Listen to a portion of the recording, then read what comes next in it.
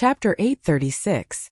Dark Kohua sneered proudly, but there was clear anger in her eyes. Amidst the biting cold wind, the dark sky was intertwined with thunder. Flags after flags were whistling as they marched, and the metal dragon head sculpture at the top of the flagpole reflected a faint cold light under the dim light. Milo's frost giants worship dragons, which was a tradition since ancient times. Dragon-horned helmets gradually appeared in sight. On the endless plains, in an instant, ancient and powerful songs seemed to be sounding from all directions. Brando looked around and saw enemies on all sides. Ancient spirits, bless me to kill my enemies. Blood soaks the wilderness, cutting through thorns and thorns. The land of the homeland, the dragons droop. Dark clouds cover, stars float in the sky. The scene that greeted his eyes seemed to have come out of a certain period of dusty history before the epoch. It was desolate and distant, and the plain was vast and boundless. However, it overlapped with a platform that was no more than 100 meters in radius and suspended above the barrel-shaped abyss. It was like an extended field of vision under a wide-angle lens, which made people feel very strange but also very reasonable. Brando still didn't understand how Kohua could fit into Milo's domain so well, as if it was her own. In his imagination, Dim Korfa might use Milo's domain, because although Milo's kingdom would suppress all external laws and elements to the greatest extent, her own chaotic power was still weak due to her recent awakening, so even if it was suppressed, she would still be the one benefiting, and then she could use her superior combat experience to win. But what happened before him was completely beyond his expectations. Dark Kohua did summon Milo's kingdom, but in this kingdom, not only was she not weakened, she was like a real king, calling the wind and calling the rain. This was impossible in Brando's eyes, because if she had this ability, why would she put herself in such a difficult situation and even get injured by him? She could have completely controlled the situation from the beginning. Snow began to fall from the dark sky, and the cold rain rolled down Brando's slightly pale cheeks, washing away the scars from the last calamity of wolves. The frost giant army sang war songs as they advanced in the rain. Brando didn't move, thinking of a way to break out of this situation. The protruding cliff was like an isolated wolf's fang on the horizon. On the cliff, Kohua's expression fell into Brando's eyes. Why is she so angry? Brando seemed to tear open a bright hole in the darkness in front of him, allowing him to grasp that clue. He raised his head in disbelief and looked at Kohua. She had destroyed herself. Brando's heart was pounding. There was only one possibility, and that was Korfa had erased her own rules. She had completely destroyed herself and made herself a part of Milo's. Only in this way would she be able to fully integrate into Milo's kingdom. She was no longer the Dark Kohua, but she was not Milo's either. Brando suddenly understood who it was, the god who was about to wake up Surash. She's so cruel. Doesn't this mean she's going to live and die with Milo's? Brando suddenly remembered who had forced her into this desperate situation. That person was him. No wonder the other party was glaring at him with such anger and hatred. This kind of hatred was already irreconcilable. Brando felt very helpless. Why bother? You don't have to fight so hard. But what should I do now? The army of frost giants was approaching. It was not an army that had walked out of history, but a manifestation of the rules of Milo's kingdom. Kohua was the supreme king. If she wanted him to die, he had to die. This was already a battle between a mortal and a god. There was an absolute difference. There should still be a chance. Let me think. In this desperate situation, Brando calmed down. Not long after, he suddenly had a wonderful idea. He raised his head, a strange light flashing in his eyes. Then let me give you a chance, Ekis' eldest daughter. He suddenly put down the Halran Gaia and walked towards the army of frost giants. What is he doing? Dark Kohua was startled. Her willow leaf-like platinum eyebrows also raised. Is he scared out of his wits? But she was now very afraid of Brando and would never give him a chance. She saw Brando walking towards her. After thinking for a while, she simply let the army of frost giants gather closer together. She did not believe that this army could not stop him alone.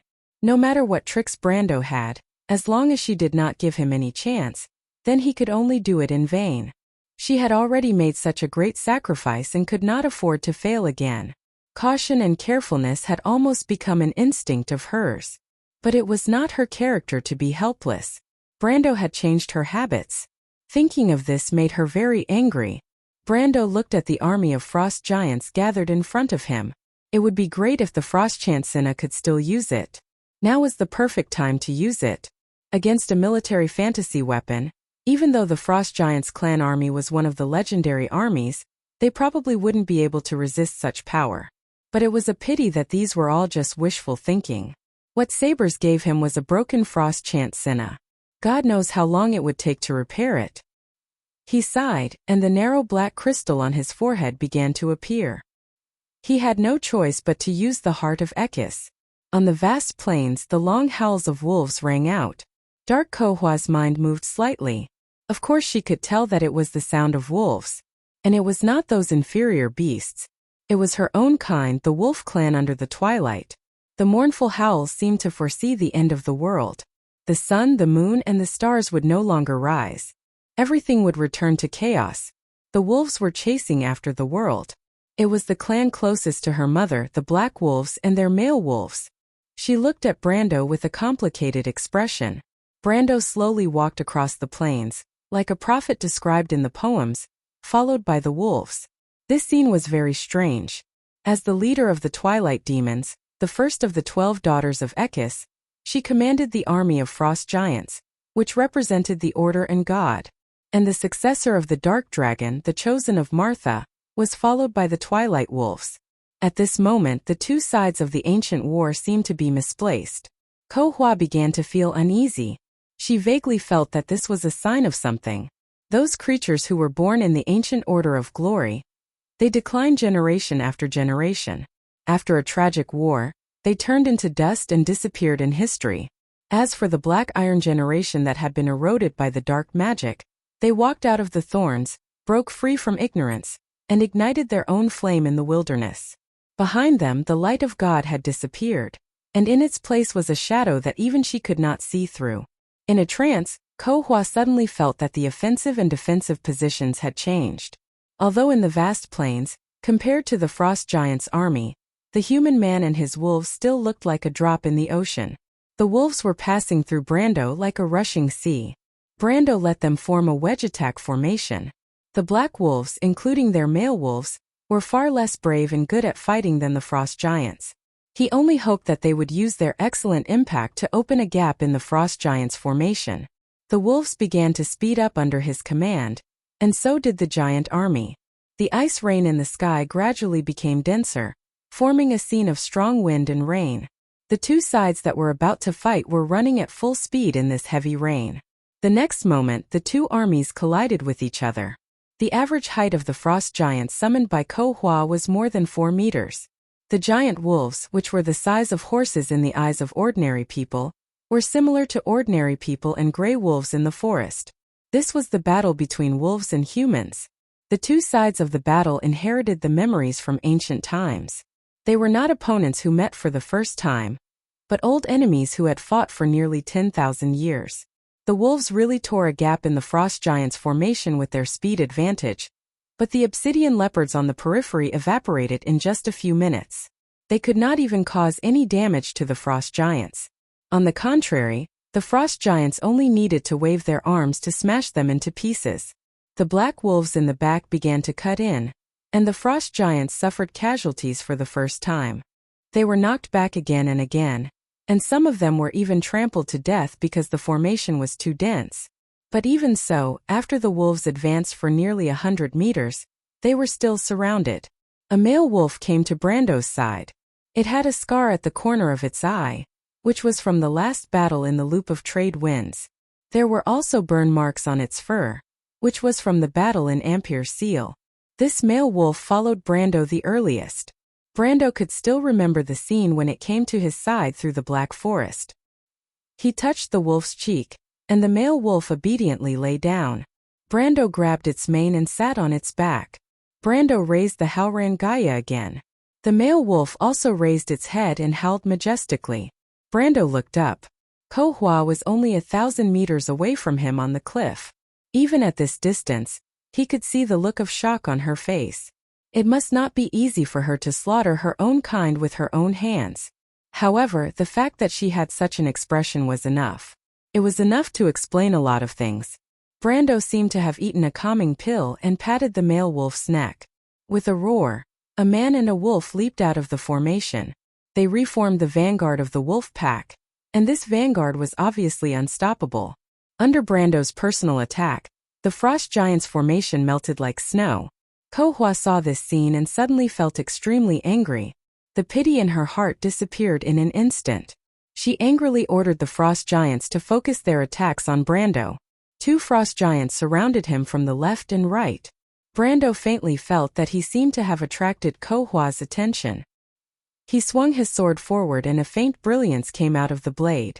It was a long-range attack. This was a unique ability of the warrior class after elemental activation.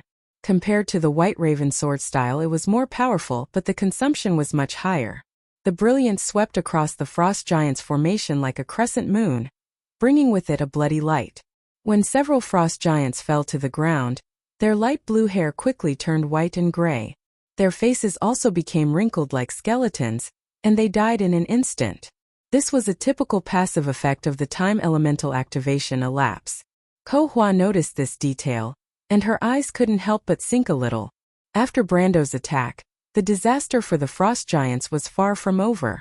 With a loud bang, the Halran Gaia resonated with the ground.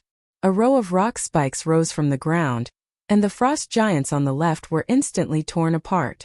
This sword was almost full strength. Even Brando couldn't help but feel a little exhausted after using it. But the effect was remarkable. It almost opened a 30-meter deep hole in the frost giant's formation. At the same time, he breathed a sigh of relief. These frost giants were not as powerful as he thought. Because it was a rule simulated by Ko Hua, and because they only kept the strength of the Golden Clan's bottom line, it was only about the strength of a lower to middle gold. With his combat strength, it was not a very big problem. His experience was increasing rapidly, but Brando wasn't too sure if it was enough to level up to the next level. He didn't have time to pay attention to his interface at all. The male wolf carried him left and right, and Brando would occasionally grab the head of a frost giant that was pouncing on him. A ball of flame burst out from Bahamut's blessing, and it would be blown away. Sometimes he would cut off the head of the frost giants with his sword, and then he would attack left and right, forcibly opening a bloody path. But even so, the number of wolves following him was getting smaller and smaller. The army of frost giants seemed to be endless. Brando looked up and saw enemies on all sides, and there was no way out. The last male wolf also fell behind him. The last chance had come. Brando was well aware of it. He patted the neck of the male wolf that he was sitting on, and the male wolf was already covered in bruises. "Give me one last ride, buddy," he whispered. The male wolf seemed to understand his whispers. It looked at him with its gray eyes, and its eyes were cold and wooden. But suddenly, it turned its head and let out a low growl. Brando felt the scenery around him disappear, and at the same time, his body became light. He knew that the male wolf had risen into the air. It was still 300 meters away from Ko Hua.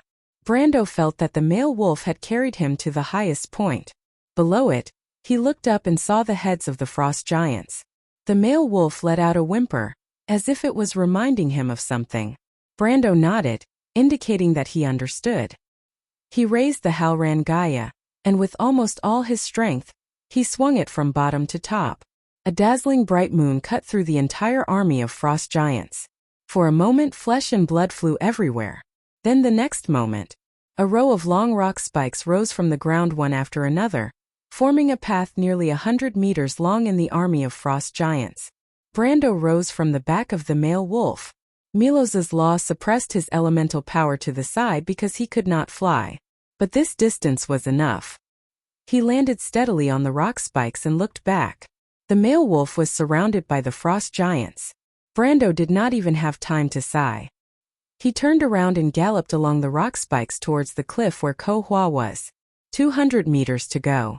Ko Hua did not expect that even so, Brando would still be able to fight his way out. He was only elemental activated, but he was so tenacious. The other party was getting closer and closer to her. At this time, she was no longer in the mood to be angry. She could not help but scream, "Milko's dragon, stop him!" There was a sharp howl in the air. Brando only felt his scalp tingle. He looked up and saw the clouds descending. 2 dragons, one in front and one behind, rushed towards him. As for where these dragons came from, there was no doubt that in Milos's kingdom, it was too easy for him to have anything appear here. However, Ko Hua had obviously lost her mind.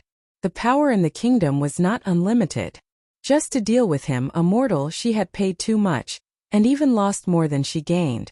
But Brando was very clear about the hatred she had for him. Especially a woman in hatred, sometimes she was unreasonable. The air seemed to explode because of the vibration of the dragon wings. Brando finally knew how the halfling cavalry felt when facing Alaz. The feeling of numbness and blankness was too uncomfortable. If he could see his eyes, he would find that his pupils were turning black. This was because the pressure on his mind was too great. A string was almost broken because it was too tight. Brando could not help but let out a roar, and at the last moment, he activated the charge skill. Because of the sudden acceleration, he missed the first dragon. Brando immediately breathed a sigh of relief. With the previous experience, the fear in his heart suddenly dissipated a lot. However, the second dragon had already swooped down and circled in his path. In an instant it was above his head. Brando knew that the dragon was a very intelligent creature. After seeing what happened to its companion, it might not be fooled a second time. Moreover, he did not have the cooldown of the charge skill. The dragon flapped its wings and began to lower its altitude. Brando saw that it was a red dragon. When it flapped its wings, it even pulled a long flame behind it. Where the flame swept, the rain was completely evaporated. It swept past with a sharp whistle, and the scorching breath almost hit him in the face. Brando had no choice but to activate the tree's toughness skill. But even so, the flame burned through his body and instantly turned him into ashes. Dark Ko Hua saw this scene and could not help but show an excited and relieved expression. But just as she was happy for a moment, her face immediately sank. Because a moment later, she saw Brando appear again, and he appeared behind the red dragon. It was an illusion and her dragon was fooled. Dark Ko Hua clenched her fist in anger. P.S. First release, then release the next chapter around 20 points. Looking for votes. Chapter 837. The fire cloud swept over his head, and Brando had to slap it twice to extinguish the flames on his hair. But he couldn't care less, and his earl coat was suddenly wrapped in flames, like a cloak made of flames. The cold wind swept, and the flames scattered with the wind. The young earl's upper body was suddenly exposed to the icy rain. The icy rain of the wilderness hit his body, and the coldness seemed to seep into his bones. Brando was so cold that he shivered. Originally, with his current physical fitness, he wouldn't feel uncomfortable even if he was bare-chested in the snow. But here, he felt a chill coming from the depths of his bones along his spine. The chill came from the law. Damn it, this is the real asterisk asterisk asterisk asterisk asterisk asterisk. He couldn't help but curse. Although he was lucky enough to use the 9 luminary sword art to deceive the dragon, but the dragon's breath was just too terrifying. When the dragon spread its wings and swept across a distance of more than 10 meters, the flame breath almost roasted him into a human torch. Only then did Brendel realize the horror of the dragon. Usually the impression that Alaz gave him was too much of a human, and he almost forgot that these sky overlords that soared in the sky were one of the most terrifying existences in the world. Brando looked back. The 2 giant dragons, one in front and one behind, had already flown far away in the rain. For a while there was no sign of them turning back, and the distance between him and Ko Hua was in fact only a cliff away. Brando stopped at the last rock spike and looked up. The dark Ko Hua stood motionless at the top of the cliff. Her bright eyes seemed to pass through the rain, looking down at him from above. The frost giant's attack seemed to have stagnated for a moment with Ko Hua's actions. "You've seen Mother?" she asked quietly. Her voice was not loud, but it spread throughout the battlefield. The dark Ko Hua seemed to have calmed down, if one didn't look at her tightly pursed lips and cold eyes. But Brando knew that she was just suppressing the raging anger in her heart. He nodded. "How can you manipulate the wolves? Why don't you guess?" Brando smiled and raised his head to answer. The dark Ko Hua looked at him, as if he was looking at something that didn't know the difference between life and death. "There's no need. In any case, you'll be buried here today. You'll be buried with me, the girl replied coldly. I'm afraid not. I don't plan to die here. Brando shook his head and smiled confidently. Not only that, I still want to save you. Save me? Ko Hua in the darkness was slightly startled. Her face revealed an angry smile. What a joke, a bunch of nonsense.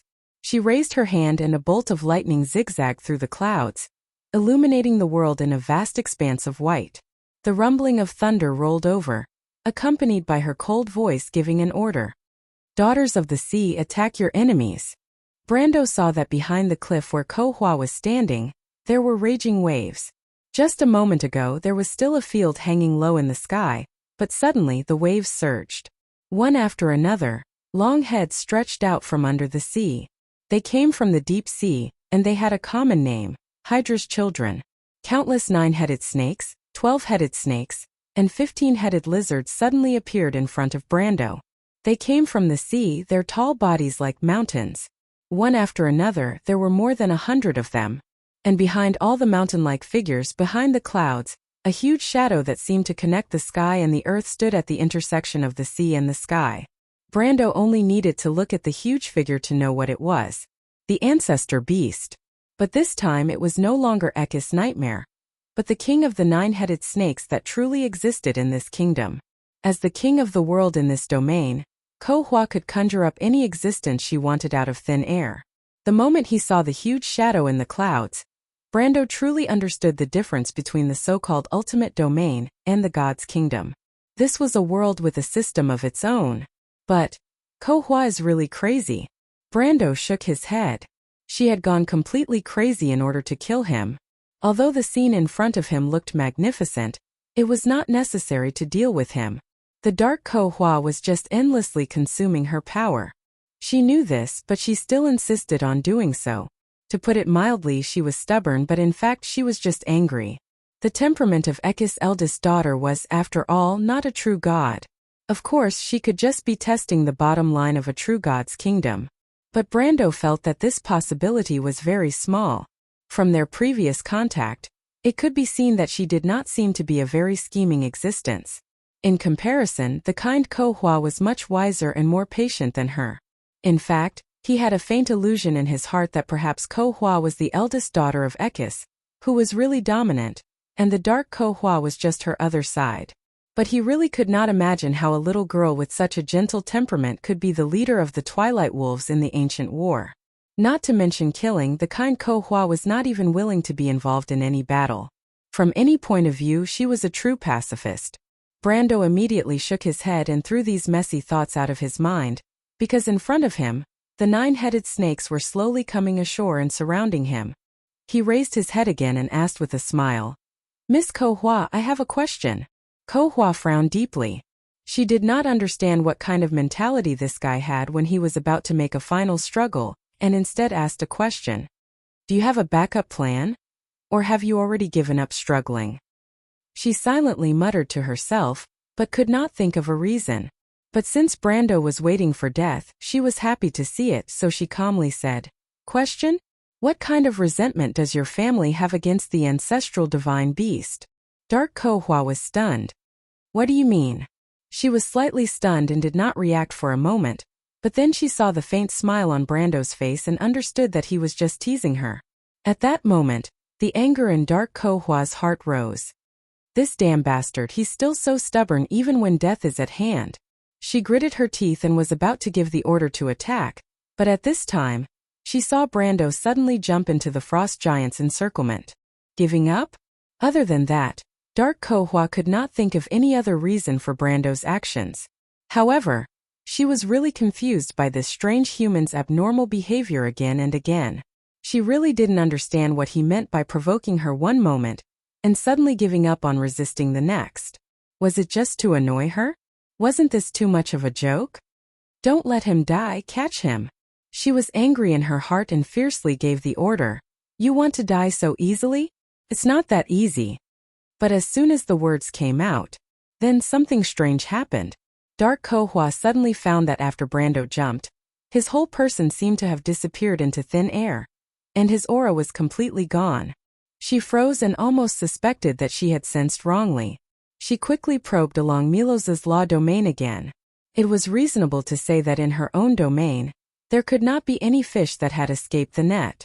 After she carefully sensed again, there was still only the aura of Grey Sword St. Mephistopheles, Veronica, the Shire, Peya, and Yeruta. Her eyebrows suddenly raised slightly, and she felt that there was another person hiding under the platform. She suddenly remembered that person. It should be the human priest from before, and she had escaped. But Dark Ko Hua immediately shifted her attention away. She was too lazy to care about these insects. She was only concerned about one question now. Where did Brando go?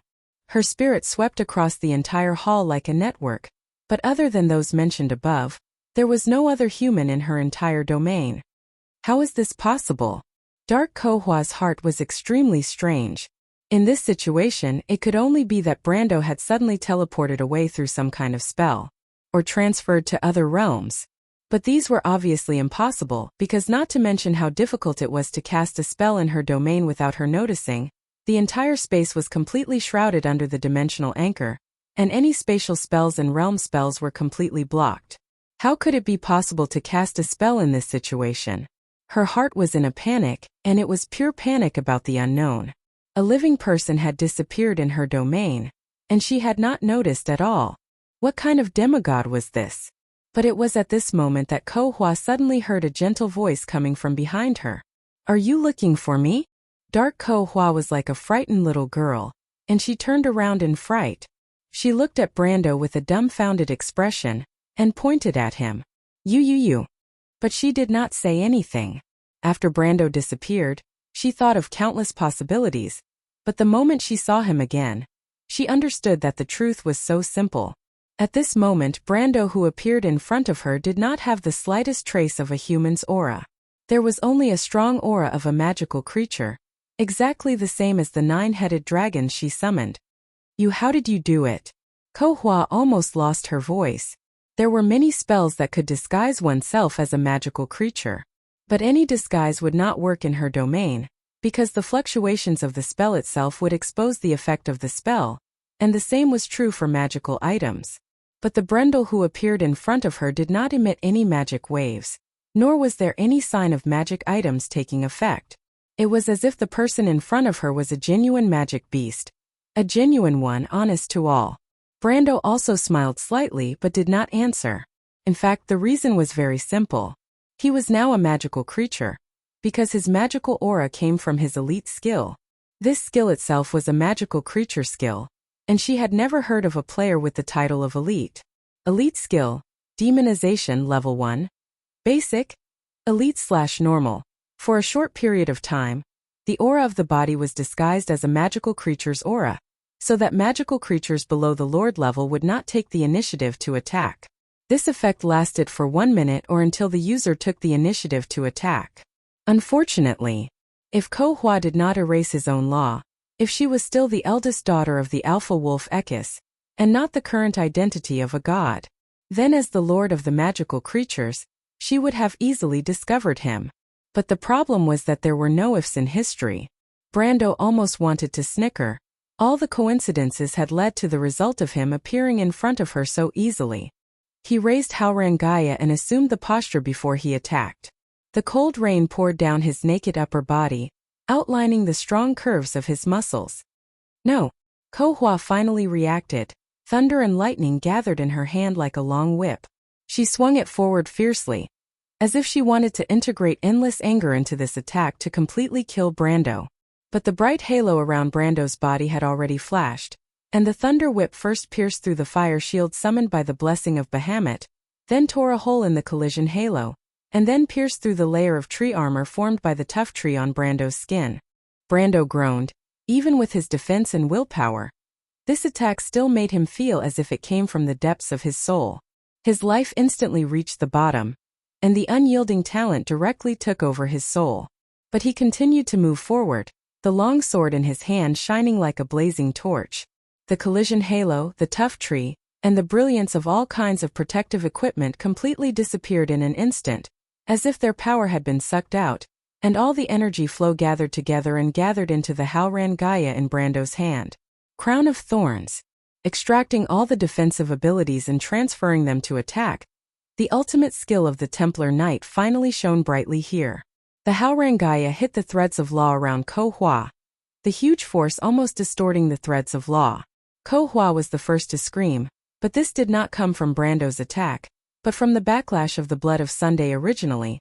The dark Ko Hua in the state of false god was strong in attack but weak in defense, and now the consequences of her all-out attack finally showed. The sharp pain penetrated deep into her soul, and the heavy injury caused her to almost tremble. Even the threads of law around her were shaking. And it was at this moment Brando's piercing strike, which he had been holding back all this time, exploded, and the air let out an ear-piercing sound. The dark blue threads of law around dark Ko Hua were quickly bent back at a speed visible to the naked eye, and then were completely torn apart. The stable threads of law finally collapsed at this moment. Ko Hua still wanted to salvage the situation, but Brando's figure suddenly disappeared in front of her, and in the next moment, she only saw a pair of large hands grabbing towards her. No, this is the spatial element. This was the only chaotic thought in the dark Ko Hua's mind. He clearly said that his power of order was only enough for him to use once. He lied to me again. Her vision turned black, and she almost fainted from anger. She would never have dreamed that Brando would still weave a trap for her when he clearly had the upper hand, because in her eyes, it was not necessary at all. Although now it seemed like it was very necessary. Brando threw away Haurangaya. He had no intention of killing Ko Hua. In fact, he also understood that he could not kill this damned woman. The boss could not possibly only have so little HP. But the threads of law would only collapse for a moment. He had to seize this opportunity. He pressed down on dark Ko Hua's shoulders and pushed her to the ground. Dark Ko Hua did not expect this kind of attack at all, and in her shock, she was heavily hit on the ground, almost seeing stars. She was frightened. She felt the naked upper body of the human man on top of her, holding her down tightly. What is he doing? She was shocked and angry, and for a moment she even forgot to resist, and just stared blankly at Brando. She probably never dreamed that the opponent would make such a move. But when she opened her eyes wide in shock and anger, she saw Brando withdraw one of his hands, and with a backhand, he stabbed his own forehead. Blood flowed down his arm, mixed with the rain and dripped onto her cheeks. Although the blood instantly vaporized when it came close to her body made of lightning, she was still scared stiff. What is this disgusting human doing? She suddenly noticed that Brando had taken the black crystal from her forehead. Dark Ko Hua instantly froze in place as if she had been enchanted, and for a moment she only felt her hands and feet turn cold. No! She screamed. You can't do this, let me go. Brando's face was covered in blood, but he smiled at Ekis' eldest daughter, a smile that made her feel cold to the bones. Then Brando picked up the black crystal that was covered in blood, and gently placed it on her forehead. Miss Ko Hua, you are Ekis' eldest daughter, the leader of the Wolf Clan. You are their natural leader. You can erase your own laws, but you can't erase these memories and feelings. So it's better to come back. No. Korfa was on the verge of tears. With a loud hum, the moment Brando's hand touched Ko Hua's forehead, a terrifying shockwave exploded with the two of them as the center. This shockwave instantly engulfed the entire battlefield, and those frost giants, those hydras, the great plains, the turbulent sea, the low dark clouds, and the huge figure on the horizon all disappeared in an instant. And Brando was also lifted up by this shockwave and thrown far away.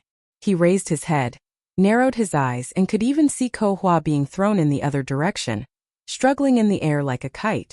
But it was enough. He breathed a sigh of relief. This shockwave came from the rejection of other laws by Milos's laws. Since it occurred, it meant that the dark Ko Hua could no longer integrate into this kingdom. His guess was right, Ko Hua really did kill herself and completely erase her own laws. But unfortunately, she probably never dreamed that Brando would have this thing in his hands. Ekis' heart of disaster. Just as Brando said, she was still the leader of the Wolf Clan after all. When the laws of Ekis' heart of Alpha merged into her body, all her previous efforts were turned to ashes in an instant.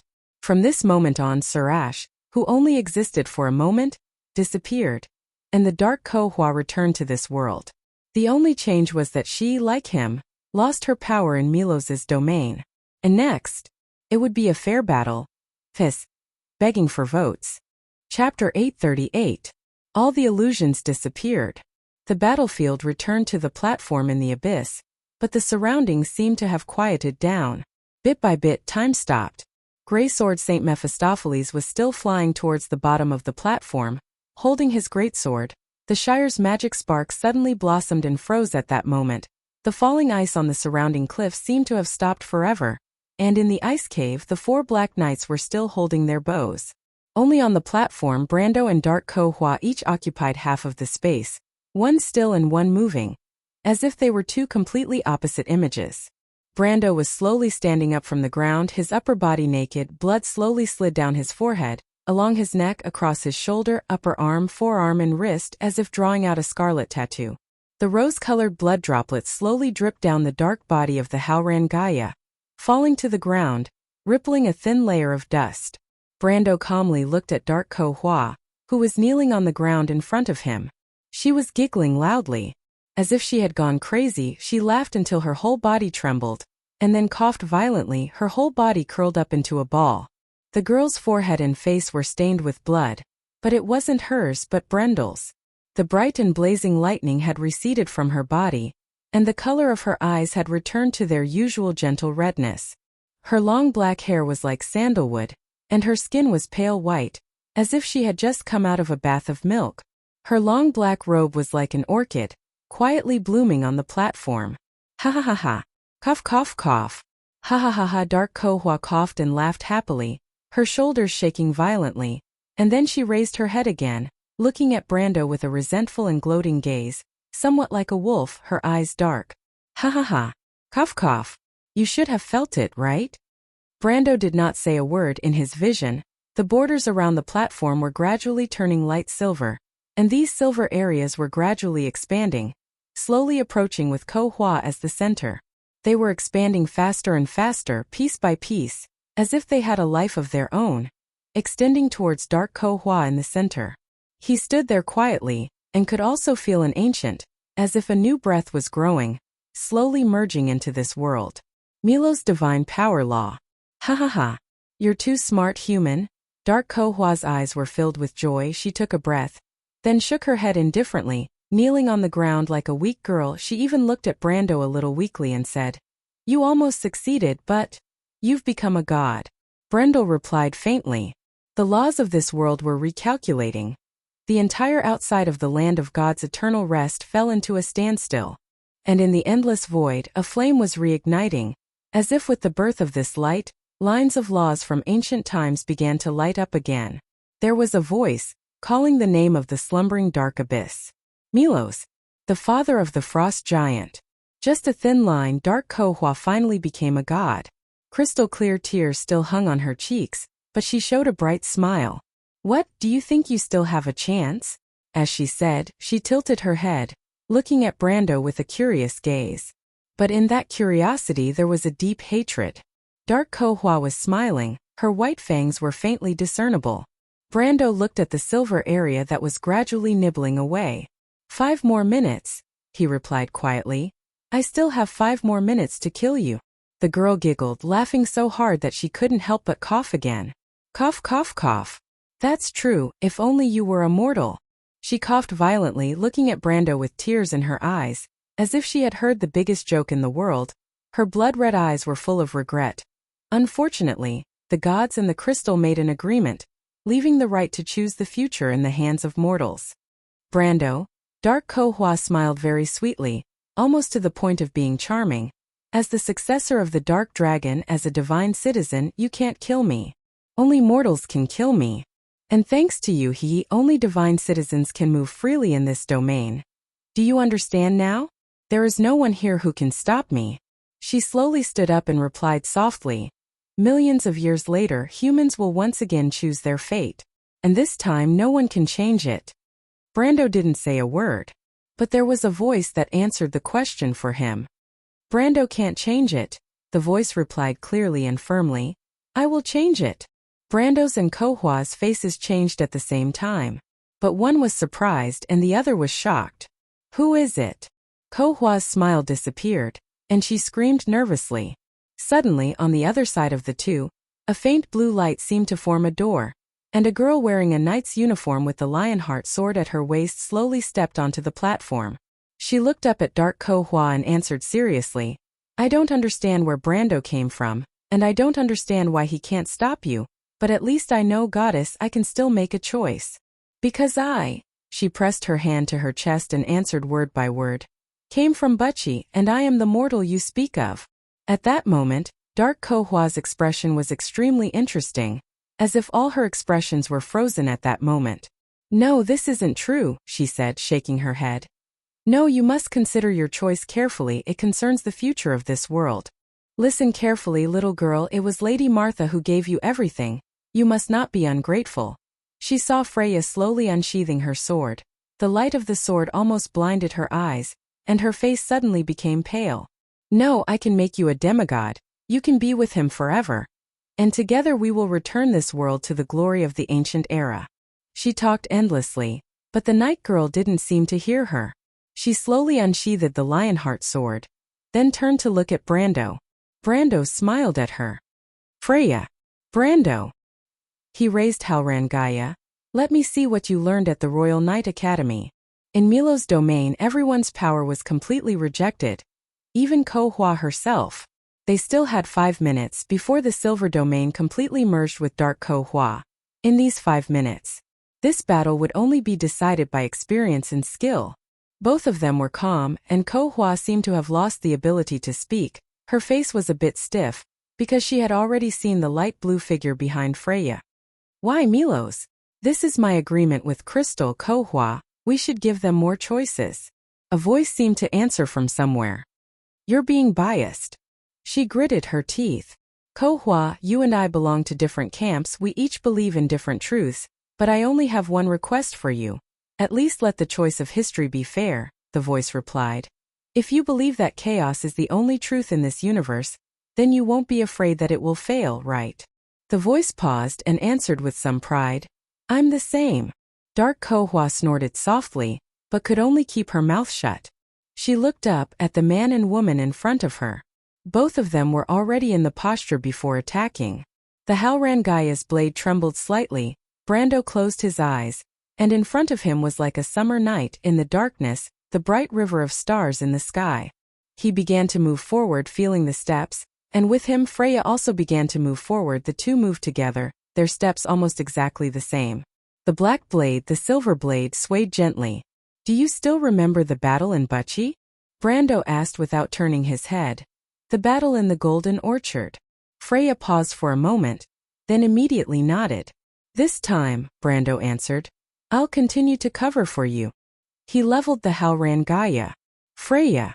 The charge skill was activated again. Brando stabbed towards Ko-hwa with a flash of light. This strike had nothing to do with laws, nothing to do with elements, even the power was suppressed to the lowest level by Milo's domain. This was a simple life and death battle. Dark Ko-hwa's eyes burned with anger, she stepped back and reached out to block Brando's blade, her reaction not at all delayed. Purely in terms of combat experience, she was not inferior to Brando. But unfortunately, Brando was not fighting alone. "Attack in turn!" Brando roared. A light blue figure appeared behind Brando. Erwin's knight uniform was so conspicuous in the eyes of the eldest daughter of Ekis. The silver lionheart sword pierced towards the goddess like a lion's fangs. Maynard once hoped that this sword could change the fate of a kingdom, and today it was indeed changing the fate of some people. It was just that these people were all over the continent of Vaunt. Dim Corfa roared in anger. Freya's swordsmanship was so crude that it was almost unbearable to look at. Unable to bear it any longer, she clawed at the female knight, but in the next moment, a pitch-black blade blocked her path. "That damned guy!" She raised her head and saw Brando's half-smile. She had no choice but to grab Brando's blade, throw it away, and step back to avoid Freya's sword. But how could Brando let her do as she wished? He threw away Halrangaya and grabbed her wrist. "This bastard!" Ko-hwa was furious, and without thinking, she used her left hand to stab Brando's abdomen. As soon as she made her move, she realized something was wrong. She suddenly remembered that the guy in front of her was a fugitive. Dim Corfa raised her head, and as expected, she saw Brendel giving her a weird smile. "It's over." Ekis' eldest daughter felt her mind go blank at that moment. With a soft sound, she felt her hand enter Brando's abdomen without any resistance. Brando's face twitched, but he didn't seem to feel any pain. He grabbed her wrist and pulled hard, pulling her over. Then Brando hugged her and forced her to turn around to face Freya. "No!" Ko-hwa screamed. That moment, Freya and Dark Ko-hwa widened their eyes at the same time. But Dark Ko-hwa stared blankly at the Lionheart sword in her heart. She opened her mouth but no sound came out. Only blood gushed out from the corner of her mouth. The girl frowned in pain and gasped for breath. She looked at all of this with great reluctance. She looked at the platform that should have brought her glory, looked at the barrel-shaped abyss, looked at Freya, and finally turned her head with difficulty. She looked at Brando with hatred. "Ko-hwa, this is the answer." "Despicable." She answered weakly to the voice in the dark. Freya almost trembled as she watched the goddess in front of her close her eyes. She gently let go of the sword in her hand and opened her mouth as if she wanted to say something. But thousands of words turned into one worrisome sentence. "Brando, you." "I'm fine." Brando breathed a sigh of relief. Dark Ko-hwa's body was becoming lighter in his hand, as if it was beginning to become nothing, and the time and space around them seemed to gradually return to normal. He looked back and saw the silver area at the edge of the platform dissipating.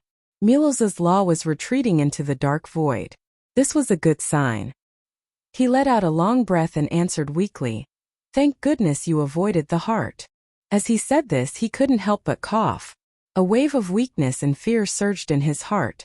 It was as if the moment the battle ended, he began to feel weak all over and couldn't help but sway and fall.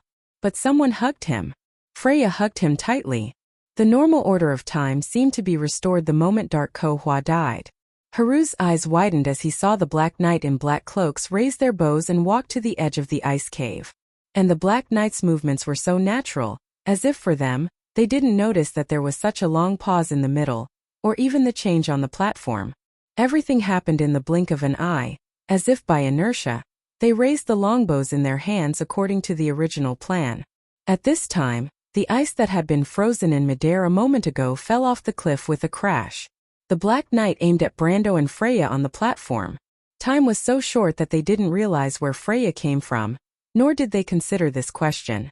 They instinctively recognized that Freya and the Count Tanajul were allies. Then they drew their bows. Haruz took 2 rapid breaths. He opened his mouth, but Shido beside him seemed to have noticed his actions first. The scholar girl's eyes widened and she shook her head desperately, motioning him not to be impulsive. But the little prince only cared about his teacher's safety. He was innocent by nature, and he didn't care about his own situation. The knight loosened his fingers and there was a soft sound. The long arrow left the bowstring. "Teacher, be careful. It's the Black Knight, they're coming." The little prince also shouted at the top of his lungs. The leader of the Black Knight reacted immediately, drew his sword and rushed over. He raised his sword and instinctively wanted to put it on the little prince's neck. But it was at this time that he suddenly found that he couldn't move. In fact, all the Black Knight in the cave froze at the same time. The golden threads of law spread in the ice cave and had wrapped around everyone. And the Black Knight who had just released an arrow at the entrance of the cave also found that their arrows were all blocked by a behemoth. It was a dragon. A gigantic dragon with a pair of wings spread out, its scales shining with a dazzling golden light. Its golden pupils seemed to be surrounded by blazing flames. It raised its head and raised its 2 pairs of horns high, looking down at them from a high vantage point. This creature that seemed to come from the ancient times had just raised its wings at the other end of the canyon a moment ago, but in the blink of an eye, she had already appeared in front of them. "Lady Alaz." Shido's excited and incredulous voice finally rang out. "Haha, we're saved now." This was Philas's cry. And beside him, Lorena also breathed a sigh of relief. In fact, among all of them, even the crew's crown prince, who had always been sullen, couldn't help but let out a sigh of relief. But when he looked back, he saw that the little prince had already fainted after giving that warning. "If I were you," Alaz warned, but full of her unique playfulness, she narrowed her eyes dangerously and said to the leader of the Black Knight holding the sword, "I would obediently put down the sword." The knight obviously didn't expect a dragon to appear in front of him at all. He was slightly startled for a moment, but then sighed, raised the sword in his hand, loosened his grip, and then dropped the sword with a clang. In the ice cave, the Black Knight looked at each other, but after a moment of hesitation, the clanging sound of swords being thrown rang out. Brando looked up at the shadow of the dragon passing by in mid-air. He rested his head on the girl's thigh, only feeling tired and weak as if his whole body had been emptied, but he pursed his lips and smiled knowingly in his heart. P.S. This volume of Trajectory of Change has almost come to an end here. There are probably 1 or 2 chapters left. Starting from the next volume, Brando will really step onto a bigger stage, going to cruise, fighting against Madara, and truly changing Erwin's fate. Here. Thank you all for your continued support. Also, please count votes for Blackie's Descent of Disaster. His new book is in the first month. Please support everyone. Chapter 839. You're a sure. Old Baird called out from the house next door. The 13 or 14-year-old girl who was lying on the wooden table answered and looked away from the flickering candle. Not far away, the sky outside the window had been gloomy for the past few days. Dark clouds covered the horizon, and purple lightning flashed one after another. She looked up at the terrible weather and sighed. She walked out of the door and asked, "What's the matter? Father, what's wrong? Go get my cloak and bring the carriage out. This weather can't do any work. I'll send the farm tools to the city for Bertos to fix." Old Baird was putting on his shoes on his bench as he replied. Yorashur stood by the door of her room and looked at the terrible weather outside the living room. She frowned and looked a little worried. She rolled up her sleeves and crossed her white arms in front of her apron. "Are we going out in this weather?" she said reluctantly. Old Baird could hear the concern in his daughter's voice. He glanced at the weather outside and said with a smile, "It's just a gentle breeze and a gentle rain. After a while the weather will get worse. At that time it won't be easy to go out." Yorashur sighed and wiped her hands on her apron. She walked across the living room and took a cloak from the shelf and put it on Old Baird. "Go and comfort Ancy and Arlo. They're still young. The lightning must have scared them." Old Baird squinted his eyes and let his daughter put her arms around his neck to help him put on the cloak. He enjoyed this silent warmth as he spoke. "The road is slippery. The carriage won't be able to travel well," Yorashur said softly. "It's all right, my good child. Those bad things won't come out in this weather." Old Baird laughed. Yorashur knew that her father was saying this to reassure her. Ever since the little lord began to restore order in the early summer, there were very few traces of goblins and bandits in the countryside. She pursed her lips and didn't say a word. "All right, go."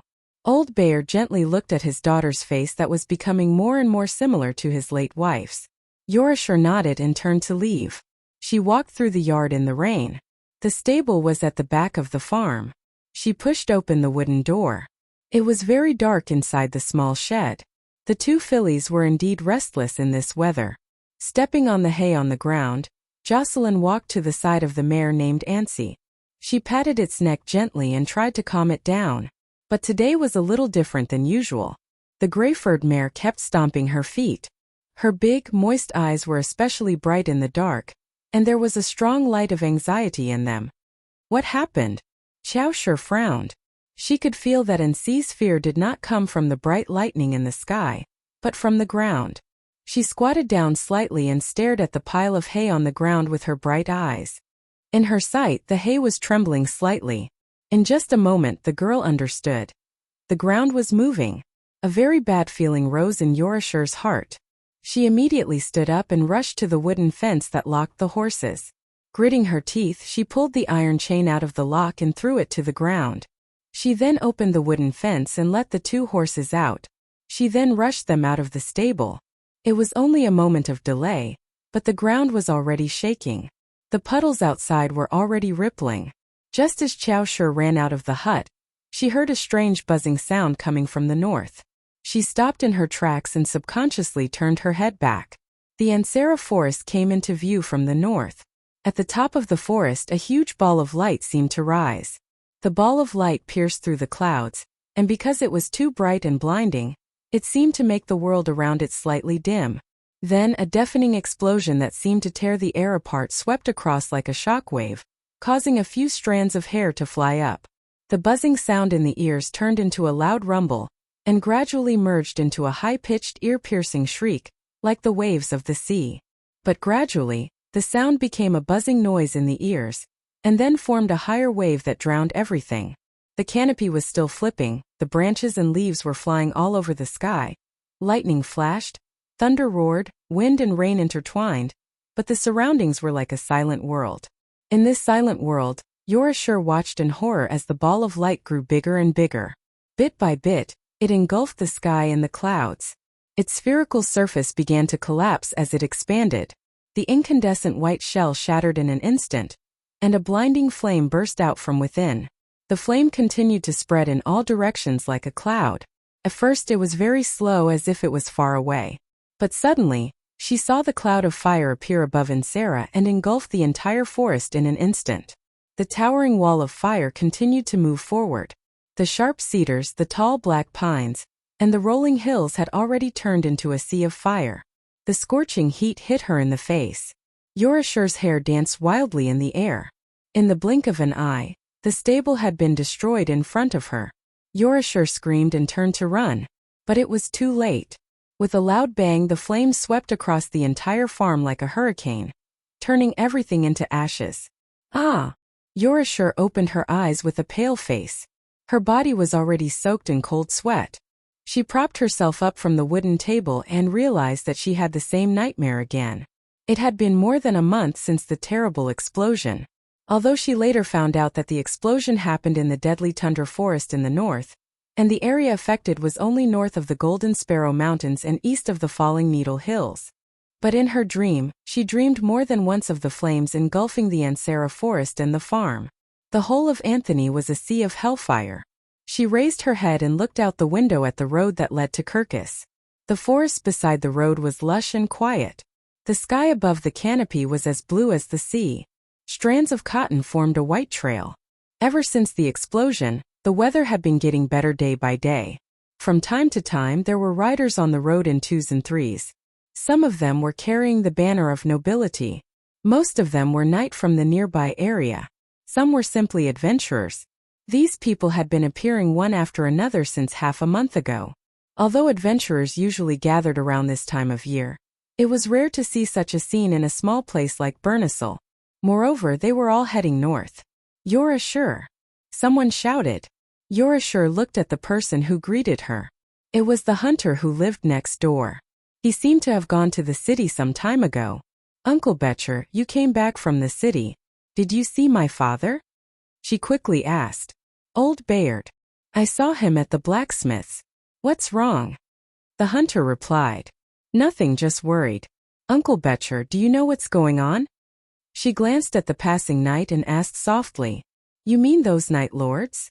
The hunter stood by the fence and looked at the noble knight on the road. He shook his head and said, They're looking for someone. Looking for someone? Yes, looking for someone. Fort Valendon. It had been 5 weeks since the explosion, and Eek, Yura, Makarov, and Count Odin could tell that the princess was getting more and more anxious even though she looked calm on the surface. Fortunately, the negotiations with the Duke were smooth.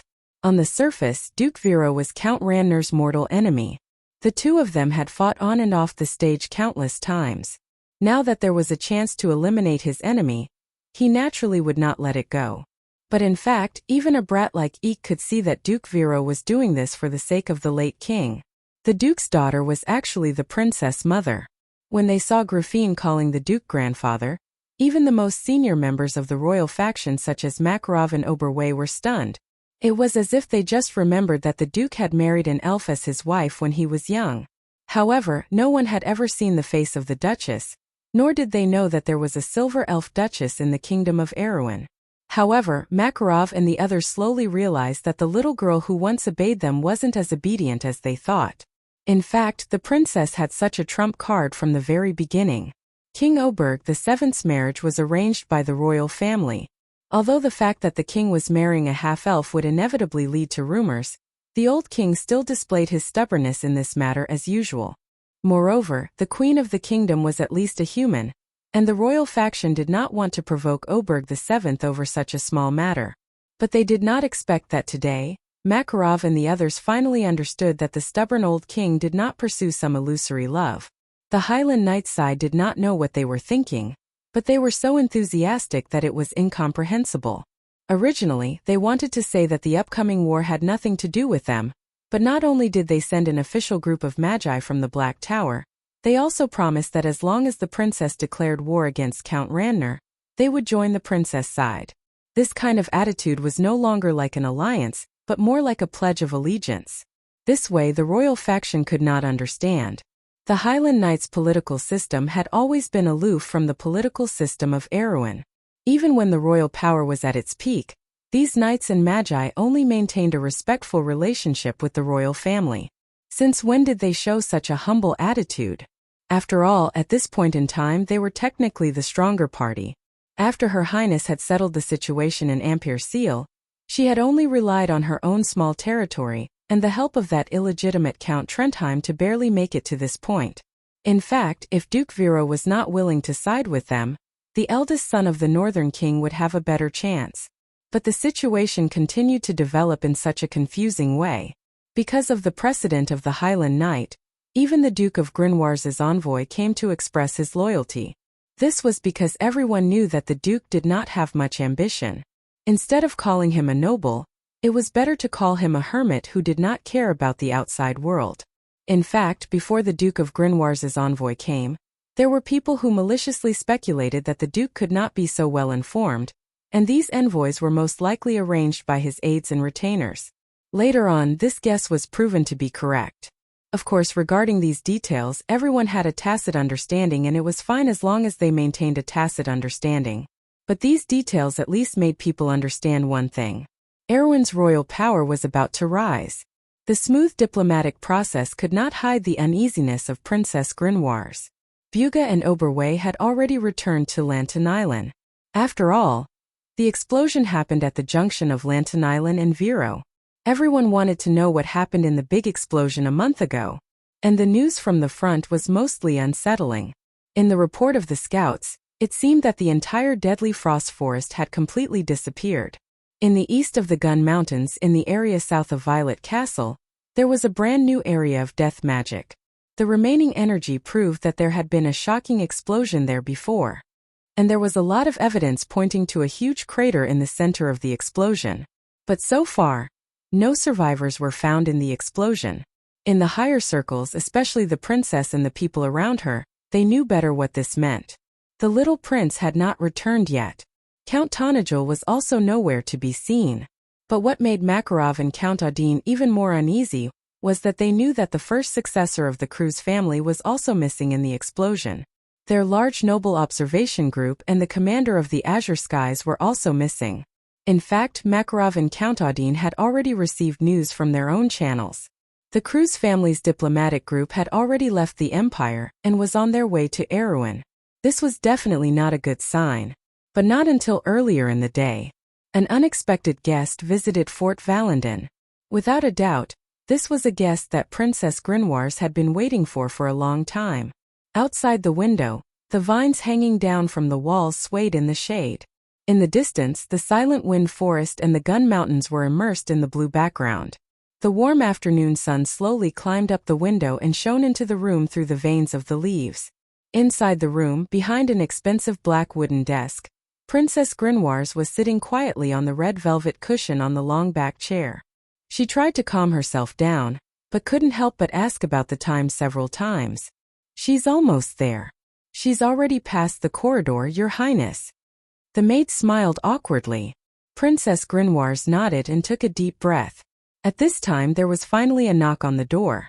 It was as if the whole room was silent for a moment before she replied softly, "Come in." The door was pushed open and Freya was behind the door. She was still wearing Erewhon's uniform, but her aura was much calmer than before. Other than her slightly flushed face, she was almost another Maynard. She was startled when she saw Princess Grenoir's. She thought it would be Makarov or Count Odin who would receive her, but she immediately gave a knight's salute. "Your Highness. You don't have to be so polite." Grenoir's looked calm on the surface, but she took a few deep breaths to force herself to calm down. Count, is he all right? Your Highness Brando, he's fine, Freya whispered uneasily. However, Princess Grinwars didn't seem to notice this.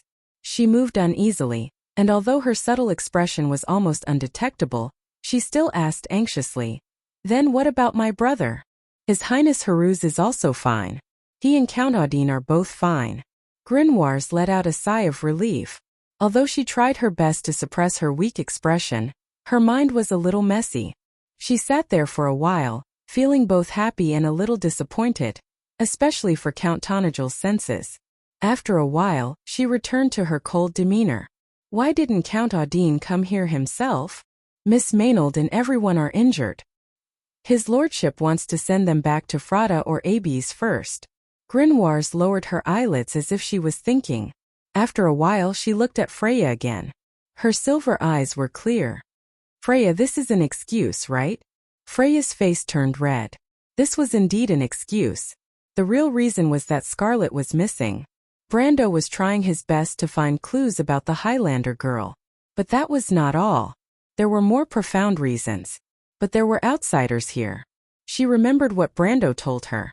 She glanced at the maid next to the princess and nodded. Grinwars turned her head slightly and said to her maid, "Go and tell the Highland Knights gentlemen that Count Audine can't come, but he's still alive. Ask them what they think." The maid nodded slightly and left immediately. Grinwars then turned around and said, "What happened? And that explosion, I want to know what happened." Freya took a deep breath. "It's like this, Your Highness." Port Deltal. At dusk, a large carriage that seemed to be loaded with goods slowly moved along the crowd towards the port. But the crowd in front of the carriage was getting bigger and bigger. Something seemed to have happened on the road to the port. Not long after, the crowd was so dense that the carriage couldn't move forward. The carriage had to stop. The coachman turned around and asked something. Then, a man covered in a cloak jumped down from the carriage. The man seemed to have been injured recently, so he couldn't move easily. He limped to the front of the carriage and looked at the situation outside. Then, he talked to the coachman for a while before he returned to the carriage. At this time, a voice came from inside the carriage. "What's wrong, boy mare?" The voice was a little dry and hoarse. It sounded like an old man. "It's good news, Babarn. We're saved." The former looked happy. He came to the side of the carriage and whispered, "It's our diplomatic party. They've just docked." There was a silence inside the carriage. Viscount Babarn was sitting on a pile of hay. His face was pale as if he had a terminal illness. When he heard his companion's words, he could not help but let out a long sigh of relief. Then he struggled to get up and used his hand to lift the corner of the carriage that was covered by a black cloth. It was a whole piece of crystal. Within the crystal there was a red-haired girl holding a spear. Her angry expression was still vivid and lifelike. She was so beautiful. But this time Babarn was not looking at Scarlet, but at the silver halberd in the girl's hand. He looked at it with fascination as if he was possessed. "Oh." Chapter 840. "Scarlet, I remember that's your name, right?" In the darkness, a voice flashed through Scarlet's mind like a bolt of lightning. People in desperate situations were usually the sharpest, so she immediately recognized the voice as Ovinus, the voice of the Holy Lance of Heaven that had been silent for a long time. Moreover, she had once opened her heart to her in a hall under Ampere seal and made a sacred pact, so there was no mistaking it. Scarlet was as excited as a drowning person clutching at a straw. The crew's nobles were arguing not far away, but at that moment, her heart was no longer anxious, as if she had found her footing. She revealed a weak and pleading expression. Ovina saw it but only asked, "You want me to save you?" The girl nodded repeatedly, tears welling up in her eyes. "Too weak, Scarlet," Ovina sighed. "The azure lance is a sharp blade that protects the mortal world. I once asked you, the shattering of the heavens, the falling of the stars, is the history of mortals conquering fate. Can you feel the courage contained in all of this? I heard your answer last time. Your heart is in my heart, but courage is not stubbornness or unyielding, but wisdom. You lack that wisdom, do you understand?" Scarlet shook her head in a daze. "Then can you still fight?" Scarlet paused for a moment, then nodded vigorously. The nobles, led by Babarn, were arguing fiercely. He was punching the leading noble officer to the ground, and then they were wrestling. Everyone around them was trying to calm them down, so no one noticed the Highlander girl's subtle movements. Good. Ovina nodded in satisfaction, as if she didn't care at all about the nobles' actions.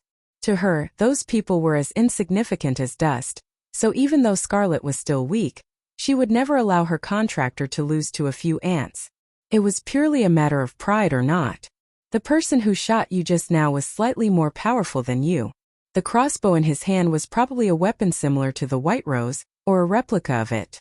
Its effect is similar to the spatial element's sure-hit effect, and it also has a power-draining effect. Since the power-draining effect doesn't count as damage, it can bypass the undefeatable fate and hurt you. Ovina changed the topic. But none of this is a problem. At the end of the day, you are still too weak. If your lord was here, he wouldn't have been hit by those ants. First of all, you have to understand that ants are ants. No matter how powerful their magical weapons are, their knowledge has determined that they can't pose a threat to a truly powerful person. Now stand up. Let me show you what a real battle is. Scarlet was half kneeling on the ground, her entire body weak. Her face was burning with pain from where she had been hit. She felt dizzy, but when she heard Ovina's words, she couldn't help but snap back to reality. Stand up now? Could she beat those Cruz nobles in her current state? She asked in disbelief. Now? Of course. I asked you if you could still fight. Didn't you nod your head? Ovina answered matter-of-factly. Being able to fight was one thing, but being able to win was another. If Brando was here, he might have suspected that Ovina was taking things for granted. But Scarlet was much more innocent. She instinctively felt that Ovina wouldn't harm her, so she chose to trust her completely. She clenched her teeth and stood up shakily. The Cruz nobles who were arguing suddenly quieted down. First, the person directly across from Scarlet noticed the girl's unusual behavior. Then the others followed his gaze and looked in her direction. They all turned their heads and looked at her in confusion. The expressions on their faces were almost the same. What was she doing? After a moment, someone whistled. Babarn, the woman you've taken a liking to is really stubborn. You're in for it. Babarn pushed away the nobleman who was wrestling with him. He wiped the blood from the corner of his mouth and climbed up from the ground. He walked towards Scarlet and said with a grim expression, My lady, you are badly injured. There is no need for you to fight anymore. I swear on my honor as a noble that I will never let them hurt you again. Surrender and we will treat you like a knight. Scarlet pursed her lips and said nothing. Ovina looked at the girl who was in so much pain that her face was drained of blood but still stubborn. She couldn't help but nod in satisfaction. Her contractor didn't need to be too strong. But they must have a pure and noble heart like crystal. The girl in front of her was to her liking. When she agreed to let Brando let Scarlet take up the Azure Lance, she had some doubts. But now, she had to admit that the human's choice was very insightful. Indeed, compared to himself, Scarlet had more right to the Azure Lance. The Azure Lance's purpose was to protect the world. And that guy, he probably has his own path to walk. Ovina shook her head and thought. The Azure Lance doesn't belong to him. In comparison, that thing seems to be tailor-made for him. Scarlet didn't answer. Babarn was pushed aside by the leader of the noble soldiers who had climbed up from behind him. The man pulled out his sword with a cold smile. As he walked towards Scarlet, he said, Looks like this little beauty isn't as obedient as you said, Babarn. What do you think you're doing, Philip? Babarn roared. Babarn, please understand the current situation. The noble soldier's face turned cold. He spat out a mouthful of bloody phlegm. This mouthful of blood was left behind by Babarn just now as a souvenir. That heavy punch was enough to make him choke. He gritted his teeth and replied, How much time do you think we have to waste here? If that country bumpkin count finds out about our plan, you, me, and everyone else here won't be able to survive. That bumpkin noble has 2 dragons helping him. Who among us is a match for those 2 dragons? You or me? He waved his sword and sneered. So, if you can't convince your little beauty, then let me take her down. Don't worry, I won't kill her. She's now our treasure. But too bad, since I'm going to do it, a little physical pain is inevitable. Stop! Babarn interrupted him. She's been hit by my arrow. That's an arrow from the silver dragon's throat. She won't be able to hold on for long. You don't have to do anything. She's down?" Facing this little girl who can still stand up after being hit by an arrow from the silver dragon's throat, should I doubt that your ancestral weapon is a fake, or your third-rate archery skills? Philip mocked. Babarn was speechless. He couldn't help but look at the silver crossbow in his hand. He was also a little suspicious. The silver dragon's throat was their family's fantasy weapon. Legend has it that this crossbow was found in the heart of a white oak tree by one of their family's ancestors. The crossbow itself was more powerful than most magic crossbows and even magic-heavy crossbows. Its arrows also had the ability to absorb strength and spirit. It had always been invincible in battle. This time, he used his authority as the first heir to the family to secretly bring it out from home. It was originally intended to be used for self-defense, but he didn't expect it to be exposed the first time he used it. Babarn was speechless for a moment, which gave Philip the signal to make his move. The latter smiled cruelly and turned back. He had made up his mind to vent his anger on the little beauty Babarn. Although he wouldn't kill Scarlet, he would at least disfigure her or something. He thought to himself that it would be best to stab her in the lungs or some other internal organs, so that the little beauty would be seriously injured but not die immediately. It would be best if she died after meeting His Majesty. With this thought in mind, he turned around, fully expecting to see a sickly little lamb waiting to be slaughtered. However, he never would have dreamed that before he could even see the other party's face clearly, he heard a warning from behind him. "Philip, be careful." Philip didn't think that Scarlet still had the ability to fight back. In fact, when he pulled her hair and slammed her into the wall, he knew that Babarn's silver dragon's throat was still working. Although he didn't know how the little girl stood up, she did not have the strength to fight back. So when he heard the warning, his first reaction was to think that it was Babarn who had attacked him from behind. He turned around in shock and anger, not understanding how this guy could be so ignorant as to attack his own people. But he didn't expect that when he turned back, he saw that Babarn didn't move at all.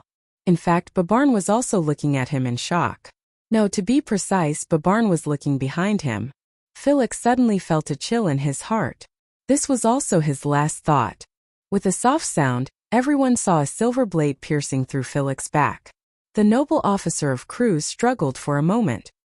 His eyes widened, as if he wanted to grab something with his hand.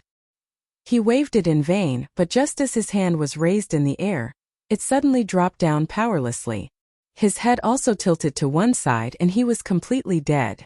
For a moment there was a dead silence under the glacier. Everyone stared at the Highlander girl behind Philip's corpse in shock. That attack had been far too bizarre. Unlike Philip's attack, they had seen the Highlander girl stand up shakily, and then assume a strange attacking posture. Everyone present could swear to the heavens that they had never seen a spear technique with such a posture before. It felt as if Scarlet had suddenly disappeared in front of them. Although she was still there, all they felt was the cold law. It was the law. When Scarlet raised her spear, she didn't use any power at all. But the law of the entire space changed with her attack. The law ordered her to hit the opponent, so she hit the opponent. At this moment, everyone's mind was filled with this strange thought. Babarn's expression also changed. Although he had his eyes on Scarlet, that didn't mean he was an idiot. He immediately turned around and shouted to the others, "Johann Mises, you guys attack from the side. Buy me some time. Be careful, don't let her get close to you." Ovina seemed to be standing shoulder to shoulder with Scarlet, coldly looking at the two Cruz people who were trying to approach from the left and right. In her time, the Cruz people were still barbarians of the wastelands, and the Aenir people of Fanzin were still slaves of the Myurnas. Who would have thought that one day these simple, humble people of the Iron Tribe would be so arrogant? The person on the left will attack before the person on the right.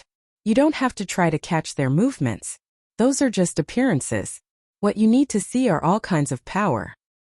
Just like the silver lines in the air. Their size, direction, and point of use are all fixed, so no matter how they change, they can be predicted. From the moment they attack, the result is already decided. This is the realm of ants. Let me teach you how to launch a real attack. A real attack. Scarlet gripped her spear tightly as she dodged the attacks of the Kurlet's nobles. Her stamina was almost depleted, But thanks to Ovina's command, she didn't need to move much to avoid the attacks easily. Just as Ovina said, as soon as the crew's nobles attacked, she would automatically be out of their attack range. This feeling was too magical. It was as if the two sides were playing a game of rock, paper, scissors according to a script.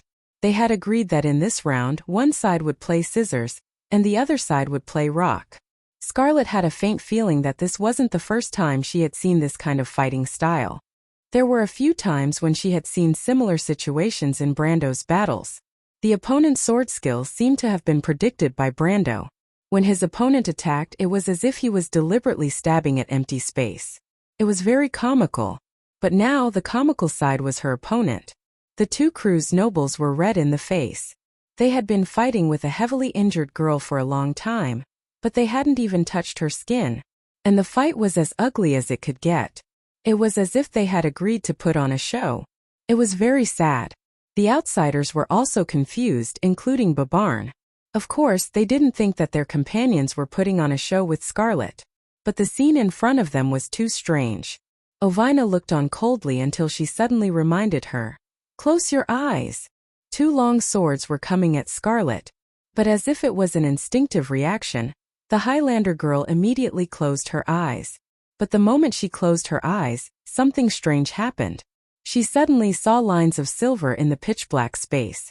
Those lines appeared and disappeared in the darkness, and two of them were extending towards her. She immediately understood what they were. The two swords were as nimble as snakes in the hands of the noble officer, but in Scarlet's eyes, they were two clear and unchanging lines. She only used the spear to set up their fixed path of advance. Clang! Clang! Two crisp sounds rang out. John and Mises staggered back, dumbfounded. They looked at their numb right hands. For a moment, they still didn't understand how the other party had guessed their attack route. How do you plan to attack next? Ovina asked. A twisting silver line appeared in Scarlet's eyes. It pierced towards the beginning of the two silver lines in the darkness. You plan to attack along this path. Do you trust your own judgment? Scarlet paused. She had already seen the two silver lines change direction and block her attack path. She was almost certain that if she attacked along this path, her opponent would be able to defend against it. She stopped and changed the direction of her attack a few times. But no matter how her silver lines advanced, her opponent would always be able to block her attack at the last moment. She couldn't help but frown. But the Highlander girl didn't know that while she felt helpless, her two opponents were already sweating buckets. John and Mises didn't understand how the little girl in front of them had suddenly become so powerful. First she could only defend. Then she slowly began to attack. Her attacks became more and more tricky. If Scarlet tried a few more attacks, they would have no choice but to wait for death. Fortunately, Babarn saw their predicament and immediately ordered the other two to join in the battle. But even so, for people at the pinnacle of gold against a heavily injured elemental awakener, if word got out it would be enough to shock the world. But Ovina still wasn't satisfied. You still haven't broken away from your original attack path. She shook her head. The Azure Lance is the guardian of the mortal world. But its true power lies in breaking the rules. Breaking the rules? That is, don't be limited by your thinking. Try to free yourself from those vulgar lines. The lines of law cannot bind the heavens to a flat surface. Ovina answered. Just like how I taught you to stab with your spear in the beginning. Scarlet paused. Then she pulled back her lance. In the next moment, the Azure Lance pierced towards John, who was standing in front of her like an angry dragon. John was shocked at first and thought that he was dead for sure. But he suddenly saw clearly that his opponent's lance hadn't changed at all. It was still coming straight at him. He was stunned for a moment, then he was overjoyed. This lance was worse than a beginner's. This must be because his opponent's stamina was depleted, and that was why she made such a beginner's mistake. In his surprise, he raised his sword to block the attack. He thought that as long as he could delay Scarlet's attack, then the others would be able to quickly subdue her. But just as he was thinking this, he saw the sword in his hand block the opponent's spear with a clang sound. However, at the same time, he saw the spear pierce through his chest. Just like how it pierced through Philip, the spear also pierced through his chest. His eyes widened. The completely contradictory scene in front of him seemed so harmonious to him. It was as if he had blocked his opponent's attack, but at the same time he hadn't blocked his opponent's attack. This contradictory conclusion was exactly the same. Then a sharp pain completely interrupted his train of thought. It was as if he had fallen into an endless darkness. P.S. A new volume has begun. Chapter 841. Spear, that spear is strange, someone shouted in a low voice. The space beside the spear in Scarlet's hand shattered like glass, revealing the original appearance of the azure spear. The body of the spear was as green as an emerald.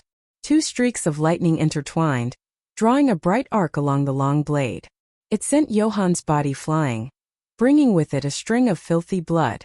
It was as if the air was still and frozen. The nobles of Cruz subconsciously shut their mouths. The spear from before was seen differently in everyone's eyes, but everyone clearly saw the spear pierce through the lines of law. Although Johann's sword did indeed block Scarlet's spear, the spear pierced Johann's chest from another world, as if the two had crossed each other. This scene had been repeatedly sung in the Pale poem, the creation myth that originated from Cruz, beyond the spear of earthly age. This is Master Spear technique, Ovina said proudly.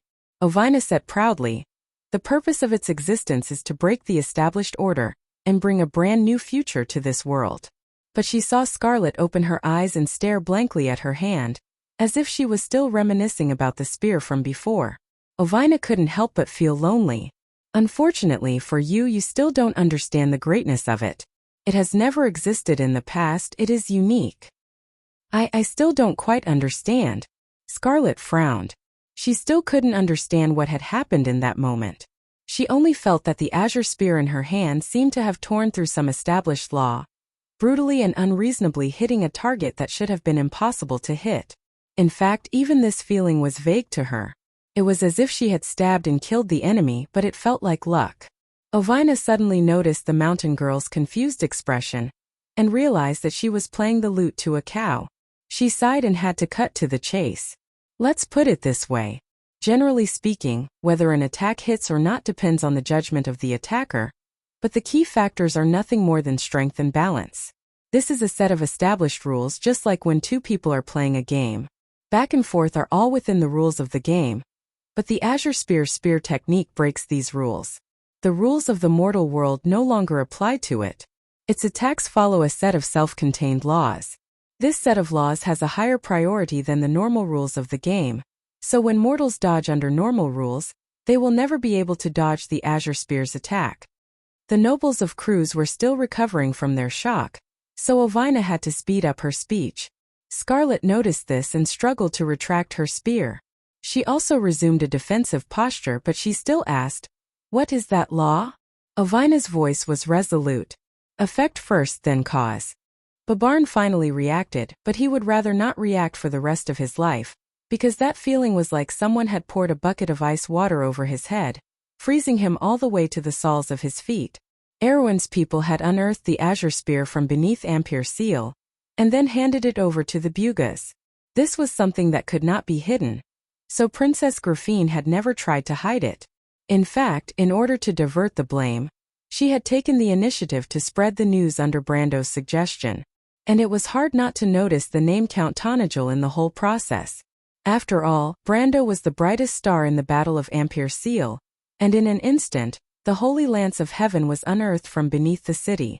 If he said that it had nothing to do with him, it would only arouse suspicion. Beyond the Lance of Earth, this name was mentioned repeatedly in the Pale poem. Mythology said that it could pierce through the world, and even ignore the laws. This scene happened right before their eyes, and coupled with Scarlet's identity, and everything that happened between Erwin's people and the Bugas, if Babarn still did not understand that he, like the other Cruz people, had been played by the Bugas and Brando, then he really was a fool.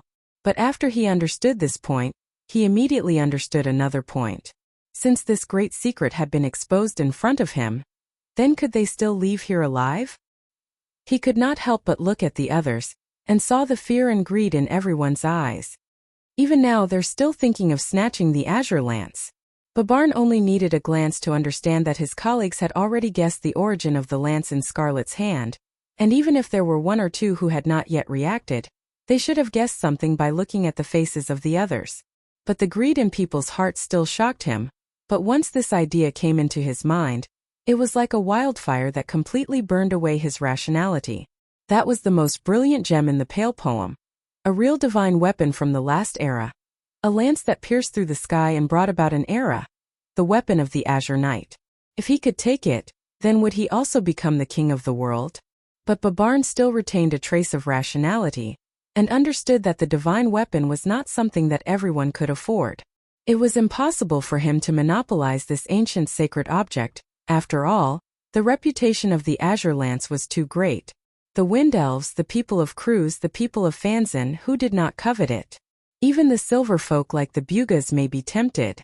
Although the attitude of the Dragon clan was unknown, judging from their greedy nature, they would not give up easily. None of these forces were people that he could afford to offend. But Babarn understood that he still had a choice, and that was to offer the Azure Lance to His Majesty the Emperor. Once this idea came into his mind, it could not be stopped, and he felt more and more that this was the best choice.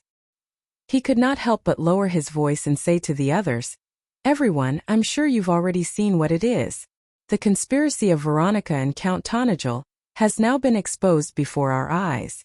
Success or failure, it all depends on this move." When the others heard Babarn say this, they could not help but be slightly startled and looked at him with some surprise. However, these were the best of the best among the nobles. They immediately reacted, and some were even surprised. Initially, they had no choice but to kidnap Scarlet to frame Veronica. But now, after hearing Babarn's words, they felt like they had unintentionally planted a willow in the shade. The Azure Lance was right in front of them. Who would believe that Veronica did not know about it? Even if it was possible, as the highest-ranking officer in this group, it was a dereliction of duty for them to discover this secret instead of her. Moreover, with such a valuable gift, presumably His Majesty would not be too hard on them. The biggest possibility was that not only would he not be hard on them, but he would also reward everyone greatly. At that time, as the heroes who brought the Azure Lance back to the Empire, even if the Cecil family wanted revenge, it would not be so easy. Even if it was done well, the Cecil family would only vent their anger on Veronica, as the Cecil family and the Ashric family were sworn enemies. At the thought of this, all the Kurlutzian nobles couldn't help but breathe heavily. They looked at Scarlet with fear, but now there was only fanaticism left, like red-eyed gamblers. Viscount Babarn is right. With such a big secret, she will not let us go easily. Whether you want to live or die, it all depends on this gamble. Don't talk nonsense, we all know that. Everyone together. A Kurlutzian noble replied in a gruff voice. It was not his original voice, but it sounded too nervous. Scarlet took a step back. They seemed to have found the Azure Lance. She frowned and whispered to Ovina. "What's the big deal, just kill them. Dead people can keep secrets." Ovina answered nonchalantly.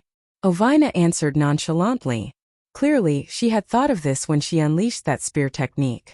She also understood that for Scarlet, it would not be a good thing for the Azure Lance to be exposed. After all, the Highlander girl was too weak.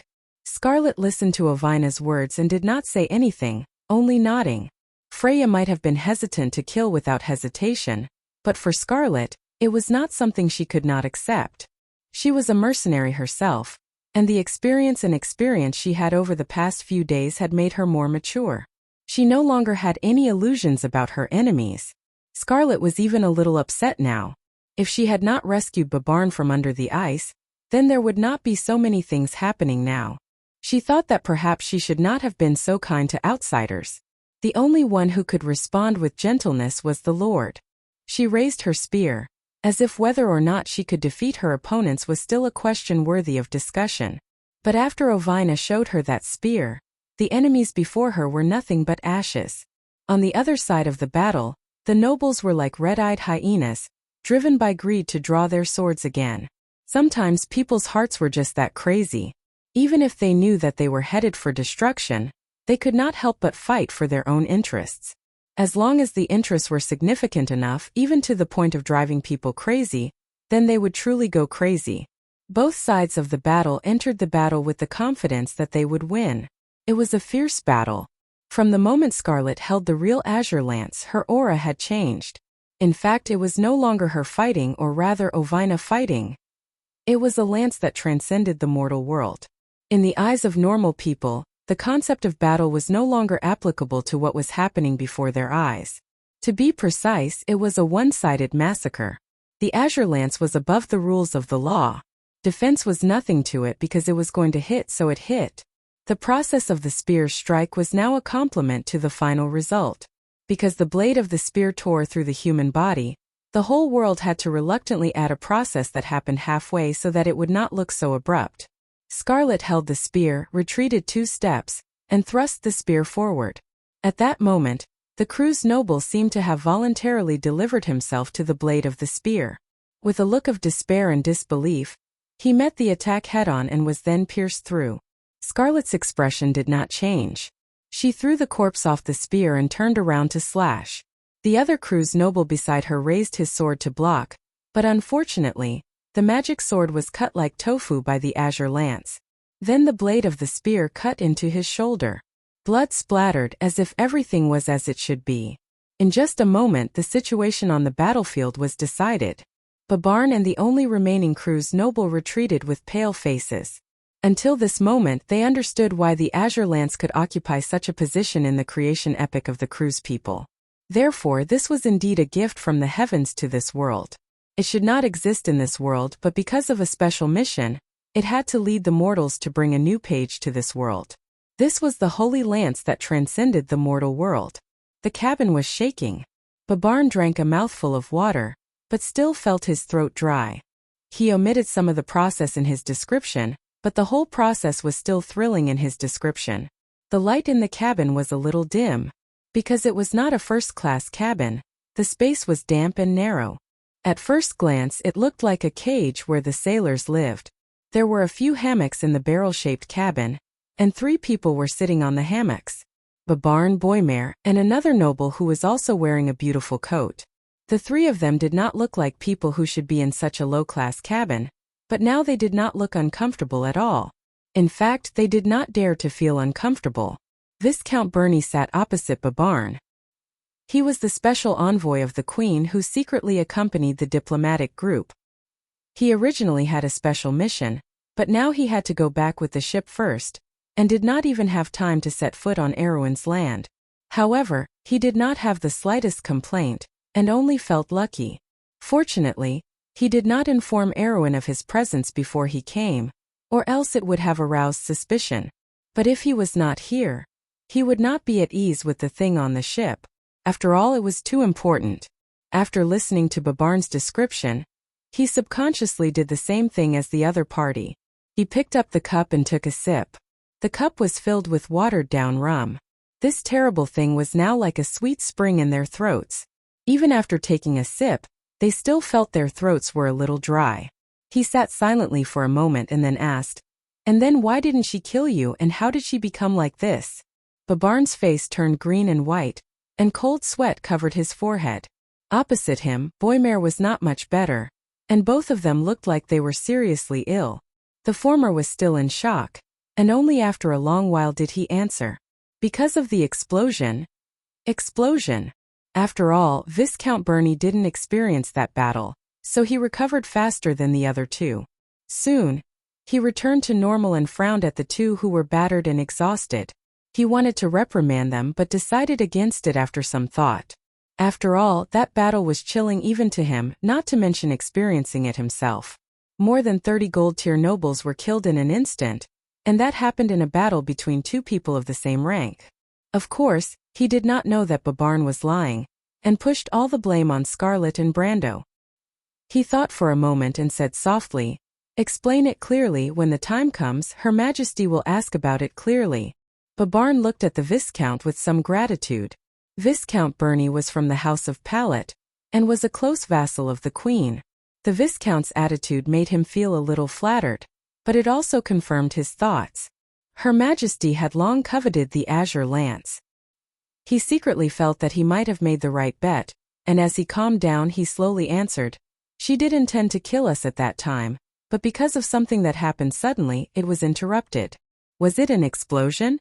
Viscount Bernie asked, frowning, thinking about what kind of explosion could stop the azure lance. But all of a sudden, an inexplicable look of surprise appeared on his face.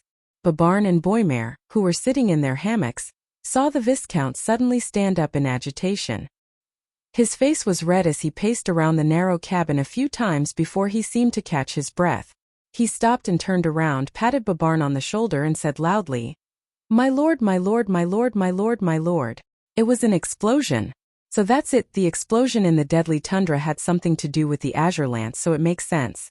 Viscount Babarn, tell me in detail what exactly happened at that time. Viscount Bernie said excitedly, but suddenly realized that his tone seemed to be a little too strong. Although the two people in front of him had no status at the moment, they might be favored by Her Majesty in the future, so he quickly changed his tone and said, "You should know the purpose of my trip. Her Majesty is very concerned about this explosion." Babarn nodded, but answered a little awkwardly. "That explosion? Actually, I can't say how it happened." "Wait, is it related to the azure lance?" Viscount Bernie could not wait to interrupt him. Babarn looked at the Viscount suspiciously, not understanding why he was always so hung up on this question, but he still shook his head honestly. "I don't know, maybe not, but I can't say for sure. But one thing is for sure, the explosion came from behind us. At that time I felt a strong light and roar, and because the explosion happened so suddenly I didn't know what happened at that time. I only felt the ground shake, and then the whole world fell into a blazing white. If you don't believe me, you can ask Boymer. He had the same experience as me." Boymer's face was pale, and he hurriedly nodded with lingering fear. Viscount Bernie looked back at him, thought for a moment and asked, "And then?" "And then? Then I vaguely heard an unfamiliar woman's voice saying, 'Damn it, this is... Be careful, I'll protect you.' But I can't guarantee that I heard this voice, it was very loud at the time, I could have been hallucinating." Babarn replied, "No, Lord Viscount, in fact I heard it too." At this time Boymer hurriedly replied. Viscount Bernie nodded and frowned. "So, at that time you were actually near the center of the explosion but you all survived, right?" Babarn looked troubled. He hesitated for a moment and then nodded. "Yes, Lord Viscount. P.S. Got my thumb bitten by my own stupid dog, too stupid, went to get a vaccine, came back a little late." Chapter 842. A scarab was slowly climbing up the smooth surface of the hourglass. The barbs on its feet were useless against the glass. After several attempts, it finally grabbed the wooden support bar of the hourglass and climbed up. But just as it reached the top, it was pushed back down by a white finger. It angrily flapped its wings and made a rustling sound, but it still helplessly fell back onto the walnut table. It spun around twice, turned around and began to repeat its previous actions. The window was bright, and green leaves hung down from the edge of the window. Downstairs, Madame Camille was trimming the short rose bushes. The garden in the courtyard was a product left over from the Grodin era, but Madame Camille was a senior nobleman hired by Amandina from Ampere Seal. Madame Camille was not used to the hot climate of Tanajul, but she was full of praise for Amandina's noble character. She believed that Amandina was the real quiet lady within 100 miles, and her etiquette was not inferior to that of a country's princess. And it was very likely that she had taken a fancy to such a master, that this arrogant madam was willing to agree to come to Abes, a remote and desolate place. "Brando, you really don't blame me, do you?" In the study, Alaz looked at Brando submissively, which was rare, even rare. A tall man with snow-white hair looked at this scene with inexplicable surprise. In his memory, when did this female dragon have such a docile side? Of the 3 scourges of the dragon race, Alaz was at the top of the list. If he were to tell others about her current appearance, he was afraid that no one would believe him. He felt that this must be an illusion, or that the sun outside was too bright and dazzling his eyes. Speaking of which, it was strange that after the end of summer, the temperature did not drop but instead rose. Recently, the weather was getting hotter day by day, as if they had returned to the hottest days of summer. It had been almost 2 weeks since it rained. "My lord, this is not Miss Allah's fault, it was my negligence," Medisha quickly said softly. Brando glanced at the silver elf princess. He knew that this was most likely the little dragon's negligence. At that time, she used the star-shaped stone as a stool, and then completely forgot about it when she went to save people. And most likely, Medisha did not notice it, and Arek seized the opportunity. Now that Scarlet was missing in the explosion, the little dragon was anxious all day, but Brando did not expect her to care so much about his attitude, which made him a little less angry. In fact, he was not worried about Scarlet. When the star-shaped stone exploded, the myth of Milos appeared in time to protect everyone present, and the father of the frost giants also confirmed that the mountain girl did not die in the explosion. If the word of a god was not enough to be trusted, then the fact that the azure lance was not found in the ruins later proved the same fact. The question now was where Scarlet was missing, but this was not the main problem. Scarlet's current strength was not much of a match for her in Erewhon, so Brando was not very worried about the mountain girl's misfortune. If what Milos said was true, she did not die in the big explosion, then she must have been delayed by something. Now, the knights and mercenaries sent out from the territory and Lantern Island to search for her had also set off. The deadly frost forest was only so big, and now that it had been flattened due to the explosion, he believed that there would be news soon. Although he was still worried about Scarlet's condition, it was not to the extent that he would fly into a rage over this matter. But what was really bothering him was Erek's death. Now that Erek was dead, he couldn't hide the fact that he was the Dark Dragon anymore. This matter was always a hidden danger for him. Now, he really wanted to know who was in charge of Erek, but it was obviously impossible to find that person in the vast sea of people. He glanced at the submissive little female dragon. The man beside Alaz was also a giant dragon, and it was said that he was here to take her back to the Dragon Clan. Because this guy was suspected of cheating in the exam, she was put in solitary confinement. This was also her own fault, but she was really pitiful. He could not help but shake his head and replied softly, "It's nothing. How long will you be back this time?" If he remembered correctly, the Dragon Clan's confinement lasted for hundreds of years. If Alaz's crime was too serious, she would be confined for hundreds of years. Wouldn't that mean that the relationship he had with the Dragon Clan that he had worked so hard to establish would be completely wasted? It's about 300 years. The little female dragon began to answer with a frown, but she quickly perked up and replied casually, "But it's okay, they can't lock me up, I'll be able to escape soon." Brando was almost scared to death. He glanced at the white-haired man.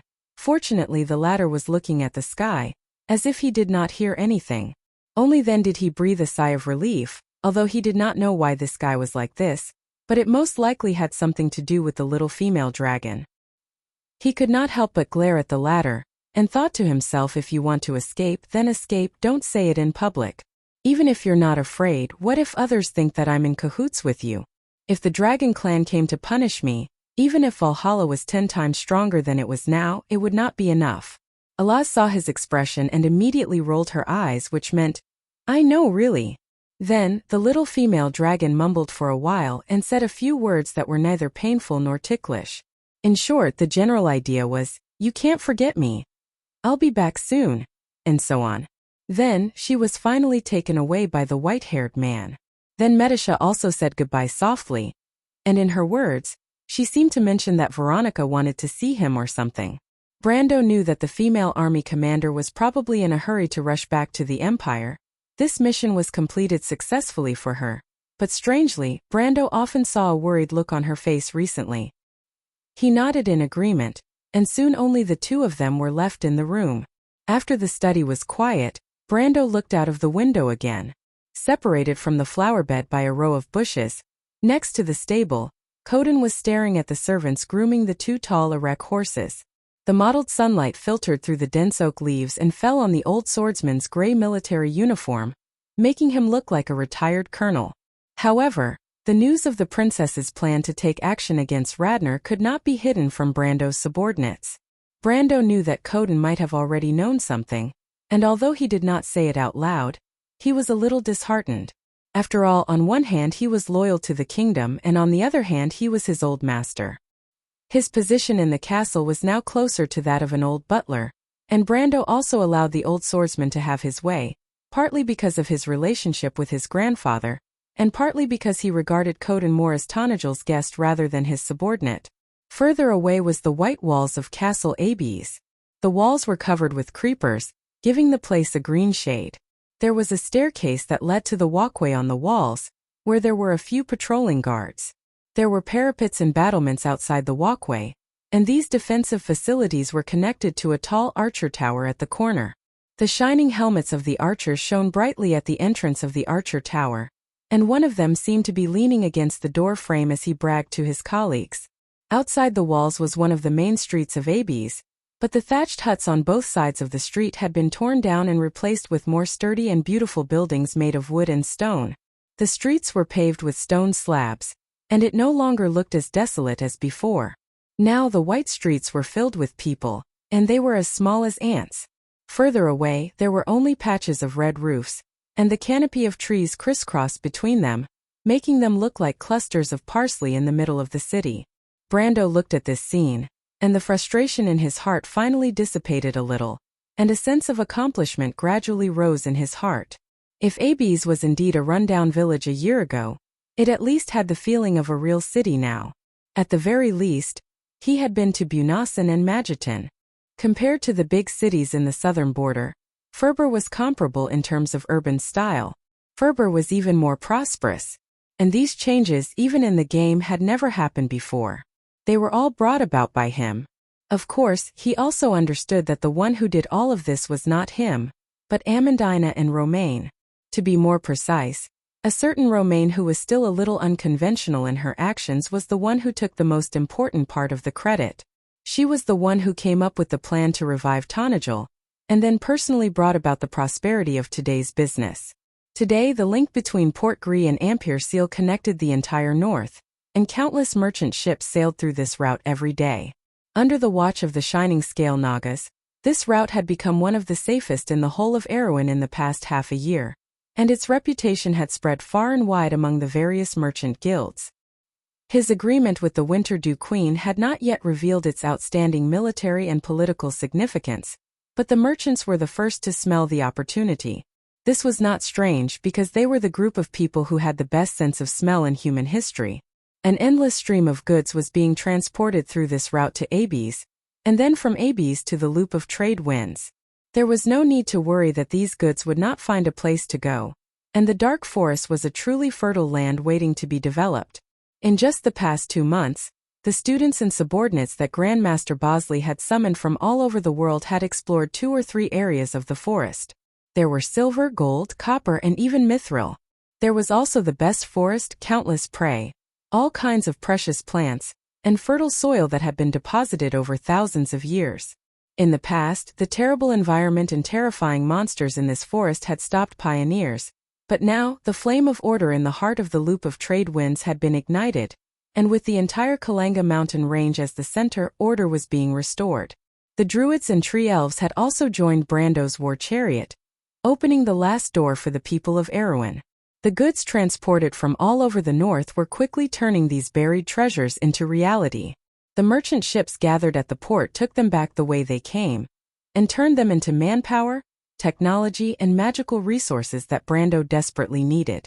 It was like a waterway that flowed with gold, and everyone who traveled through it benefited from it.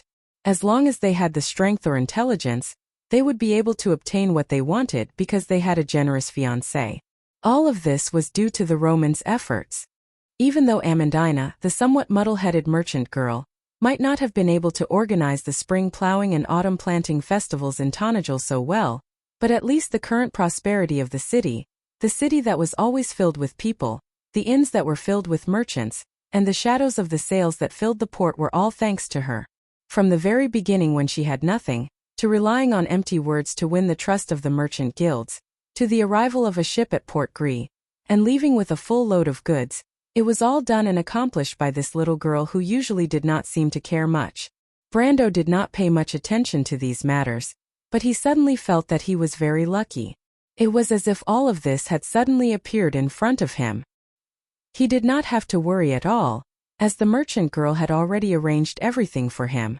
Now that everything in Tonajal was on the right track, others thought that he could only wait until he obtained the land of Ranner before he could make his grand plans, but they did not know that Erewhon's future had already been laid out in front of him. The little girl who had been by his side since the beginning had already drawn the most important blueprint for him. He could not help but look at the Roman. The merchant girl was retracting her fingers that were as white as onions and holding her face. Her dark eyes were staring straight at the scarab that had climbed up again with interest. When it climbed up to the top again, she mischievously brought it down again, and repeated this several times as if she did not get tired of it. The merchant girl was wearing a noble's dress, but her back was bent as she sat on the bench, causing the dress to become wrinkled. She even rolled up her sleeves, successfully making her look like a country girl. If Madame Camille saw her like this, she would probably sigh and shake her head again. In fact, Brando knew that she once thought that Amandina was his fiancée, but fortunately, Amandina personally went to resolve this misunderstanding. He still remembered the strange look in Madame Camille's eyes. Even though Brando did not feel the slightest bit of fear when facing a real god, that old-fashioned old lady's surprised look made him shrink back and flee at the last minute. It was said that it was the first time in this world that he retreated without a fight. Brando and the merchant girl sat side by side. Because they sat so close to each other, he could almost feel her body temperature, and his nose could faintly smell the fragrance of a young girl. He was a little flustered, as if he was thinking about something, and subconsciously put his hand around the Roman's waist. The merchant girl's waist was so light that it could be held with one hand. She seemed to feel Brando's sudden feelings, and turned to look at him with a slight smile. She did not expose him, but instead she very comfortably kicked her feet, and then turned back to play with the poor scarab. Brando's mind was in a mess, but he suddenly realized that even though the Roman liked to haggle over every penny when dealing with merchants, she was not stingy with the money in her hands. In fact, other than when she was seriously discussing business, she was unbelievably generous to everyone. He turned back to ask this question, and the merchant girl was plucking the scarab out of the hourglass for the umpteenth time, and answered matter-of-factly, "War is like war. Doing business is like going to the battlefield. You have to haggle over every detail, but when it comes to investing you have to look at the long term. Haggling over every detail won't bring you a good harvest." Brando was stunned and seemed to be a little surprised. "Who told you this? Was it your aunt?" "No, my aunt doesn't do business. I came up with it myself. What do you think? Isn't it amazing?" Brando could only sigh. This was probably the so-called talent. However, the Roman's eyes suddenly flashed, and just as she was feeling proud, she suddenly felt a little disappointed. "Speaking of which, I haven't seen my aunt for a long time. Brando, you said that you would help me find my aunt, but there's still no news." It would have been better if the Roman did not mention it, but once she did, Brando's face became hot. It was not that there was no news, it was that he did not put in the effort to look for her. In fact, before the Roman mentioned it, he had almost forgotten about her. After all, Aunt Ginny was like Brando's family in this world to him. There was always a layer of estrangement, and he felt that she was like a character in the background. Even though he sent people to Bucci to inquire about her, it was just a mention. In fact, he did not even tell Amandina. Later on, Bucci replied that there were no clues, and this matter was left unsettled. After all, there were too many things that he had to do. Half a year ago, he was almost wholeheartedly focused on pulling Erwin back from the path of certain destruction. Time was so tight that he did not even have time to breathe, let alone find her. But now that he thought about it, and thought about what the Roman had done for him, he looked at the merchant girl's innocent face in front of him and felt ashamed. There will be news soon. Erwin is only so old, and your aunt will definitely be looking for your whereabouts. Now that you are so famous, we just need to be a little more careful and we will be able to find her." He pinched the Roman's face and comforted her. The Roman giggled and narrowed her eyes, smiling like a little fox. Brando, you're guilty." "Ahem." Brando's face turned red. He almost forgot that although the merchant girl was innocent, her intuition was terrifyingly sharp. And the key point was that she did not give him any face at all. He could not help but look at her in annoyance. But he did not expect her to look up seriously and shake her head vigorously. "It's actually nothing. Brando has a great goal and the Roman also has a great goal. In the past, when I talked about my goal, even Freya would giggle, but only you, Brando, believe that I can do it. You have never laughed at me. Brando can tolerate the Roman's goal, so the Roman can also tolerate Brando's goal. Brando, did you know? Auntie said that a mortal's goal is like the stars in the summer night. It seems unreachable and dazzling, but as long as we dare to reach out, then we will definitely grasp the starlight in our hands. Because the stars in the summer night belong to everyone who looks up at the starry sky." Brando stared blankly at the Roman's eyes, as if those bright eyes really reflected the starry sky in Bucci. He used to think that this little girl had been following him since Butchie and did all these things for him because she liked it. This was because it was like the Roman's personality. She did not care about the right or wrong of the people she was close to, but he never thought that she would really believe that he could do it. Just like she said, the stars in the summer night sky, but as long as he reached out, then he would definitely grasp the great starlight in his hands, even if the star he wanted was the most dazzling one in the night sky. Do you know what I want to do, little Roman? He suddenly asked. Roman nodded seriously and answered word by word.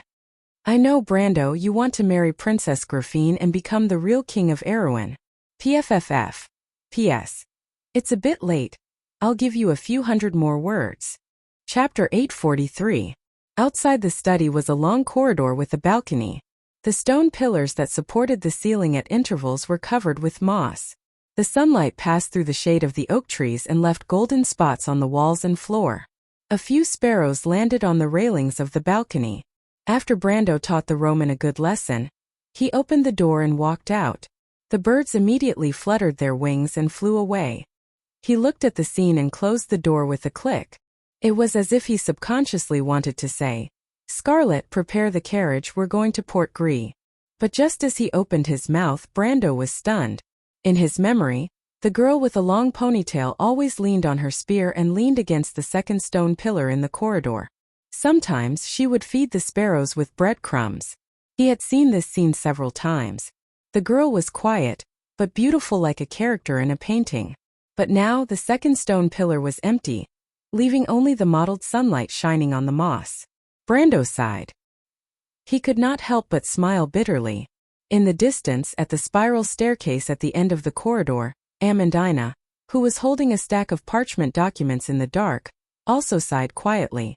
She saw her lord standing there with a lost expression and understood. Her knuckles were a little white, and she almost accidentally crumpled the parchment. But those were the most important documents in the territory, and the lord had not looked at them yet.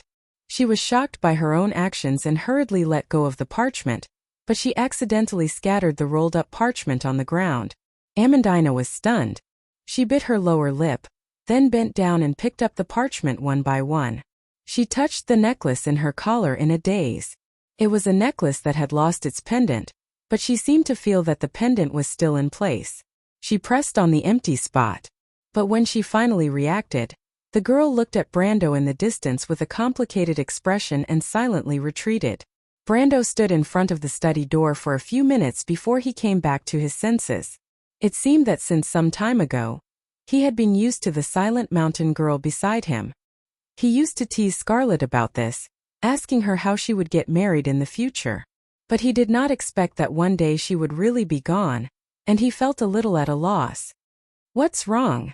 Brando could not help but press his temples.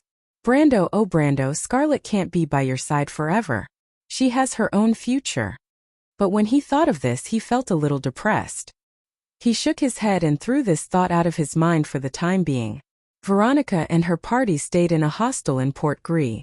It was only half a day's journey from Castle Abes to Port Gris by carriage. Brando understood that the lady did not want to stay in Abes for her own reasons. After all, she was the commander of the Empire's army, and it was not surprising that she could not get too close to a foreign count. Not to mention, the Empire's wanted criminal, Grey-Sword Saint Mephistopheles, was still living in Brando's castle. It was reasonable for her to stay away or at least make a gesture. But what really puzzled Brando was why Veronica wanted to see him now. It had been more than 2 weeks since they arrived in Tonajil.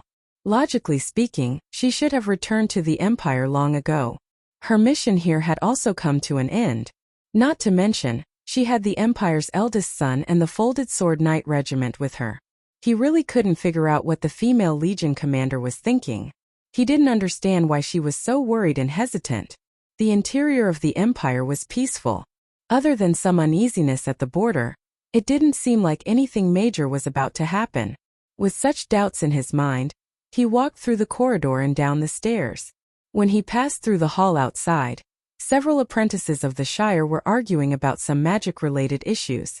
Because the Shire's wizard tower was built in the castle, his apprentices also lived in the servants' rooms in the castle. Fortunately, the wizard world had strict rules, So these apprentices did not bring too much trouble to the life in the castle. When the apprentices saw Brando, they stood up respectfully and greeted the young lord. Brando also nodded in response. These people were selected from the children of adventurers or local small nobles. Most of them, or the families behind them, were grateful to the lord for such an opportunity. Wizards with real heritage were very rare in Wonde. Most of the academic wizards were from the Buga branch, but how could the knowledge of the Silver people be so easy to learn? Even in Cruz, only Miss Scholar Shido was qualified to be favored by the Silver people.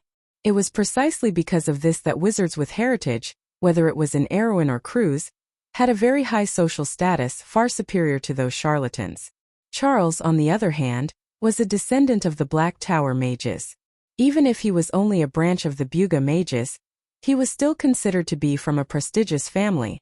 The opportunity to become an apprentice of such a mentor was like a pie falling from the sky for these small nobles in the remote countryside, not to mention those poor adventurers who lived in poverty. Hence it was not surprising that they had such thoughts. Amandina also saw this point. She advised Brando to take this as an opportunity to win people's hearts, and allocate the few places to those who were truly loyal to him, such as the daughter of the copper dragon Reto Su. With such a connection, all the reliable people would be firmly tied to his war chariot of interests. But Brando himself did not see it that way. In his eyes, this was not just a vanity fair. These young wizard apprentices should be the future of Tonajal. An army without a wizard regiment would always be regarded as a third-rate army in Wonde, not to mention the coveted floating fleets of Cruz and the Wind Elves, each of which was operated by a wizard. It could even be said that wizards were the high-tech soldiers of Wonde. Every one of them cost a lot of money to cultivate, but it was absolutely worth it. And this was only the 1940s, the era when the Slate War had not yet begun. Of course, some of Amandina's statements were also reasonable, and the Shire had mentioned more than once that Sue was quite talented, so Brando also accepted part of it. In fact, he himself was also quite optimistic about the girl who seemed to be only left with healthy wheat-colored skin and a head full of fine braids. The calmness she showed in the Battle of Ampere-Seal was simply amazing. This was the most basic quality of a wizard, but not many people could do it well. Sue's performance in this aspect was more outstanding than most wizards before she was a wizard. It could be seen that as long as she could feel the lines of law, she would have a bright future one day.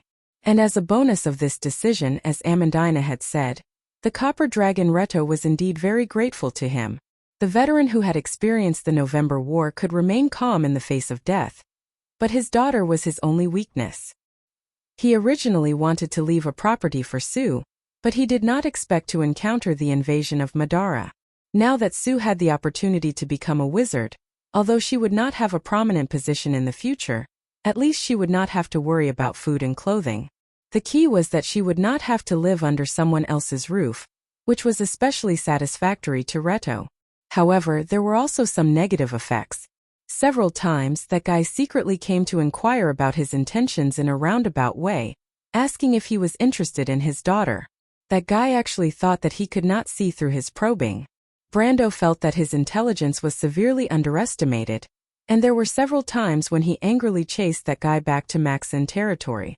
In fact, this was not a case. At one time it was very troublesome for him.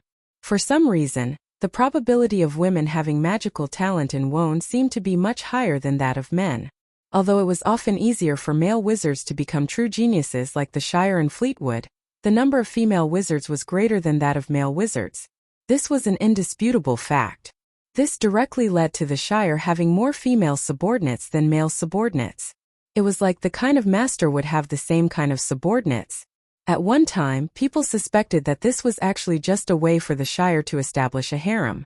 Especially in this kind of poor and remote place where magic was not flourishing, the rumors were even more outrageous. However, what made him not know whether to laugh or cry was that the small lords and nobles were not tired of it, and kept on stuffing the so-called, rather beautiful noble ladies into his territory. As for whether they were truly beautiful, Brando really did not comment on it. In any case, he had already asked the Shire to send all those who did not have magical talent back.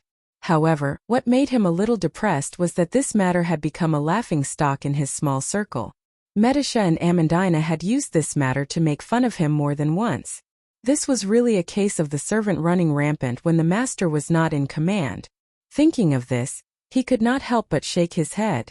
As he walked out of the arched door of the hall, he suddenly frowned as he smelled the aroma of barbecued meat. He stopped, turned around and asked, "What's that smell?" The faces of several of the Shire's apprentices changed, and they all began to stutter. "The Shire did not teach you the silence spell, did they?" Brando had actually guessed a bit, and could not help but ask in a bad mood. Sure enough, as soon as his voice fell, one of the girls with a small round face and some cute freckles on the tip of her nose, who was said to be the youngest daughter of the city's silversmith guild's president, was so scared that her face turned pale. She stuttered and replied, My Lord Count, Mr. Sheeta did not let us say it." Sure enough, Brando shook his head. Even Allah's had been taken away, and this guy was still at large. However, this was a good thing for him. After all, Sheeta had signed a contract with him. No matter how ridiculous the contract was, if Sheeta was really taken back to the Dragon Clan, then he would have lost a lot. He waved his hand, indicating that the girls did not have to worry, and then turned around to follow the smell of charcoal with the aroma of meat. He did not know what this guy was roasting, but he could only hope that he did not set the castle on fire. Last time this guy secretly roasted meat at the sawmill, and as a result, half of the sawmill was burned down, causing the little Roman to pay a large sum of money. In the end, the merchant girl was fine, but the housekeeper Amandina was so heartbroken that she could not sleep well for a few days. He turned around a corner of the castle that was covered with vines, and saw Sheeta squatting behind a grape trellis, secretly tending to a bonfire. There was an iron shelf above the bonfire, and on the shelf were a few almost cooked prawns. This foodie was holding bottles and jars and smearing seasoning on them. Needless to say, this set of things must have been stolen from the kitchen. This guy did not have much combat power, but his ability to steal chickens and dogs was first class. Perhaps even the Master Nightingale of the Halflings would have to admit defeat in front of him. Come to think of it, this existence that could steal a dozen carriages under the noses of Veronica and Mephistopheles was not a simple character. Brando walked over and patted Sheeta's shoulder, scaring him. He turned around, his round face full of charcoal ash. It was hard to imagine that this was a dragon, because he looked no different from a naughty child. When Sheeta saw Brando, his face turned pale with fright, and he hurriedly shouted, "I did not cut the grape trellis for firewood. I did not steal these things from the kitchen, they lent them to me." "Very good," Brando sneered. The flower-bed left by Grodin was now Amandina's treasure. Although he had never seen the noble lady in a rage, he knew that the calmer a person was, the scarier they were when they were angry. He could not help but pat Sheeta's shoulder in admiration. "You are very brave, Sheeta. Do you know that the person in charge of the daily living arrangements in AB's castle is Miss Amandina?" "What does that have to do with anything?" Sheeta was stunned. He did not expect Brando to not be angry, and he suddenly felt a lot more confident. "It's nothing," Brando chuckled. "For example, the kitchen did not prepare a dinner or a main meal. In fact, it is a matter of course. After all, there are too many people, and it is possible for there to be occasional negligence. Not to mention occasional, even if it happened for 3 or 4 days, it is not a big deal." Sheeta's mouth was wide open, and his expression changed. The little fatty stared at Brando with wide eyes, his face alternating between red and white, and his forehead was covered in sweat. It was as if he had never seen the dark side of society before. In fact, this is not the worst. It is said that there are people who mistakenly ate something they should not eat and died. You know that this place is close to the Black Forest, and there are all kinds of materials in the castle's warehouse. There are a few that are particularly effective for dragons. Sheeta was almost scared to tears. The little fatty suddenly felt that this was completely possible. Besides, in his opinion, Amandina was gloomy and ignored everyone. Maybe she already disliked him and wanted to get rid of him as soon as possible. He almost trembled, and reluctantly picked up a grilled shrimp from the charcoal fire. He said to Brando with snot and tears, "My lord, please don't expose me. I will treat you to a shrimp, and after eating, we will be in the same boat." "Damn, you don't have to be so obvious about dragging me into the water," Brando thought in annoyance. But when he saw the shrimp covered with mustard on the putty claws of the young frost dragon, He felt that it looked familiar. He could not help but ask, "Where did you get this shrimp?" "The kitchen." "No, your first sentence can't be the truth," Brando analyzed with experience. "Have you been to Hippamara's room?"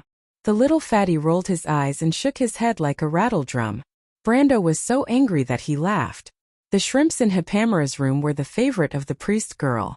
Although he did not know why she liked to raise shrimps, as long as he saw her carefully carrying the water tank out to change the water every day, he knew how important this thing was to her. Now these shrimps had become Shida's meal, and Hippamara did not need to get up early every day to change the water. It was just that someone or a dragon would have to pay a heavy price for this. He looked at Shida with pity and turned to leave. What a joke, who knows what kind of trouble he would cause if he stayed with this jinx. Unexpectedly, Shida was very perceptive. He seemed to have seen his tragic fate from the expression on Brando's face. He hurriedly wrapped all the shrimps in oil paper and chased after Brando without saying a word. It was as if he wanted to follow Brando to the ends of the earth. "What are you doing?" Brando asked in annoyance.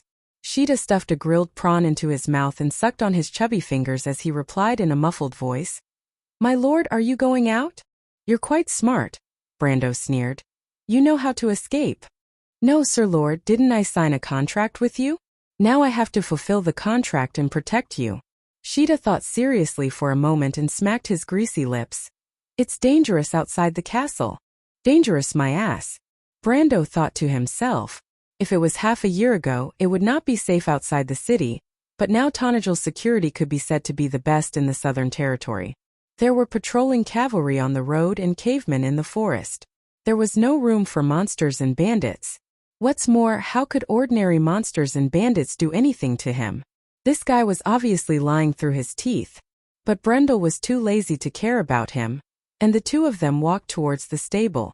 When they passed by the short rose bushes that Madame Camille was taking care of, Brendel suddenly thought of something and turned back to ask, "Speaking of which, why didn't the Dragon Clan send someone to capture you, you scourge?" He thought that Shida would be proud of himself when he mentioned this question. After all, even Alaz could not escape from the clutches of the demon, but he could continue to be free. This was a very glorious thing. And without the little female dragon's restraint, he could obviously be more lawless. But he did not expect Shida to blink and look a little disappointed. "What's wrong?" Brando was slightly startled. "That's because Alaz is willing to go back with them. In fact, we rarely attack each other. If she wants to stay here wholeheartedly, they won't force her." Shida pretended to be a little careless and replied, "But Sister Alaz still admits that she is one of them, so she has to abide by this rule." Brando keenly caught the key point in this sentence. "You're not really completely expelled from the dragon race, are you? TCH, what's so good about staying there? They only know how to collect some inexplicable things." Shida replied with some pride. "They don't understand that food is the most important thing in this world. Collecting food is a biological instinct. Gold, silver, resplendent diamonds, no matter how precious they are, they still need food to fill their stomachs." "Damn, that's a pretty simple theory of yours." Brando looked at the little fat dragon with some amusement. It was obvious that the little fat dragon was very unwilling to give up, but still pretended to be indifferent. But for a dragon, being passionate about collecting food is a bit too strange. In our legends, dragons should be breathing flames and standing on top of mountains piled with treasures, burning to death those adventurers who came to covet their treasures. Dragons are creatures that coexist with beauty and danger in our impression. But if this legendary dragon is lying on a mountain of rice, just imagine, then the ornamental value will be greatly reduced. This is prejudice. Shida could not help but jump up and down. P.S. Wait a minute, there's another chapter. Chapter 844. Brando thought that he would have to prepare the carriage himself, but when he arrived at the courtyard, there was already a four-wheeled carriage parked on the main road under the shade of the trees. The black carriage had the exclusive emblem of the Abbeys. Other people in the castle rarely used carriages, so this carriage was most likely prepared for him. Although he was still a little puzzled, who knew that he was going out? Could it be Medisha? Although the silver elf princess was polite, she would never do the work of a servant. He went around to the other side of the carriage and saw Amandina waiting by the door. Amandina's eyelids were drooping, and she was holding a large volume of documents in her hands, obviously waiting for his arrival. "My lord is going to Port Gris. The carriage has been prepared for you." Amandina crossed her hands and placed them on her skirt above her knees. She stood by the door and said respectfully, "There are biscuits and pastries in the carriage drawer. I ordered the kitchen to make them, because if we go now, we won't be able to make it in time for dinner. In addition, there is some recent information about the empire under the table. Although it is not much, I think it will be useful for my lord." She was still rambling with a straight face, as if she was reciting a book. Brando's heart was filled with warmth. He was still thinking about who arranged the carriage for him, but who else could it be? Other than Amandina, who else could try to organize his messy schedule, and frown and preach to him with a straight face? She advised him to have a more regular life and schedule. Apart from this slightly quiet girl, who else would be able to lower herself like this? It was almost impossible to remember that she was once a well-educated young lady from a noble family. She was the only one. "Thank you, Amandina." Brendel stood in front of Amandina, and Sheeta was still sucking his chubby fingers one by one behind him. He smiled slightly. The last breeze at the end of summer was blowing through the canopy of the castle, rustling. The birds flapped their wings through the gaps between the branches in the sunshine, and the sound of their wings seemed to cover the whispers in the woodland. Amandina trembled slightly. She looked up at Brando, her dark eyes contained a layer of complicated light, and then silently lowered her head again. "This is what I should do," she opened her mouth and complained softly. "If it was a Roman lady, my lord, you wouldn't be polite enough to say thank you to her." Brando was surprised to see that her face was red all the way to her neck, as if this sentence used up all her courage. He carefully savored the meaning of this sentence. The girl's heart was like a silent flowing song that had unknowingly filled his heart. He reached out and held the door handle, passing by Amandina. The two of them seemed to be unable to see each other. Brendel opened the door and replied, "Indeed I won't." He let go of her hand, straightened up and faced Amandina and answered seriously, "But I won't tell her. Get in the car, Amandina, and come with me to meet the envoy from the Kurlutz Empire." For a moment Amandina stood there in a daze. The wind at the end of summer seemed to be too noisy, the clouds moved slowly in the blue sky, and time seemed to flow backward for a moment. A teasing smile appeared on Brando's lips. "Do you need me to help you get in the car, my lady?" "No, no need." Amandina lowered her head, as beautiful as a swan, but she felt her face was hot.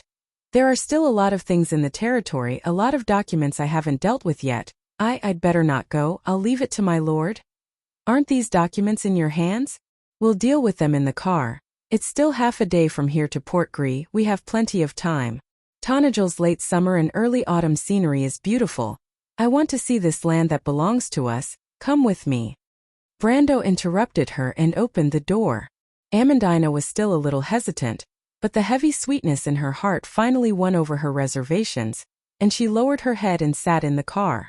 She finally understood that his lordship had sensed her feelings. This was enough for Amandina, for her this was enough. The girl's hands were almost cramped on her knees, clutching her skirt tightly, and her head was almost buried in her chest shyly.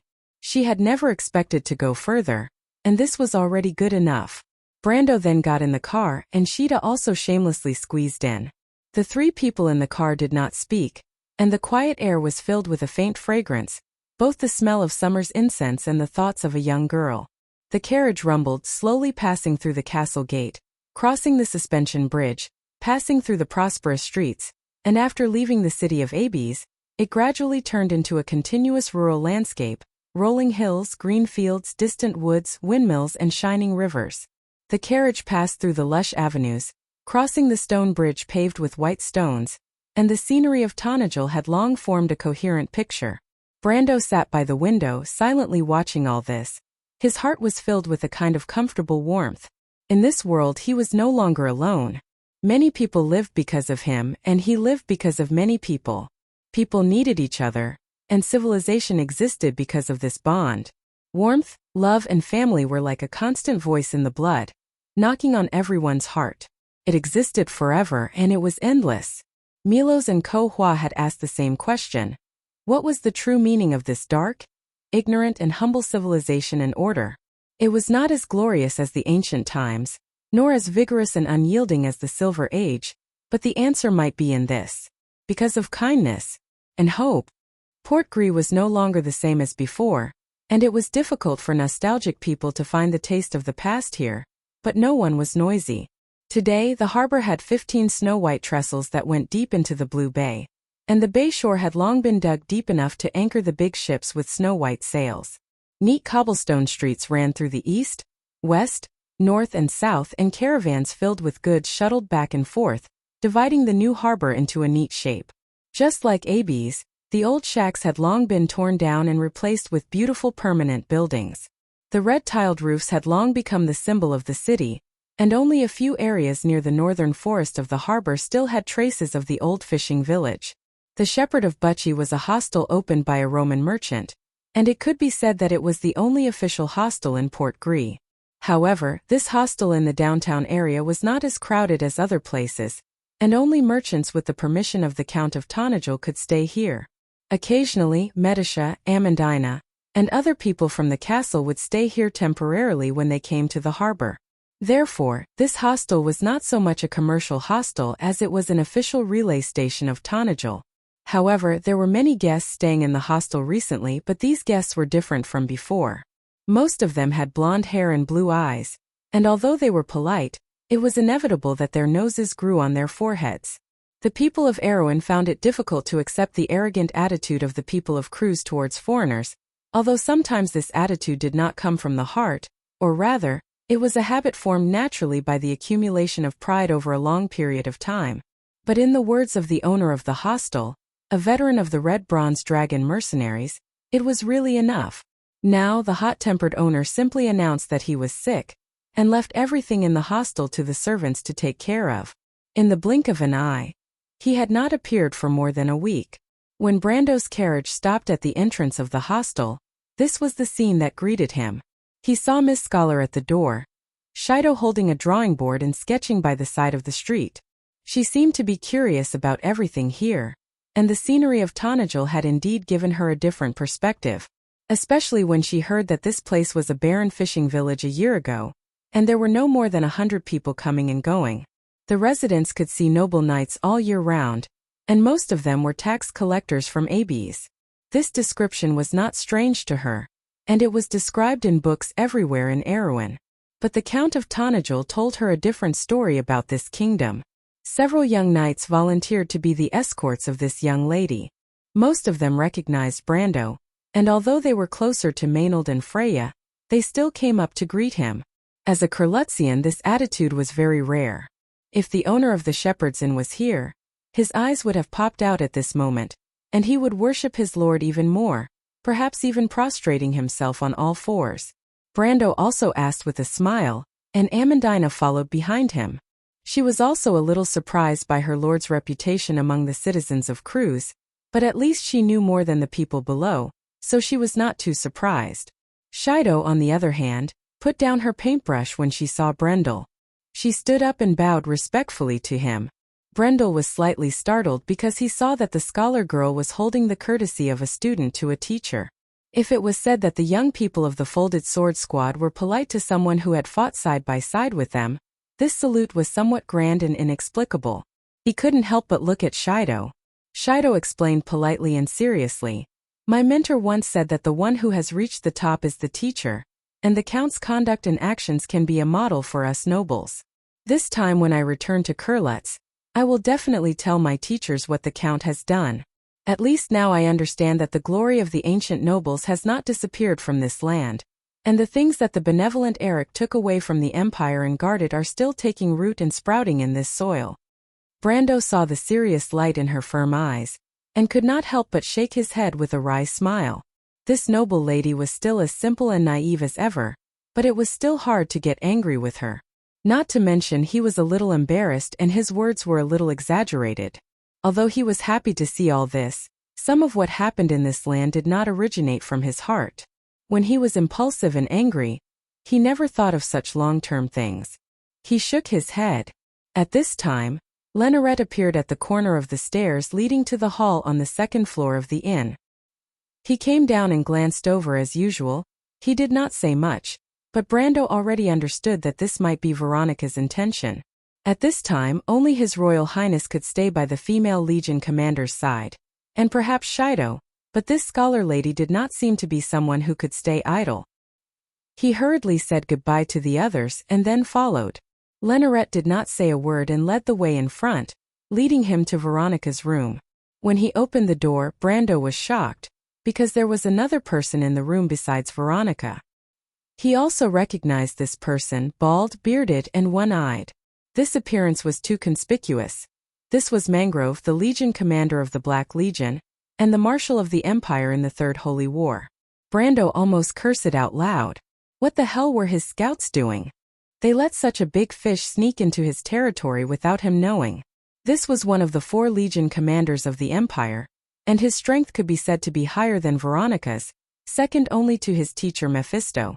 A person of his level was like a nuclear weapon in the Empire, and now this nuclear weapon had unknowingly come under his nose, but he did not know. He could not help but look back. Amandina's face was also a little pale, and she obviously recognized the other party, which meant that she did not get any news at all.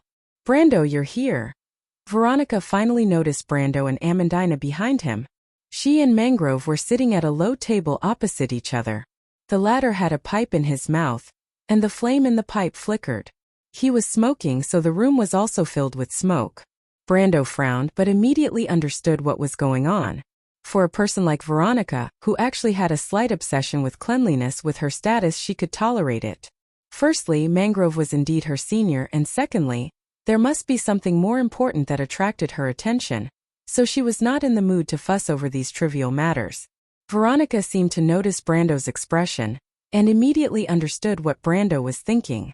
She first motioned for His Royal Highness to close the door, so only Brando, Amandina, and the 2 Legion commanders were left in the room.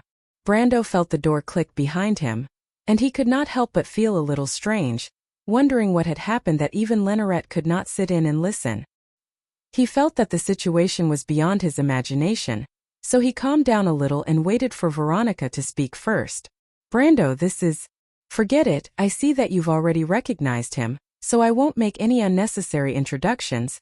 The female Legion commander sighed halfway, feeling a little helpless at Brando's vigilance. She looked at him deeply. I always felt that you were very concerned about the Empire, and very vigilant against us. Although I don't know why, you can rest assured this time. Mangrove came here through some special means, and even the Holy Cathedral of Fire was fooled, so it's reasonable that you didn't notice.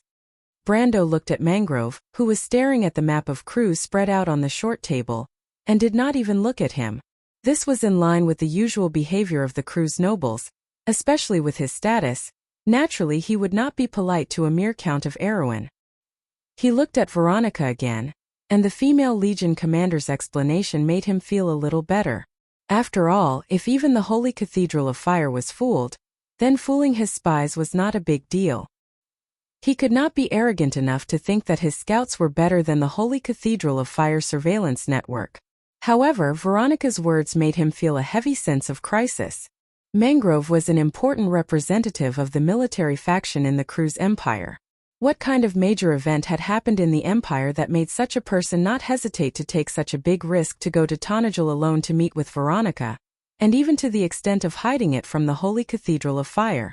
Brando's mind was in a mess, and the first thing he thought was, could it be that the religious and imperial factions were at war?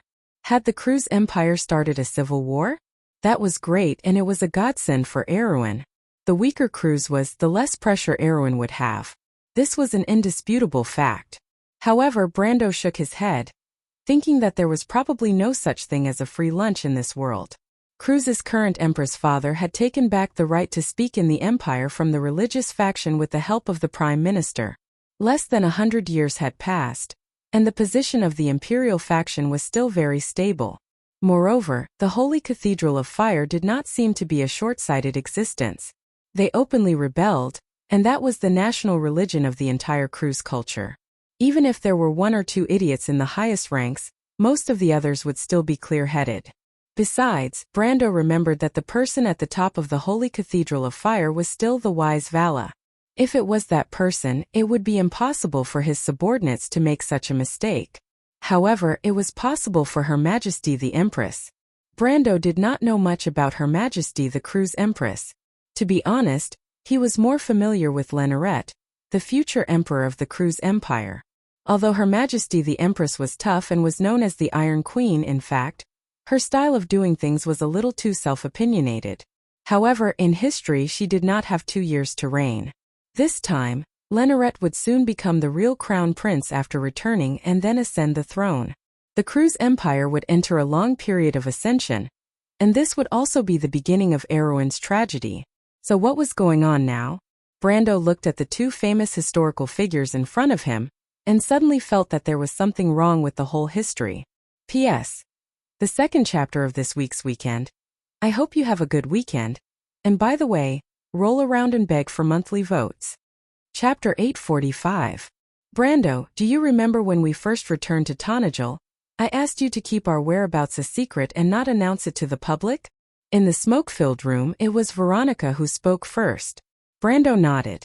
There was indeed something going on, so Princess Grafine had to wait until Freya arrived at Valendin Castle to hear the news of their safety. The injured Maynard and her party, including the wounded of the Folded Sword Knights, were also placed in Schaflund. Ko Hua and her sister went to Valhalla, and Medisha and Hippamra's activities were mostly limited to the castle. Although they usually met with the servants and apprentices in the castle, in fact, these people generally did not leave the castle except for festivals and celebrations. Amandina had also given strict orders that at least until the harvest festival, the news should not be leaked. As for the princess, although it was a little unreasonable for a sister who cared about the safety of her brother, when Veronica warned him, her expression was very serious, so he reluctantly agreed. He looked at the anxious expression on Veronica's face and was slightly stunned. Could it be that the news was leaked? Then the problem could only be with the shepherd's hostel, but the owner of the hostel was an old subordinate of the Copper Dragon, a veteran who had experienced the November War. His background was absolutely reliable, and it was unlikely that he would be bribed. The other possibility was that the young people of the Folded Sword Knights were seen by someone, but the probability was too small. Today's Grafine was a commercial port, and a large part of the merchants who came and went from the south to the north were cruise people. These few young people were too inconspicuous, not to mention they were not wearing military uniforms. Brando thought for a moment, and finally decided to wait for Veronica to speak. Amandina stood behind him and did not interrupt. Her eyelashes drooped, and her dark eyes flashed with a faint light. She seemed to be thinking about something. Rings of smoke were rising in the room, forming the shapes of mountains or monsters. Marshal Mangrove was smoking from his pipe, which flashed dark red. He held it in one hand, his elbow on his knee, and his other hand on his thigh. He was wearing an overcoat, and without raising his head, he stared at the sheepskin map on the low table, as if some treasure were hidden there. Veronica smiled bitterly and continued, "Do you want to know why?" Brando shook his head. "I'm not used to prying into other people's secrets, but I know this is very important to you, and it's just a small matter to me, so I'm willing to help." "Thank you, Brando." Veronica nodded and looked at him with some appreciation. At this time, Mangrove knocked his pipe on the side of the table and finally raised his head. He used his remaining left eye to look at Brando, but strangely Brando did not see the usual arrogance of the cruise people in the deep-set but very sharp eye. Instead, it gave off the feeling of a general sizing up a soldier. "You did well, Count Mangrove. You did not disgrace your grandfather." Mangrove spoke in an authentic cruise dialect. He was born in the wild north of the Four Territories, and he carried the wildness of the northerners in cruise. However, this burly old soldier only gave a brief comment, as if he had only looked up for this random comment. He then bit on his pipe and did not say anything else. Brando was almost a little flattered. One must know that in a year's time, Mangrove would become the commander of Cruise's army, and succeed his grandfather as the marshal of the coalition forces. His authority in the empire could be said to be second only to the Queen, and the Supreme of the Holy Cathedral of Fire was only on equal footing with him. "Brando, in fact, we hope to let Lenoret continue to stay in your territory, and not announce this news to the public." Veronica hesitated again and finally said with some difficulty, "I mean, you'd better let the outside world think that he's dead. Do you understand what I mean?" Brando was stunned. Palace struggle.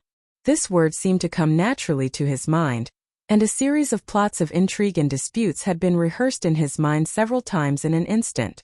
The first thing he thought of was that after the big explosion, the other heirs of the empire might be ready to make a move. After all, in the eyes of outsiders, it was unlikely that anyone could survive such an explosion. But in that case, shouldn't the news that the eldest prince was still alive be announced as soon as possible? What was Veronica's plan? Could it be that the military was supporting someone else, so they wanted to imprison the eldest prince of Cruz in Tonajol forever? This idea was too dangerous, and Brando was so scared that he broke out in a cold sweat. However, in his view, Lenorette's expression did not seem to be the case. If that was the case, the eldest prince would probably be under house arrest by now. He looked at the female legion commander suspiciously. Veronica and Mangrove exchanged glances. The former looked very troubled, but the latter took off his pipe, blew out a smoke ring, and nodded firmly at her. "We suspect that Her Majesty wants to kill his eldest son." The female legion commander finally spoke. "What?" Brando and Amandina exclaimed in unison. The two of them looked at each other and seemed to see the shock in each other's eyes. Amandina's eyes were filled with disbelief, and she instinctively suspected that this was a conspiracy. She was almost stunned on the spot. But Brando himself was much calmer. He took a small breath and forced himself to calm down. "What's the reason?" "Sit down first, I'll tell you what happened." Brendel nodded and led Amandina to the sofa across from him. Veronica was impressed by his calmness. "Sit down first and I'll tell you what happened." Brendel nodded and led Amandina to the sofa. Mangrove was still smoking his pipe, and Veronica paused for a moment before she continued to tell the story of the whole incident. "This matter started from the political environment of the empire. Our situation is different from Erewhon's. For the past 1,000 years, the main problem that the empire has faced has always been the dispute between the royal and religious authority." Her voice was calm and steady as she spoke. Her eyes shone with a faint green luster behind a layer of smoke. She crossed her fingers and placed them flat in front of her chest, but the truth that she spoke of did not seem to be that mysterious to Brando. The people of Cruz were founded because of the Flame King, Gretel. Just like how the late King Eric was to Erewhon, Gretel, one of the four wise ones, also left behind a belief for the people of Cruz. He used this belief as the basis for the founding of the Holy Cathedral of Fire. After Gretel's death, the people of Cruz never had such an outstanding king. And in the history of the empire, politics and religion began to gradually separate. From that moment on, the hidden danger of the dispute between the royal and religious authority was buried. In the following 1,000 years of history, the dispute between the royal and religious authority never stopped. Unfortunately, most of the rulers of the Holy Cathedral of Fire were wise and far-sighted, so the empire never fell into a state of disintegration because of this dispute. However, the rise and fall of the royal and religious authority seemed to form a historical pattern. In the tide of history, the empire gradually separated into several traditional forces. The first was the representatives of the church in the secular world. The Cecil family was one of the leading representatives of the church. William, who was killed by him, was from this family. It could be said that the Templar Knight Order and the Cardinals of the Holy Cathedral of Fire came from these forces. The second was the so-called royal faction. Although the empire maintained a high degree of centralization, out of the 3 Grand Dukes' autonomous territories, 2 of them maintained marriage relations with the royal family. Among them, the Kirk family of Flowerleaf was the representative. The Kirk family had been married to the royal family for generations. Almost all of the family members had half of the royal bloodline of Cruz flowing in their veins. They were so closely related to the royal family that there was almost no distinction between each other. Brando met Vahina in the Loop of Trade Winds was from this family. The third faction was the military. The people of Cruz revered martial arts, and the military nobles enjoyed a very high status. The 4 generals of the empire were from 3 prominent northern noble families. The northern nobles were almost synonymous with the military nobles in Cruz. Because of the frequent battles with the main enemy of the empire, the Hazel people, the region north of Bancal produced many outstanding soldiers. In fact, most of the backbone of the military came from the northern noble families represented by Ashric, Nigel, and the Nana family. The military nobles leaned towards the royal faction, but the navy was an exception. Most of the navy of the empire came from the rich areas in the south. These rich children generally went to church schools and received a higher education. They were the staunchest supporters of the Holy Cathedral of Fire. But about 150 years ago, since the death of Rian the Pious, the religious power began to decline. 100 years ago, the Supreme of the Empire re-centralized power under the crown with the help of Prime Minister Naidivan. After that, it was supposed to be a new cycle, until the Silver Empress ascended the throne. The Empress herself was a relatively rare empress in the history of the empire. She hated the Kirk family, where her mother was from. She also lacked trust in the royal faction, but she also hated the religious power. She played politics in the court and supported the now prominent Pallet family to suppress the other two parties. But in fact, she did not play it well. It was just that the current Archbishop of the Holy Cathedral of Fire, Vala, saw the toughness and firmness in Her Majesty's character and took the initiative to compromise. But Constance had offended almost all the noble forces during her reign. In the end, she did not have a good ending in her later years. After Lenorette succeeded the throne, she was soon forgotten by the world and did not seem to have a good ending. However, Her Majesty the Empress had created a miracle. That was, she had been on the throne for almost 40 years under the hatred of almost everyone. During the 40 years of her reign, she had made all the decisions arbitrarily and almost turned the center of power of the empire into her own words. The so-called Iron Empress was, after all, not an undeserved reputation. Her Majesty has gone mad. Veronica sighed. She ordered people to draw a map of the entire continent in her room. More than once in private, she has bluntly said that her goal is to unify the entire Wond. Cruz has been expanding his army intensively for the past 10 years. We suspect that Her Majesty wants to use the Holy War as an opportunity to launch an all-out war. That's impossible. You suspect that she will kill her son because of this? Brando shook his head, feeling that it was a bit far-fetched. Of course not.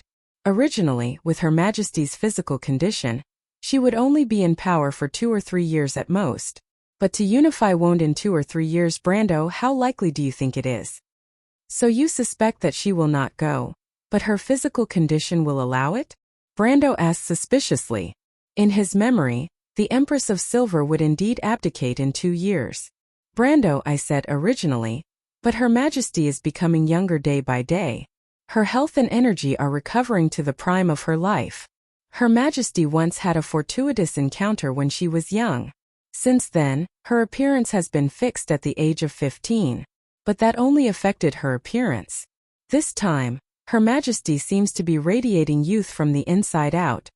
Brando's first reaction was that it was impossible.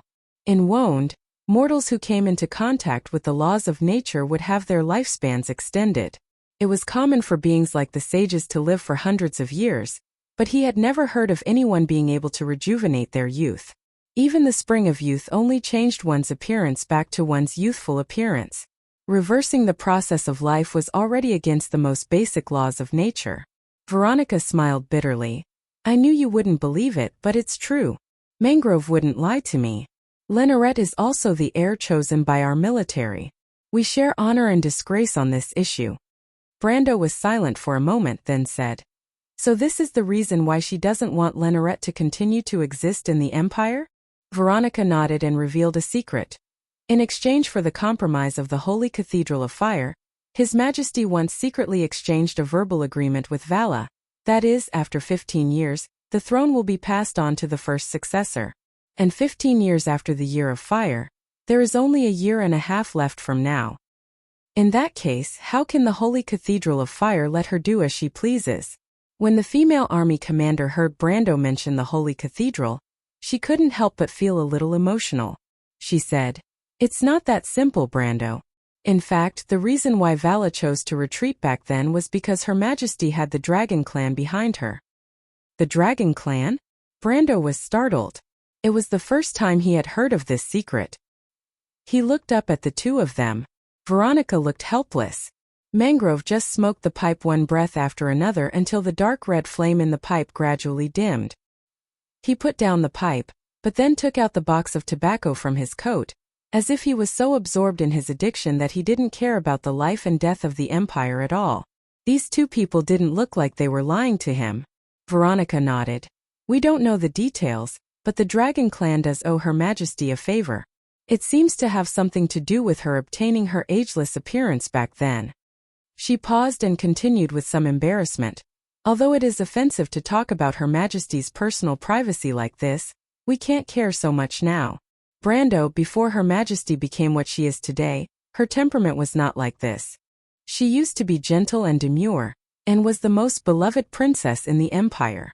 It wouldn't be an exaggeration to say that she was even the star of the royal family. Even the previous archbishop used to favor her.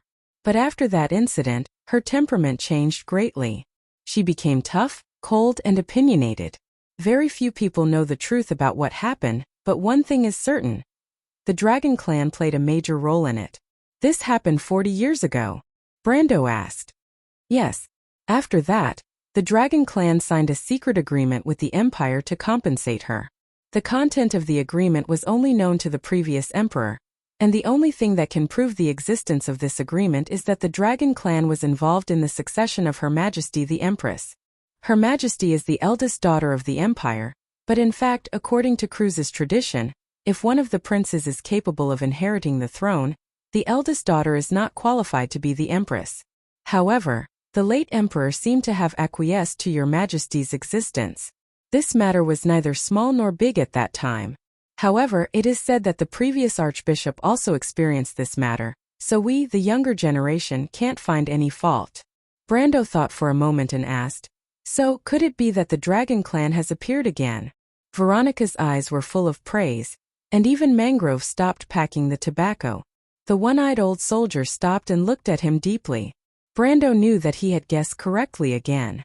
Then he could boldly assume that the Dragon Clan must have put pressure on the Holy Cathedral of Fire.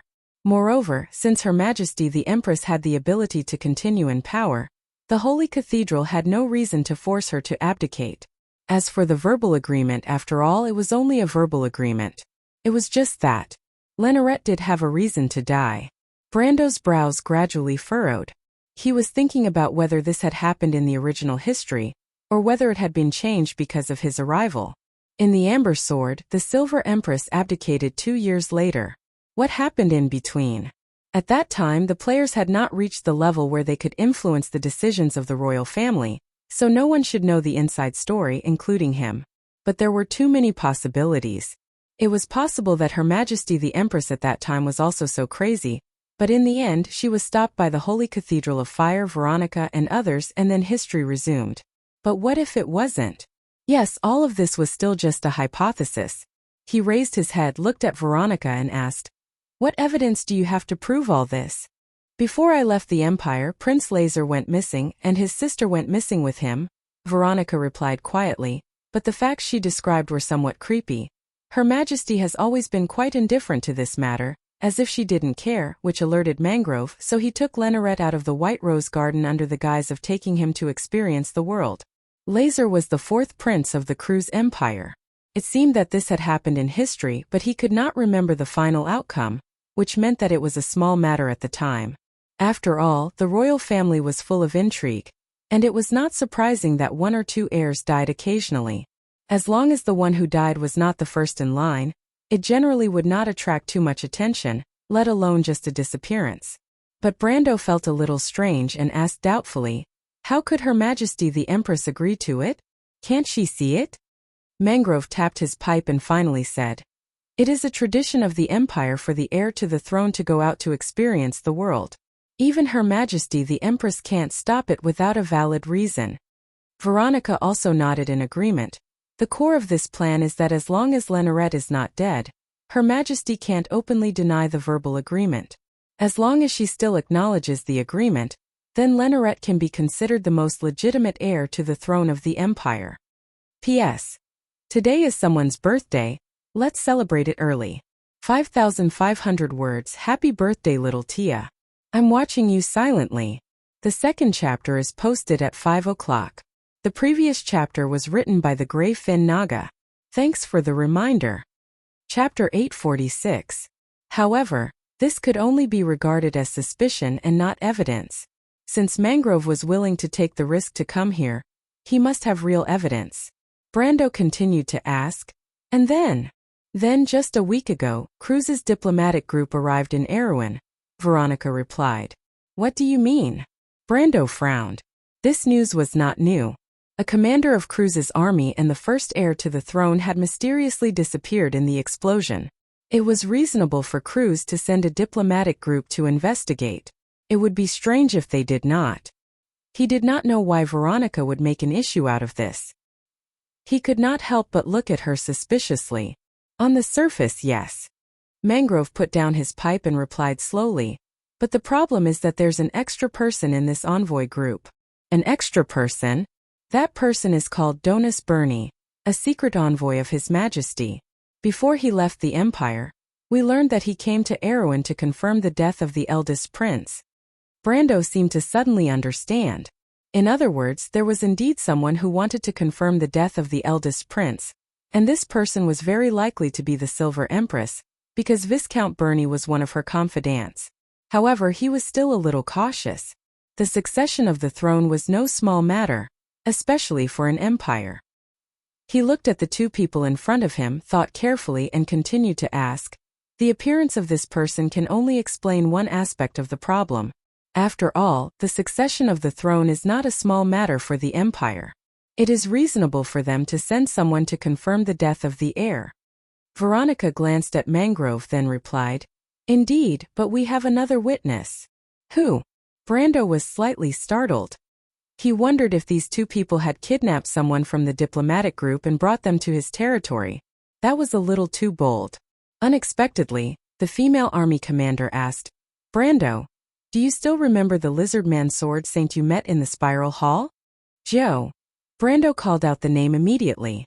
The experience of life and death had left a deep impression on him. I know this person. You know it? Veronica was a little surprised. Brando nodded. There aren't many sword saints in the first place. Besides, I'm on good terms with the Grey Fin Naga, so I'm not unfamiliar with their enemies. This person is from the Red Ring Lizardmen, and the Red Ring Lizardmen are the servants of the Dark-Scaled Naga, so I know him. He was the most famous warrior among the Red Ring Lizardmen when he was young, and he has been a sword saint for decades. It's now locked under this hostel. What? Brando wanted to jump up again. He thought that the guy had escaped back to the Glittering Sea after the explosion. He did not expect that he would become Veronica's captive. But he suddenly realized something and could not help but blurt out, Could it be? Veronica fanned the smoke in front of her with her hand and replied, Brando, you must not know that the Dark-Scaled Naga has formed an alliance with Her Majesty the Silver Queen. So, a bold idea was forming in Brando's mind. The female general did not answer, but nodded affirmatively. To her subjects, discussing these issues was treacherous. If she had to say those words personally, it would be no different from treason in their relationship. But that was enough. Everything was logical in Brando's mind. This person was indeed sent by the Silver Queen to assassinate the eldest son of the Emperor, Lenoret. He could not help but feel a little funny. He originally thought that the other party was targeting him, but now he thought that it was indeed full of loopholes. If the Dark-Scaled Naga wanted to find a land ally, how could they choose Enrek, who was like a stray dog? He instinctively thought that since the Grey Fin Naga had formed an alliance with him, then their enemy would naturally find their enemy. But he suddenly realized that his vision was too limited to Erewhon. The reality was that the Dark-Scaled Naga looked down on Enrek. What they needed was a strategic ally who could support them on land, not an enemy who would cause trouble for Brando. In this way, Cruz was indeed the best choice. And if the Silver Queen did have the ambition to unify Wond, she did indeed need a partner in the ocean. What's more, when Enrek appeared in the Spiral Hall, his first reaction was that the other party was here to assassinate him. But now that he thought about it, there were some problems. If the Dark-Scaled Naga wanted to deal with him, then the best choice should be in Tonajal. Because Tonajal was close to the sea, although it was said to be his base camp, the so-called master in this base camp was actually only his teacher Mephisto. But the Dark-Scaled Naga chose to go deep into the deadly frost forest. Not to mention how much trouble it would be for the sea lizards and Nagas to arrange an assassination plan deep into the inland. One must know that at that time, Brando had Veronica, Mephisto, and Allah's 3 masters by his side. These 3 were known to the outside world, so the dark-scaled Naga would not have no news at all. So, Anrek's appearance there could only be because of another purpose. What was the purpose? Of course it was not to help Anrek. The dark-scaled Naga was not a charity organization that would support the resistance group in Erewhon from thousands of miles away. One must know that this resistance group was related to All for One. But if the dark-scaled Naga had already formed an alliance with the Silver Queen, then this made sense. Anrek's target could only be the eldest prince of Cruz. Further to the conclusion, this unlucky lizardman sword Saint was very likely caught red-handed by Veronica when he was ambushing the eldest prince. Veronica in history was naturally not Anrek's opponent, but after the Battle of the Loop of Trade Winds, the strength of the female army commander had grown very quickly, far surpassing her at the same time in the Amber Sword. So, Anrek thought that it would be foolproof, and in the end it was not surprising that it was caught off guard. In just a few breaths Brando came to this conclusion. Since Veronica was so sure, it meant that Anrek must have confessed everything. After all, it was not a death warrior of Cruz, and it was unlikely that it would not let go. Brando crossed his hands and for the first time, seriously considered whether to agree to Veronica's request. He could help Veronica hide the news of their arrival in Tanajal, because as he said, it was just a small matter. But this time he had to think carefully.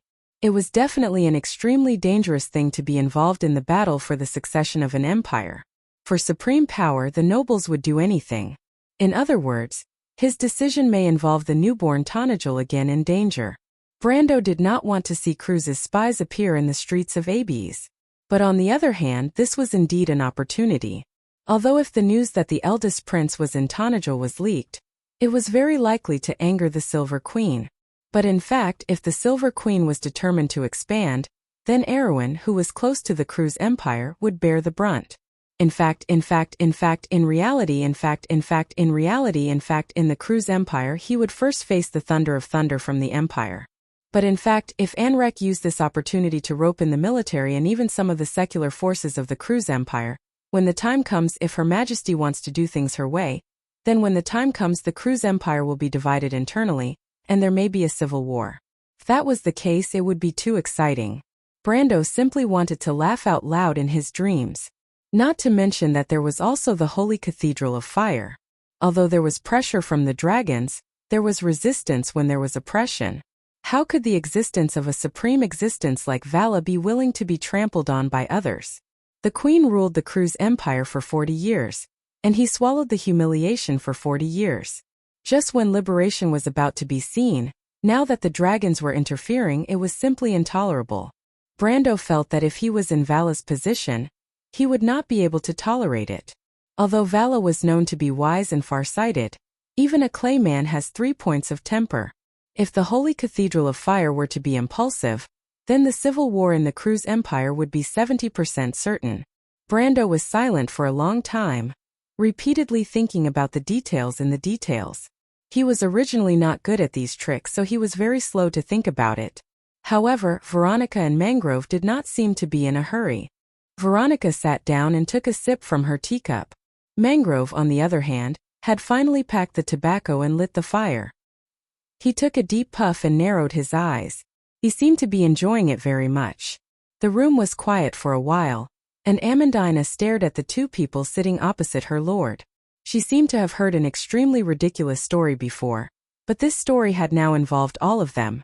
There was no room for her to participate in such an important decision. In fact, she did not dare to speak, and could only wait silently for Brando to make a decision. Brando finally let out a long breath. Other than letting Prince Lenoret stay in Tanajal, what else do you plan to do? He asked a question. This already represented a change in attitude. Veronica put down the teacup, sighed softly and replied, "Not only His Royal Highness, but also Shido and the Folded Sword Knights. Otherwise there will be too many people, and the news will inevitably leak out. Although they are all students I trust, this matter is too important, and I don't need to let these young people bear the responsibility." "You plan to go back to the Empire?" Brando heard a hint of clues. Veronica nodded.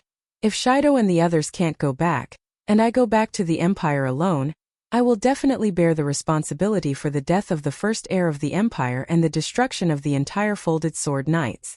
But it shouldn't be a big problem. The heir to the throne has to be prepared for all the unexpected when he goes out to experience the world. This is not unprecedented in the history of the empire. The responsibility I will bear will only be that of improper command, and will not be aggravated by anger. Otherwise, no one in the empire will dare to do anything in the future. Everyone understands this truth: the more you do, the more mistakes you make. She glanced at Mangrove. The three noble families in the north have all agreed that the military will do their best to protect me. I think I may be demoted, but I will keep my title. Her Majesty needs a trusted commander, and this is also part of our deal with her. But as long as Lenoret is still alive, there is still a chance for everything in the future. Brando glanced at Veronica with some pity. This female commander was considered an outstanding commander in the history of the empire. It would be a pity if she was left idle because of the internal transaction of the succession of the throne. But this was a good thing for Erwin, not to mention that he had a very small hope in his heart.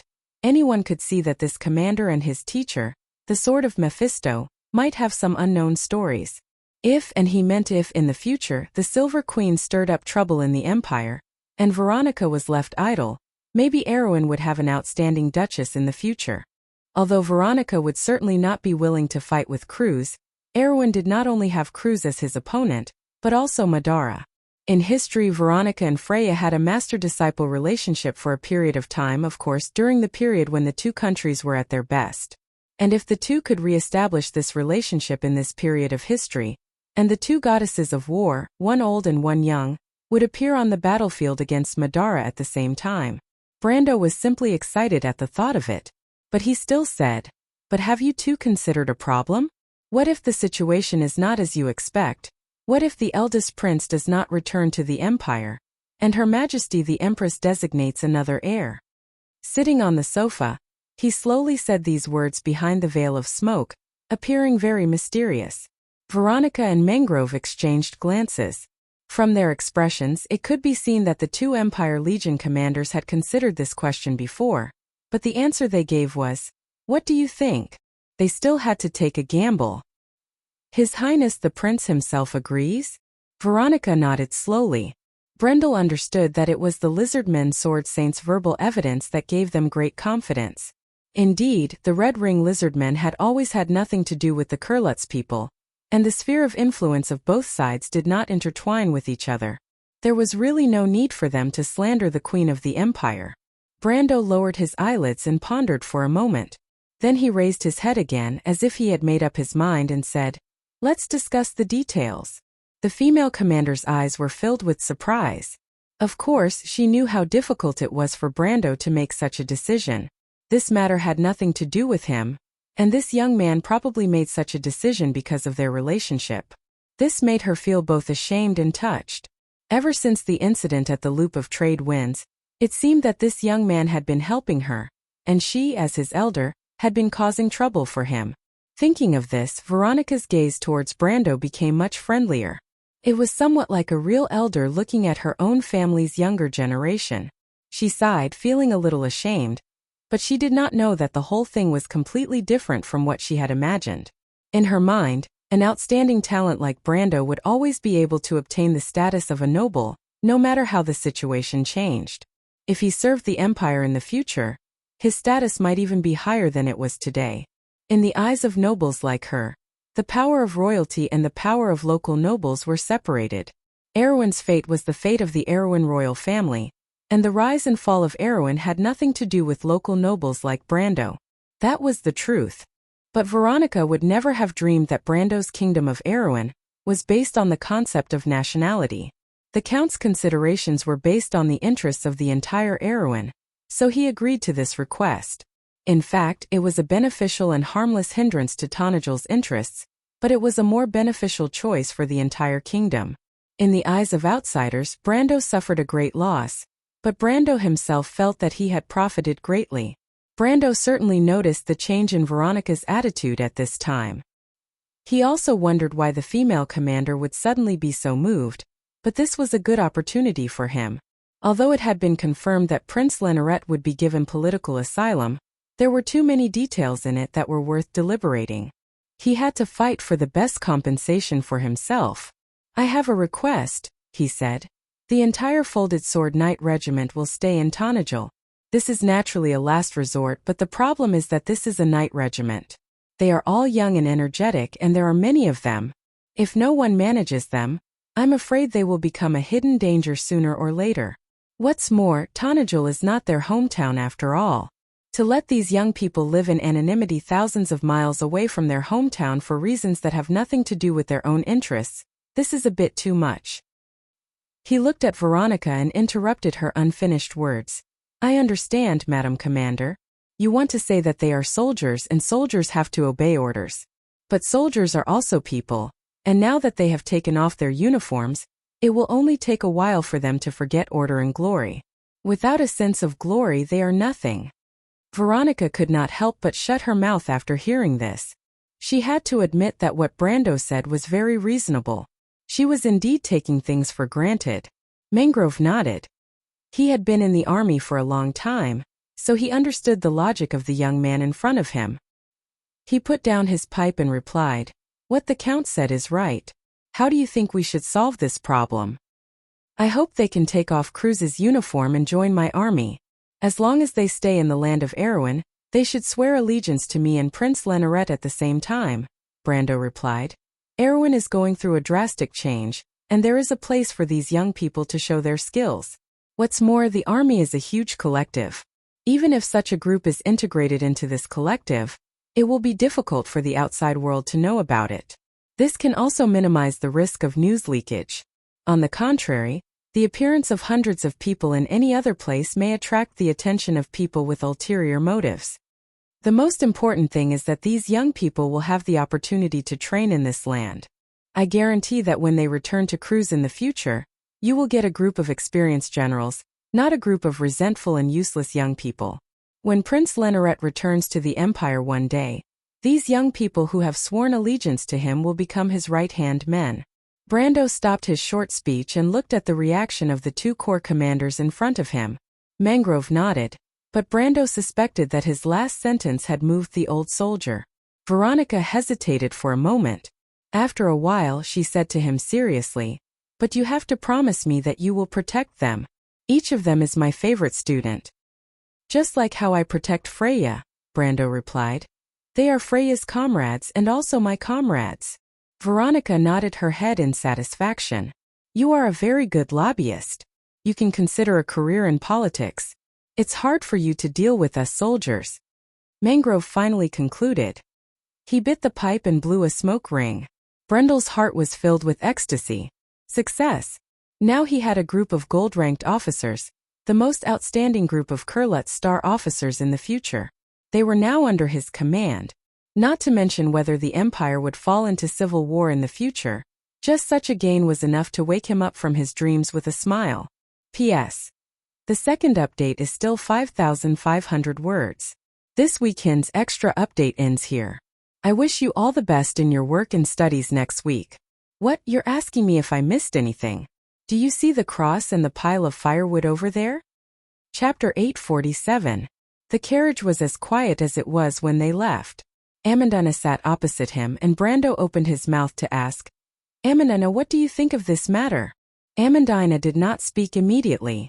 The impact of this matter was too great for her, and it took her a moment to recover from the unreal dizziness.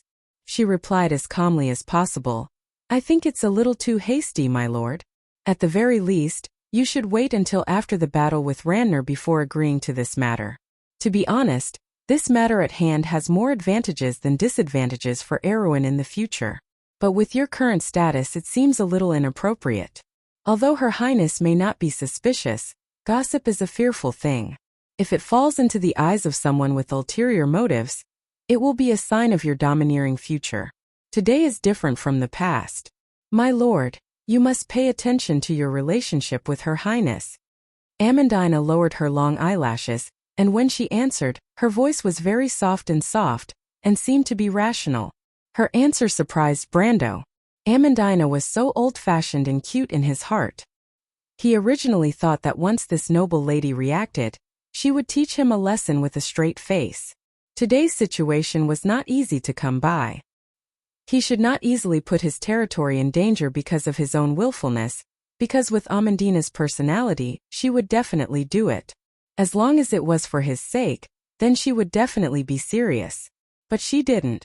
The layout and wisdom in Miss Amandina's heart were far beyond his expectations. She had even seen through the layout and true meaning of his arrangement. Her words were something he had never thought of before. He had been so focused on the layout that he had almost forgotten the most important thing, the human heart. Brando looked at his own Amandina, his heart full of curiosity. It was as if he saw a noble lady who followed behind him step by step, and even haggled with the people for the festival of spring plowing and autumn planting. In the blink of an eye, she suddenly became a figure similar to Oberway and Makarov, who could really give advice to a superior. Could it be that this noble lady could also level up? He looked at her, his heart full of surprise as if he had found a treasure. "What is it, my lord?" Amandina felt a little uneasy under Brendel's burning gaze, but she was not Scarlet or Freya. She could only blush and avert her gaze. She still remembered her duty as his aide. Even though her heart was pounding, she forced herself to remain calm and asked seriously, "Call me Brando." Amandina opened her mouth, and her face turned red. "Is there any way to remedy this?" Brando asked again. He suddenly realized that it was very interesting to disturb the thoughts of Miss Amandina, and then watch her try to remain calm. Amandina, of course, did not notice her lord's bad taste. She took a light breath and nodded. "At least inform Her Highness and tell her what happened. After all, this matter was entrusted to you by Lady Veronica. Your choice is understandable. She should understand your painstaking efforts." Brendel nodded and looked back at the scenery outside the window. The carriage was passing by a shady road outside Port Gris, and the sunlight that penetrated through the branches of the trees was divided into golden fragments and shadows that were moving at high speed. He thought for a moment and withdrew his gaze. He looked at Sheeta, who was sitting beside him and rubbing his itch. The dragon had just finished eating the pastries Amandina prepared for him, and his mouth was full of crumbs. He was checking the drawer under the table to see if there were any leftovers. "Stop looking, there's nothing left. Sheeta, let me ask you a question. Have you heard of the name Silver Queen or Constance?" Brando asked. The little fat dragon closed the drawer with some frustration and asked back, "Who is that?" This reaction was expected by Brando, so he asked again. "Then have you heard of any treasure in the dragon clan that can rejuvenate people?" "Rejuvenation?" Sheeta wiped his mouth with his sleeve, rubbing all the crumbs on his mouth onto his expensive vest shirt. "There are many of these things. The fountain of youth is priceless to you mortals, but we have several of them." "Yes, Alaz has one." Brando noticed that Amandina's eyes lit up slightly, and couldn't help but sigh in his heart. He knew that Amandina must be thinking about the little female dragon's treasure. Girls really can't avoid this kind of gimmick of eternal youth. Even the old-fashioned noble ladies are no exception. But he shook his head. "I'm not talking about this kind of rejuvenation, but the real one. Not only the face, but even the insides of the body are glowing with youth, a treasure that allows people to return to the heyday of their youth." Sheeta's hand that was wiping his mouth froze, and he replied subconsciously, "How can such a thing exist? If there really is such a thing, our dragon clan would be an immortal race. It's not to the extent of immortality, even if it only works once. Is there such a thing?" "No." Sheeta shook his head like a rattledrum. "This has already violated the most basic law of Martha." He looked at Brando again and said with some disbelief, "My lord, I see that you are still young. You should cherish the present. There is no need to pursue these illusory things. I heard that the kings among you humans who pursue immortality are all muddle-headed and incompetent tyrants. But if you really want to, I can recommend you to go to Madara and ask those skeletons for advice." "Scram!" Brando kicked him. Then he turned back and said to Amandina, "Write a letter. To Her Royal Highness." Summer left and autumn came. This sentence was suitable for the current Vero. It had only been a week since Freya arrived at Fort Valendon, and the emerald green of summer outside the castle was dyed with a tinge of yellow. Griffine stood in the corridor, her silver eyes reflecting the rolling hills of the Gone Mountains. The autumn wind had already picked up, and the maidservants behind her had already draped a shawl over her shoulders. The thick and warm fur shawl contrasted against the princess's delicate appearance, but she stood upright, just like her father, grandfather, and great-grandfather. The mountain wind that was called Charmin blew the silver hair on her forehead. The princess opened the letter in her hand, and the paper fluttered in the wind. Her fingertips were slightly pale, and there was a ball of anger in her heart. She read the letter again word by word, and could not help but crumple it into a ball. The princess's actions frightened the maidservants behind her, and one of them asked carefully, "Your Royal Highness?" "Nothing, it's about that despicable Count Ranner." Griffine felt like there was a piece of paper in her heart, and on it was written Brando's name. She used a knife to poke at it again and again. That despicable bastard, but she did not dare to say it out loud.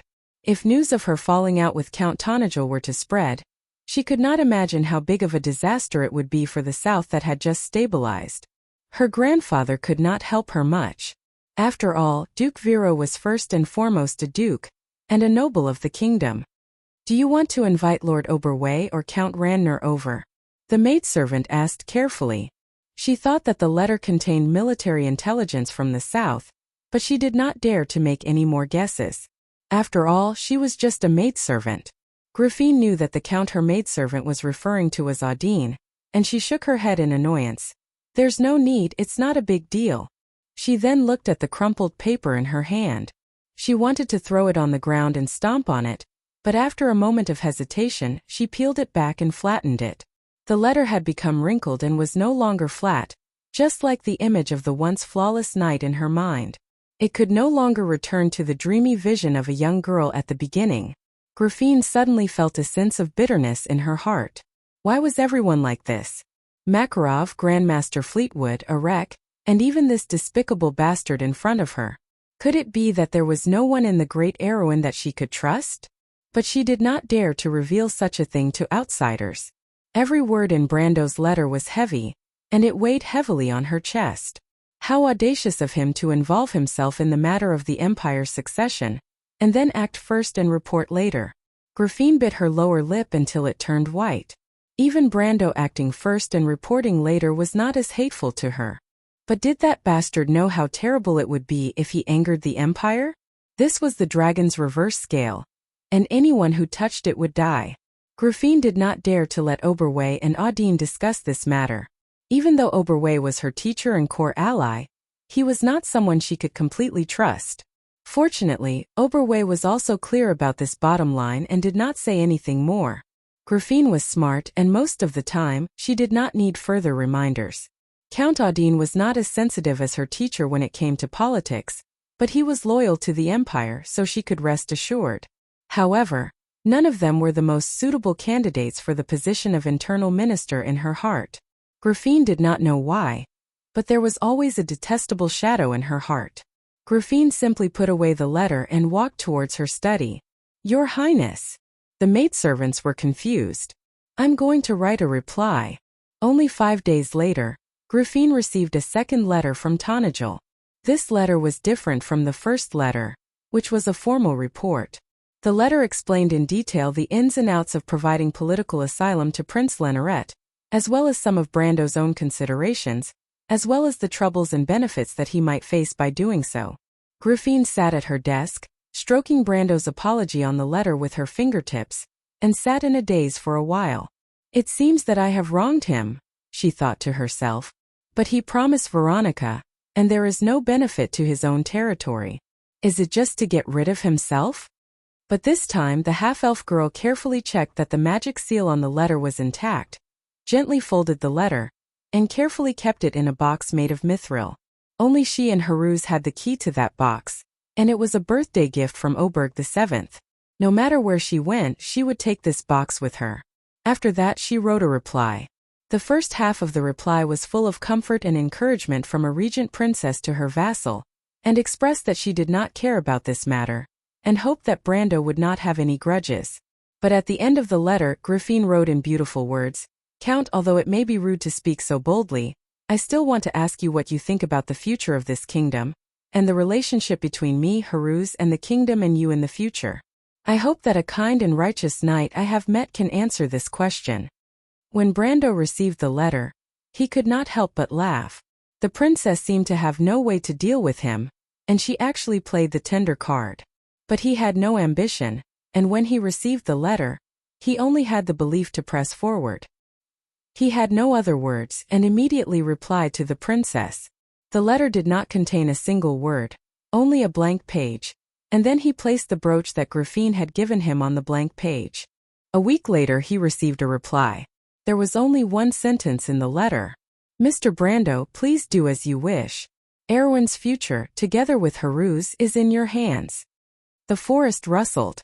Princess Magadol lay quietly on the large bed that seemed to have grown naturally from the walls of the trees.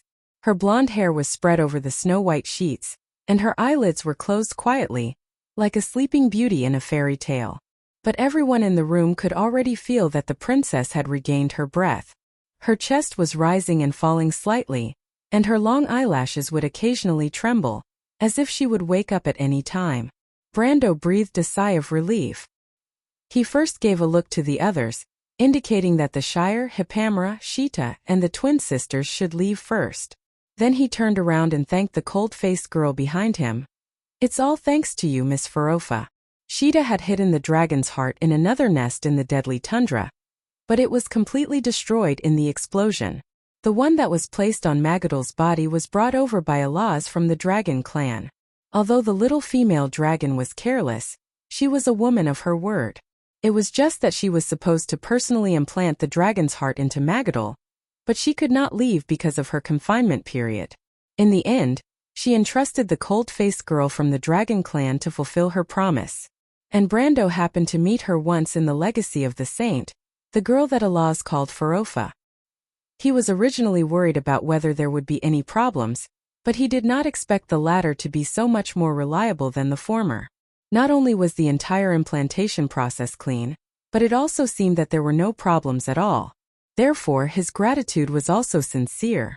Ever since the Battle of Ampere Seal, he saw Princess Magadol as a friend. If not for them, the princess would not have ended up like this. Every time he thought of the night when Princess Magadol braved the rain to gather information, but was discovered and then executed, he felt very sad. The nun princess must have been terrified and desperate at that time, but for the sake of her friendship with Princess Griffine, she did not hesitate to go. In this era of Erwin, the friendship between Magadol and Griffine could be said to be the most shining light of humanity in the darkness. It was a pity that such a gentle and kind girl did not have a good ending in history. Ferofa's appearance was still the same as the last time he met her. She looked at Princess Magadol on the bed, then turned back to look at Brando. She did not speak, but only stretched out her hand and opened her palm. What does this mean? Brando was slightly stunned. Earrings. Ferofa's voice was like water dripping on ice. Brando's little bit of goodwill towards Alaz that he had just built up in his heart disappeared in an instant. He could not help but scold the little female dragon again and again in his heart. It seemed that ever since he met her, she had been thinking of ways to set a series of traps for him, and now the biggest time bomb was right beside him ticking away, and he had completely forgotten about it. But this was not the core of the problem. Ferofa's earrings had long been damaged in the last battle of Ampere Seal. How could he take them out now? He mustered up his courage to look at the cold-faced dragon girl, and then remembered what Alaz and Shido said about the symbolism of the dragon's earrings. He could not help but blush. Fortunately, after experiencing so many things, he was finally able to learn how to be thick-skinned like other nobles. After hesitating for a while, he replied, "That, Miss Ferofa, your earrings, I was a little too careless and lost them." The dragon girl looked at him coldly. Brando felt as if there was a sharp sword hanging over his head that could fall at any time. I think, he stammered. Actually, I think that a person's marriage shouldn't be related to an item, although local customs are also very important, but, you see, you're a dragon and I'm a human. We have to abide by our own customs. You should be able to understand what I mean, Miss Ferofa. I mean, actually, before that I didn't know at all. In fact, it was not that Brando could not fight with a young dragon like Alaz or even Ferofa, but he felt that he was in the wrong first. If he were to fight, then as a lord he would probably lose all his face. With such thoughts in his mind, his momentum was naturally lower than the dragon girl in front of him. Ferofa listened for a moment with a cold face and then said faintly, "You mean you don't want to marry me?" F***ck. Brando looked at her with his mouth agape, not understanding how she understood the meaning of his words. He opened his mouth and after a long while he squeezed out a sentence. I'm afraid that's not what I meant." The dragon girl glanced at him, and her eyes became unprecedentedly cold, making Brando feel as if he was already a dead man in her eyes. "I didn't expect you to be this kind of person, Mr. Count. I hate those who play with the hearts of young girls the most. You're on your own." With that, she turned around, opened the door, walked out, and slammed the door shut, leaving Brendel standing there with a puzzled look on his face. Brendel was about to go crazy. "Alas, what have you done, you bastard?" he roared in his heart. Oh. Chapter 848. The fog parted the surface of the sea, and a protruding protrusion gradually appeared in front of them. A ray of light pierced through the fog and shone on the side of the Bisca. The sailors on the deck recognized it as a navigation light and hurriedly raised the sails. The first mate gave a signal to the helmsman to turn the rudder while waiting for the pilot ship to approach. Captain Dalen stood behind the third mast with a pipe in his mouth, wearing a wet trench coat. He squinted his eyes and took a look. He turned around and gave a look to a sailor beside him. The sailor hurriedly ran down the deck and went straight to the third level of the cabin. Grey Harbor was just ahead. When Viscount Burney received the news, he immediately informed Babarn and Boymare. In fact, the two had already deduced this information from the sailors running up and down the aisles. At the moment, fist-sized rats were scurrying around the aisles of the cabin, but no one had the time to care about these annoying uninvited guests. Several cabin doors were open, and the wind from the deck poured in like a waterfall down the stairs. The smell of the sea assaulted their nostrils, and the cabin below was a mess. Viscount Burney led Babarn and Boymare forward against the sailors who were rushing out. The three of them did not say a word, and their faces were dark as if they were carved from the same mold. The three of them walked until they came to a wooden door locked by iron chains at the bottom of the cabin. Viscount Burney turned around and exchanged a look with his two imperial colleagues. He took out the key from his coat, and the key on the iron ring rattled. He grabbed the lock and opened it with a click. After the iron chain lost its restraint, it fell into the puddles of water on the aisles like a dead snake. But the three of them did not even look at it and pushed the door open. Behind the door was an idle warehouse. Many empty barrels and wooden boxes were piled up outside, but at the innermost part, there was a whole piece of golden crystal covered by a curtain. Viscount Burney looked at the black curtain that was already submerged in water and asked, "Is everything ready?" Babarn and Boymare nodded in unison. The fleet had to cross the Longhorn Strait and enter the Silver Bay controlled by the Temple of the Earth. Although the naval strength of the Temple of the Earth was almost negligible in front of the Empire, Viscount Burney did not dare to take this risk. He chose a more reliable land route, which was to disembark from Grey Harbor and cross the Black Blade Fortress to return to the Empire. This journey would take about a week, and after returning to the Empire, it would take another month to reach Rushta. However, the risk was much lower than the sea. Currently, the northern part of Erewhon was still controlled by the traditional noble forces of the kingdom, and the Empire still had a lot of influence in these areas. Thinking of this, Viscount Burney couldn't help but sigh at the bad influence brought about by the Battle of Ampere Seal. If it weren't for the mistake of the Cecil family, the Empire wouldn't have completely lost control of the southern part of Erewhon.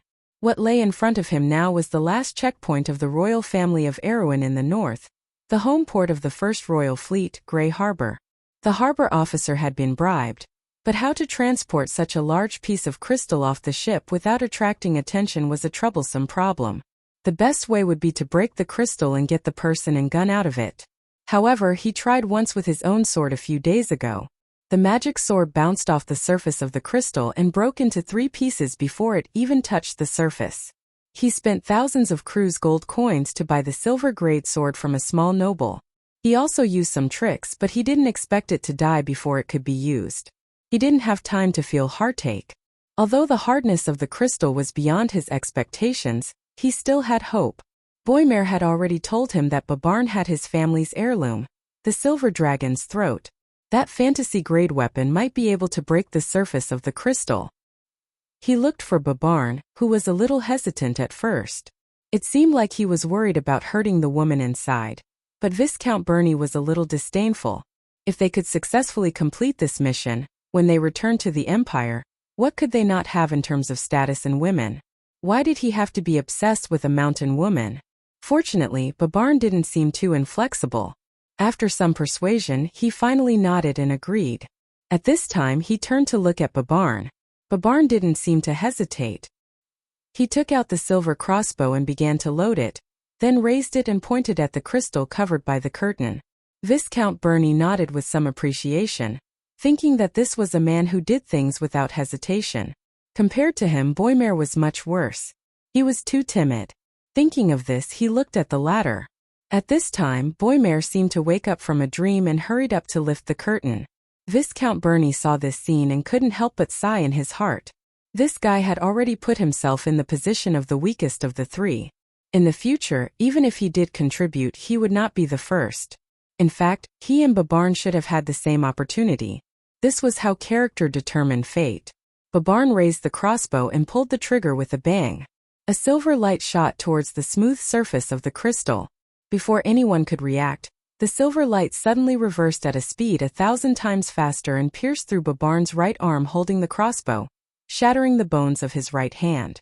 Then, the silver light drilled into Babarn's chest like a fish and came out from his back. With a bang, it nailed itself to the wooden planks behind the cabin. The blood-stained tail feathers were still buzzing and shaking. Babarn's jaw dropped, his light blue eyes showing the light of despair and unwillingness. He stared at the girl sleeping like a princess in the crystal, and then with that expression, he fell backward like a piece of wood. With a splash, he fell into the water, and then the water in the cabin was dyed a layer of light red. It all happened so suddenly that Boimler was almost stunned. Viscount Bernie's face was gloomy. He raised his head and looked at the crystal. There was not even a trace of a flaw on the surface of the crystal. "What are you doing? Help Sir Babarn out." He gritted his teeth and reprimanded. Help where?" Boimler's face was pale. He wanted to say that Babarn was obviously dead. Viscount Bernie looked at him with disappointment and said in a low voice, "Sir Babarn died for his country. Do you want his body to be soaked in the water like this?" Only then did Boimler realize what was going on. He hurriedly grabbed Babarn's shoulders and dragged him out of the water, dragging him into the cabin. "Don't stop." Viscount Bernie saw that Boimler wanted to take Babarn's body back to the lower cabin and stopped him. He wanted to stab the idiot to death.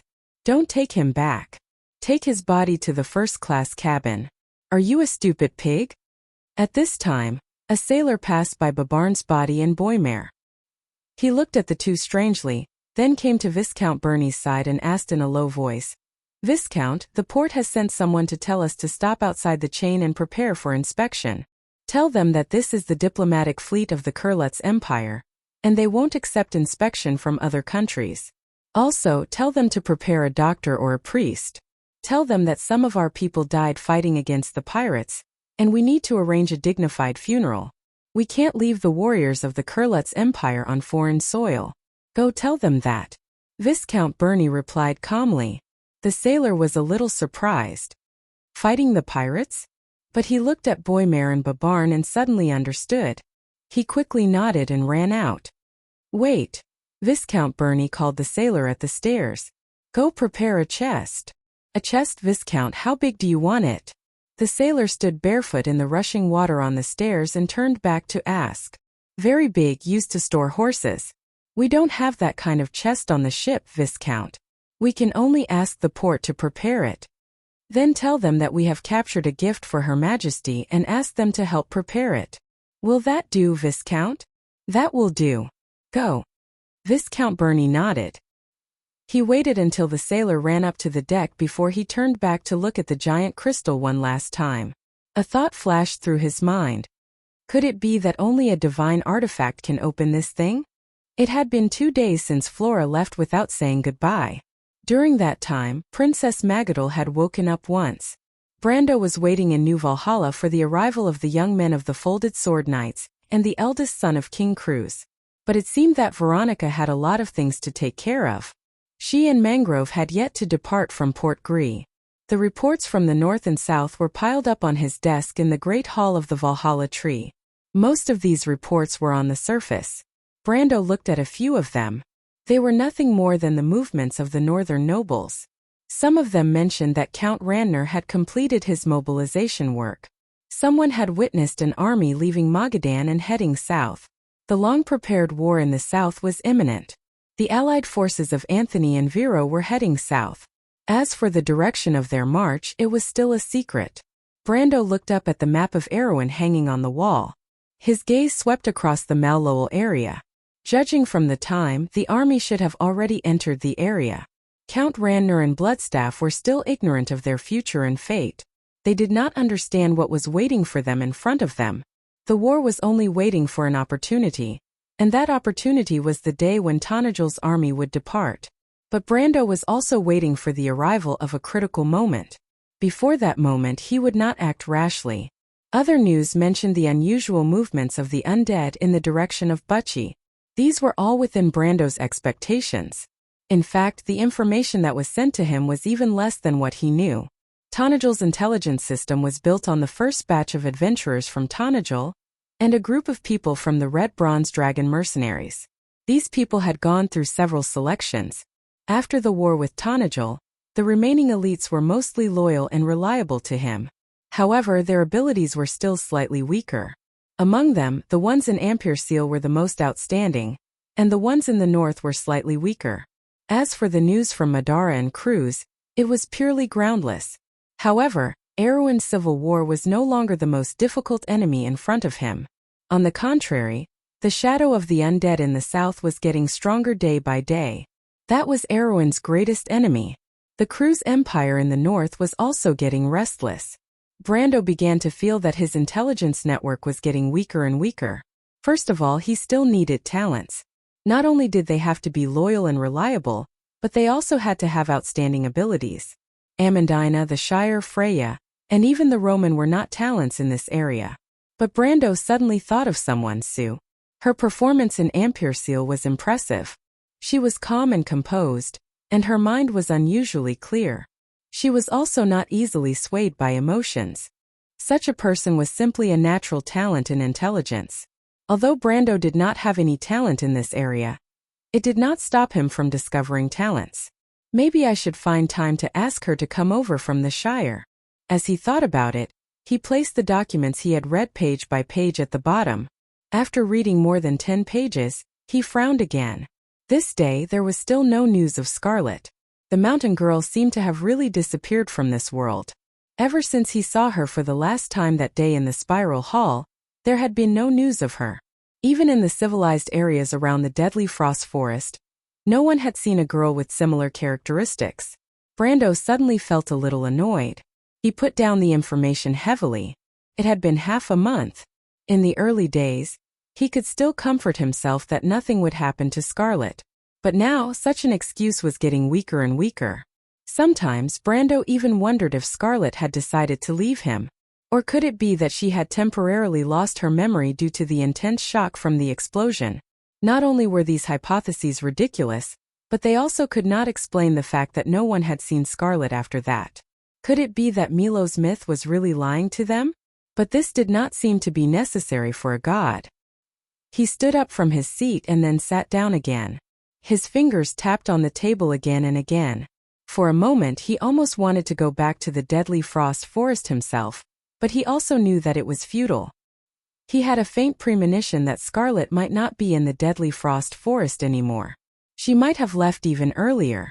But as for why no one had seen her, Brando still had some doubts. He could only ask Lantinilan to help him expand the search area.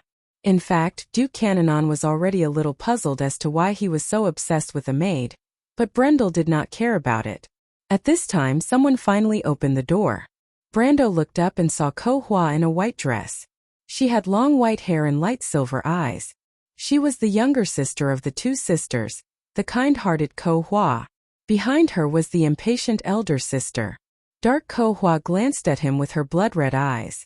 Her eyes were full of provocation. In fact, Brando had no doubt that if she had the chance, she would pounce on him directly and bite him with her sharp canine teeth. That kind of hatred was undisguised.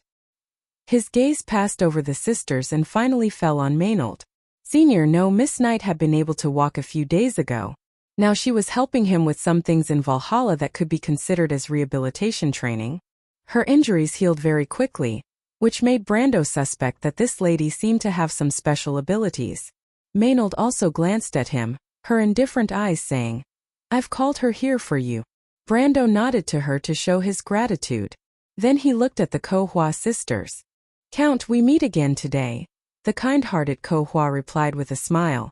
This quiet girl was always so polite. And her elder sister ended the greeting with a light snort. Brando did not mind. He asked the Ko-Hwa sisters to come today to determine their relationship with Valhalla and his territory. In the final battle of the Holy Cathedral of the Hibernator, Dark Ko-Hwa ultimately abandoned Milo's divine spark and chose to preserve her own soul imprint. She did not choose to die with the body and divine fire of the giant god. Her current state should be a product between a heroic spirit and some kind of law existence. But this state was not something unacceptable to her, because it was one of the ways in which the Twilight Seed appeared in this world. But the problem was that no matter which way Dark Ko-Hwa and kind-hearted Ko-Hwa existed in the world, in fact, they had already changed the history that Brando was familiar with. Ekis' eldest daughter survived, so it was hard to say whether her other daughters' endings would be the same as in history, and whether her own ending would be the same as in the game. Brando faintly felt that he had touched another line in the world of Wond. The change in the history and fate of the crew's empire was the beginning. So even though the trip to the deadly frost forest had come to an end, he still could not decide how to deal with the sisters. He looked at the twin sisters and temporarily put the annoyance in his heart to the back of his mind. He asked, "Miss Ko-Hwa, have you gotten used to living in my territory during this time?" Count's territory is peaceful. The people live and work in peace and are far away from disputes. I like it very much. Also, the scenery in Valhalla is beautiful. I am very honored to be able to live in this legendary stronghold. There is nothing I am dissatisfied with. Kind-hearted Ko-Hwa smiled and replied sincerely. Dark Ko-Hwa looked at her sister. She was very disappointed with her sister's weak personality. She pouted and said, "Humph. Anyway, I said that I am not happy living here. But you still won't let me go. Hypocrite, annoying person." "You are right, Miss Ko-Hwa. Do you still remember what I told you before? I am taking a big risk by not killing you. You should understand that you are a part of Dusk. Your existence is a kind of hostility to the civilized world. But you are kind-hearted. I don't want to kill an innocent person because of a possibility. That is not in line with my ideals. But as a responsible person, I hope that you will not leave the range of my protection, okay?" Brando asked. Kind-hearted Ko-Hwa nodded. "I completely understand, Count." Brando looked at the girl whose mind was as pure as a clear lake.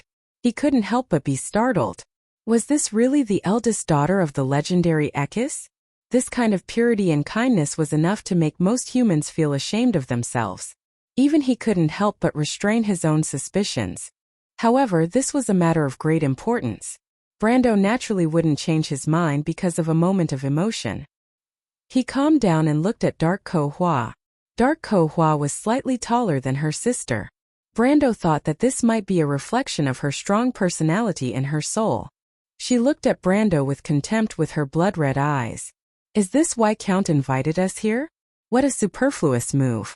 My sister and I are now weak and powerless girls. Count, you could have put us under house arrest here with one order. Not to mention that, even if you wanted to unleash your beastly nature at this moment, we wouldn't be able to resist, so there's really no need to hypocritically ask for our consent here." Brando was almost angered to death by this girl.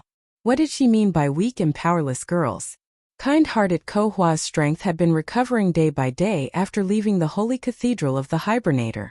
Now she was almost at the peak of elemental activation. And she had suffered heavy losses because of stealing Milo's divinity. He was afraid that she wouldn't be able to recover in a short period of time. This was purely her own fault. But now it seemed that this young lady had pushed all the blame onto him. He couldn't help but squint at the latter and replied lightly, "I'm afraid you've made a mistake. What you said just now was to your sister. As for you, Miss Ko-Hwa, as a war criminal and captive, naturally you can't enjoy the same high standard of treatment as your sister." Dark Kohua frowned slightly and asked with some concern. What do you mean? You took my things, so naturally you can only do things for me to pay off the debt. Brando replied. Kohua's eyes widened. Her beautiful blood-red eyes stared at him in surprise. When did I take your things? Brando shook his head. Looking at this girl, he couldn't help but think of everything that had happened back then. Chapter 849. She must be judged, Lord Milos. Hundreds of thousands of lives have been lost because of her. In Toquin and Laska. They have nothing to do with me because I have not seen it with my own eyes. I cannot even empathize with their sorrow, but I think if I have such an opportunity in front of me and do nothing, then I will become an accomplice, and I cannot accept that as a human being. This is not for revenge but for justice because no one can escape responsibility for their mistakes. Brando lay in Freya's arms, looking up at the tall phantom in front of him and answered calmly. The platform floated in a pure black world, surrounded by a square of light. The flashing blue lightning separated the inside from the outside world, and the violent energy turbulence raged in the outside world, but it could not affect the world inside the light at all. In terms of the purity of divine power, Milos was thousands of times better than Dark Kohua. Milos shook his head heavily and said in a rumbling voice, You killed her, and the other Kohua will die because of it. She is innocent. Brando frowned, wondering if this was true. Dark Kohua's crimes were unforgivable, but if the other Kohua was responsible for what she did, it was not unreasonable on a certain level, but it was a little too barbaric.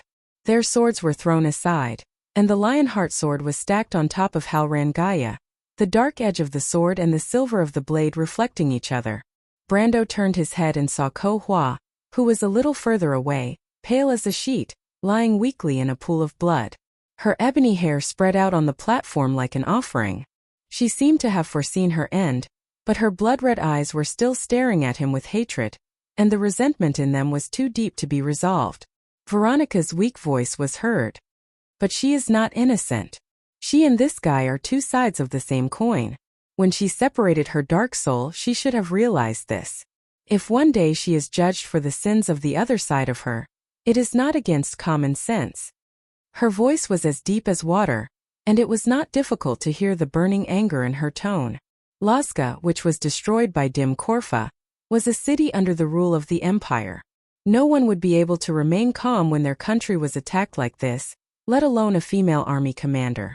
Indeed, Milos replied in a rumbling voice, but she does not deserve to die. Does not deserve to die?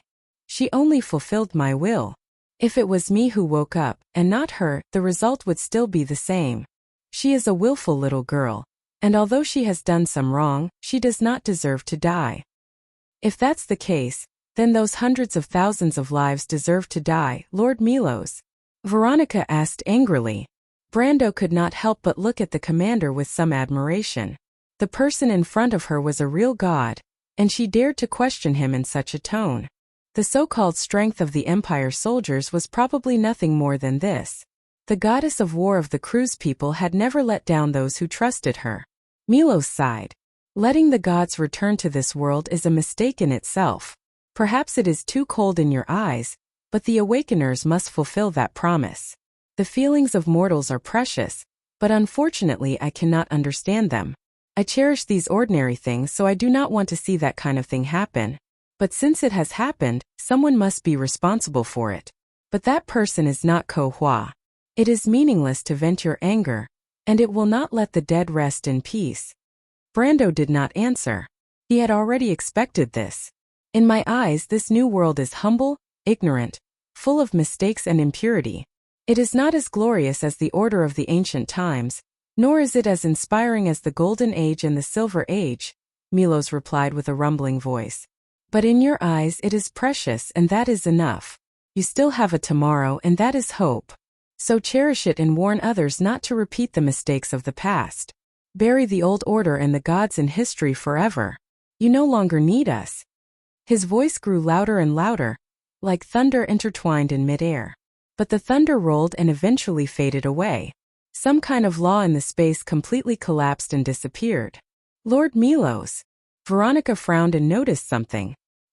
He approved of Freya's choice. Brando replied softly. Mortals could not kill gods after all, but Milos kept the promise. When Erek and the others made their choice, he returned to this world. Forced by the promise with Alphonse and the crystal, he had to destroy the current order and rebuild the glory since the ancient times. Whether it was through Corphus' hand or someone else's, Milos had another myth in his mind, and this myth was more similar to that of a mortal. He might have seriously thought about what the crystal said in the Cloud Temple and agreed with it. So when Freya made her choice again, it responded, disintegrated itself, and dissipated from this world. It was as if an azure night had pierced through the firmament. This time mortals killed gods. Milos said that one person must be responsible for the mistakes of this world. That person was her. She had forgiven Ko Hua. Although Brando still did not understand why the two sides that were once opposing each other would understand each other. He looked at Ko Hua in the dark. The she-wolf was no longer looking at him, but looking up at the violent energy turbulence in the dark. Brando saw her blinking hard. Her eyes were a little red. Incurable. The weak get weaker and the strong get stronger. This is the truth of the world. These guys go against the flow, so they fail again and again. This is the hypocritical order. She said coldly. Or why don't you just do what you did back then and fight us fair and square? Let's see who's right and who's wrong. Who's the one who insists on the truth? What kind of man are you if you compromise? That's why you said you have one less enemy. Aren't you happy that you're one step closer to your truth? Brendel glanced at her and replied calmly. The father of the frost giants had chosen to take responsibility for this. He could no longer hold Dark Ko Hua accountable. As Milos said, although she was wrong, she did not deserve to die. But this guy's attitude and way of speaking were really annoying. He really did not know how she developed her personality. Ko Hua sighed faintly. My enemies at least used to be good men. It was an honor to fight with them. Now there are only despicable people like you left. I feel unworthy. Yes, and the despicable people are coming to kill you now. Brando could not help but threaten her. You dare. You promised Milos. Dark Ko Hua's eyes widened. Her beautiful blood-red eyes stared at him with inexplicable surprise. It was exactly the same expression as before. But now they were no longer under the deadly frost forest, nor under the protection of Milos' divine power. They were in the tree hall of New Valhalla. The sun was bright, and through the tall arched windows, the warm but mottled colors blended into the atmosphere of the entire hall. Dust settled up and down under the light. Brando put down the document in his hand, raised his hand, and pointed to his forehead, and then pointed to the other's snow-white forehead. You forgot? Dark Ko Hua's face turned red. She gritted her teeth and looked at Brando. You still have the nerve to say that. Do you know how painful it was when you stabbed me? You don't understand girls at all. And there was so much blood. It was disgusting. Maynard and the kind Ko Hua were inexplicably surprised. Both of them looked at Brando with a gaze that made his hair stand on end. It was as if they were getting to know the liege all over again. My liege, what did you do to my sister? The kind Corphus' first sentence was fierce, but the second sentence made her lower her head, as if she was embarrassed. Her face was red all the way down to her neck. I'm sorry, if you want to do anything to my sister, please ask for my permission first. Although it's a little embarrassing to say this, because I'm her twin, I can empathize with her. Brando was almost choked to death by the two sisters who echoed each other. He glared at Dark Ko Hua. Cut the crap. That thing is indeed in your body now. Unless you want to dig it out and return it to me, you'll have to work for me until then. Dark Ko Hua's face turned pale. She subconsciously gestured with her hand on her forehead. After losing Milos's divinity, the power of the Moon of Lies was on the kind Ko Hua. At this moment she was no different from an ordinary human girl. Digging that thing out of her forehead would be suicide. But she hesitated and asked weakly, if I dig that thing out, will you let me go? No. Then die. Dark Ko Hua gritted her teeth and replied. She replied bitterly, I've lost all my power. I'm no different from a mortal. What's the use of having me here? Dark Ko Hua seemed to have suddenly thought of something. Her expression changed, and she looked at Brando with her beautiful eyes. She opened her small mouth slightly and said in horror, You can't really be greedy. Shut up. Brando interrupted this imaginative fellow in annoyance. What I need is your knowledge. I don't think anyone else in this world can match your knowledge of things in history before the New Age. You mean ancient things? Ko Hua's expression changed and turned cold. You want to get the secrets of the Twilight Dragon from me? Don't even think about it. Even if you kill me, I will never betray Lord Twilight Dragon. Brando looked at the somewhat determined dark Ko Hua. He didn't expect her to have such a side to her, but he shook his head. I'm not interested in that. I only care about the present. I have some things here. Please help me identify them. As he spoke, he took out a few items from the dimensional space and placed them on the desk. Ko Hua's expression changed when she saw the first item. It was a pair of gloves. The gloves were woven with silver threads and inlaid with pearls. On the back of the hand, there was a strange magic formation surrounded by a blood-red gem. The silver threads extended to the 5 fingertips. Then her gaze turned to other things. She couldn't help but bite her lower lip. She looked at Brando with burning anger in her eyes. It was a breastplate. The surface of the breastplate was engraved with the relief of a double-headed eagle. The strange thing was that this armor didn't seem to exist in the modern world. The state seemed to be constantly changing. It was clearly placed in front of her, but it gave off a feeling that it was far away. Next was a bow. The handle of the bow was the head of a demon. The demon's 4 pairs of long horns extended to both sides, forming the arms of the bow. The bow didn't have a string, but there was a faint purple mark between the arms of the bow. The 4th item was a staff. It looked a little like a spiked hammer because the head of the staff was a cross made of stone. On the cross there was a statue of goddess Gaia. This item was very common in the Earth Holy Temple. It was the scepter that the priests of the Earth Holy Temple often used. However, this one was especially different because there were 4 shining runes on the staff. Brando happened to recognize these runes. They were known as the original runes of the Law of the Earth. These runes didn't seem to be fake, so the origin of this staff was very suspicious. The last item was a cavalry sword. The whole sword structure was very simple.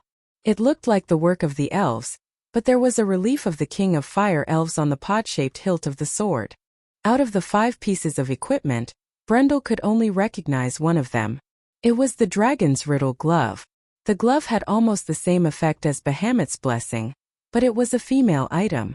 The difference was that Bahamut's Blessing leaned towards defense, while Dragon's Riddle's effect was more towards offense. Apart from being able to complete instant alchemy like Bahamut's Blessing, Dragon's Riddle could also be called a magic circle spell.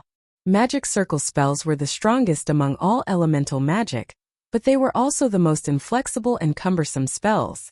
This was because almost all magic circle spells were ritualistic spells. Not only did the magic circle need to be drawn in advance, some also needed many people to complete the ritual. Dragon's Riddle happened to be called the divine equipment of magic circle mages. Therefore, Bahamut's Blessing was only a piece of fantasy equipment, while Dragon's Riddle was an ancient item. It was only a hair's breadth away from being a demigod item. Ko Hua looked at these items, as if a ball of fire was burning in her chest. She looked like she was about to spit fire. She looked at Brando and said, "These are all mine. Now they are my spoils of war." Brando replied, "You expect me to tell you how to use them?" Dark Ko Hua was so angry that she gritted her teeth, as if these words were squeezed out from between her teeth. "Ko Hua, you're not willing to be immortal, are you?" Brando suddenly asked. "Even if I let you go with your beauty, you'll only be a plaything of the powerful outside. I believe that you're not willing to be like this. You're a person who has the ability to control your own destiny. You'll definitely not be willing to live under someone else's roof. You were once high and mighty, and mortals were like ants in your eyes. I believe that once someone has tasted that sweet taste, they won't be willing to be lonely anymore. Am I not living under someone else's roof now?"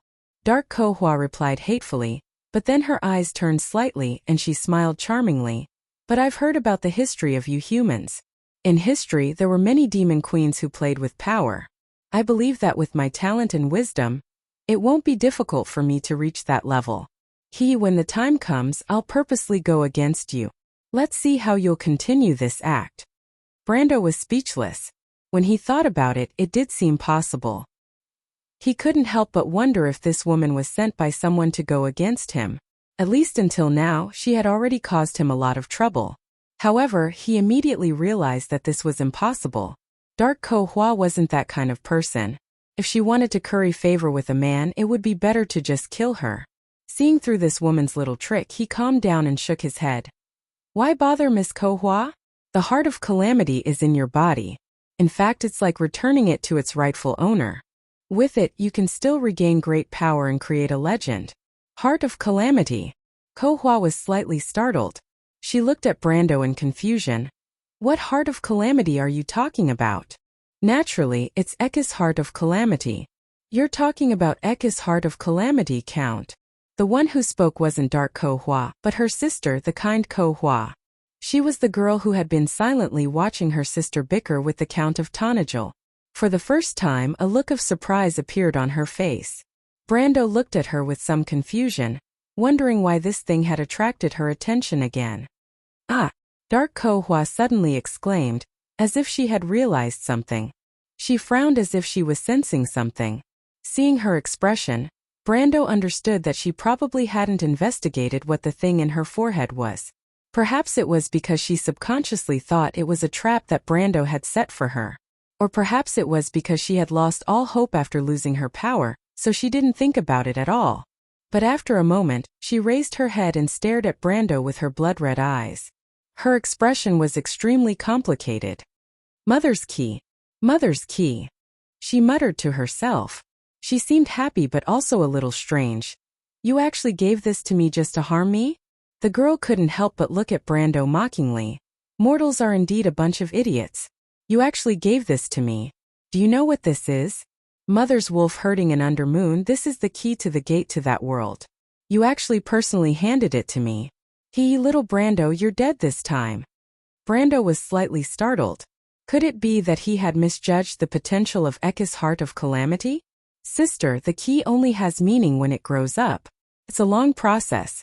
Don't scare the Count. The kind Ko Hua hurriedly reminded her out of kindness.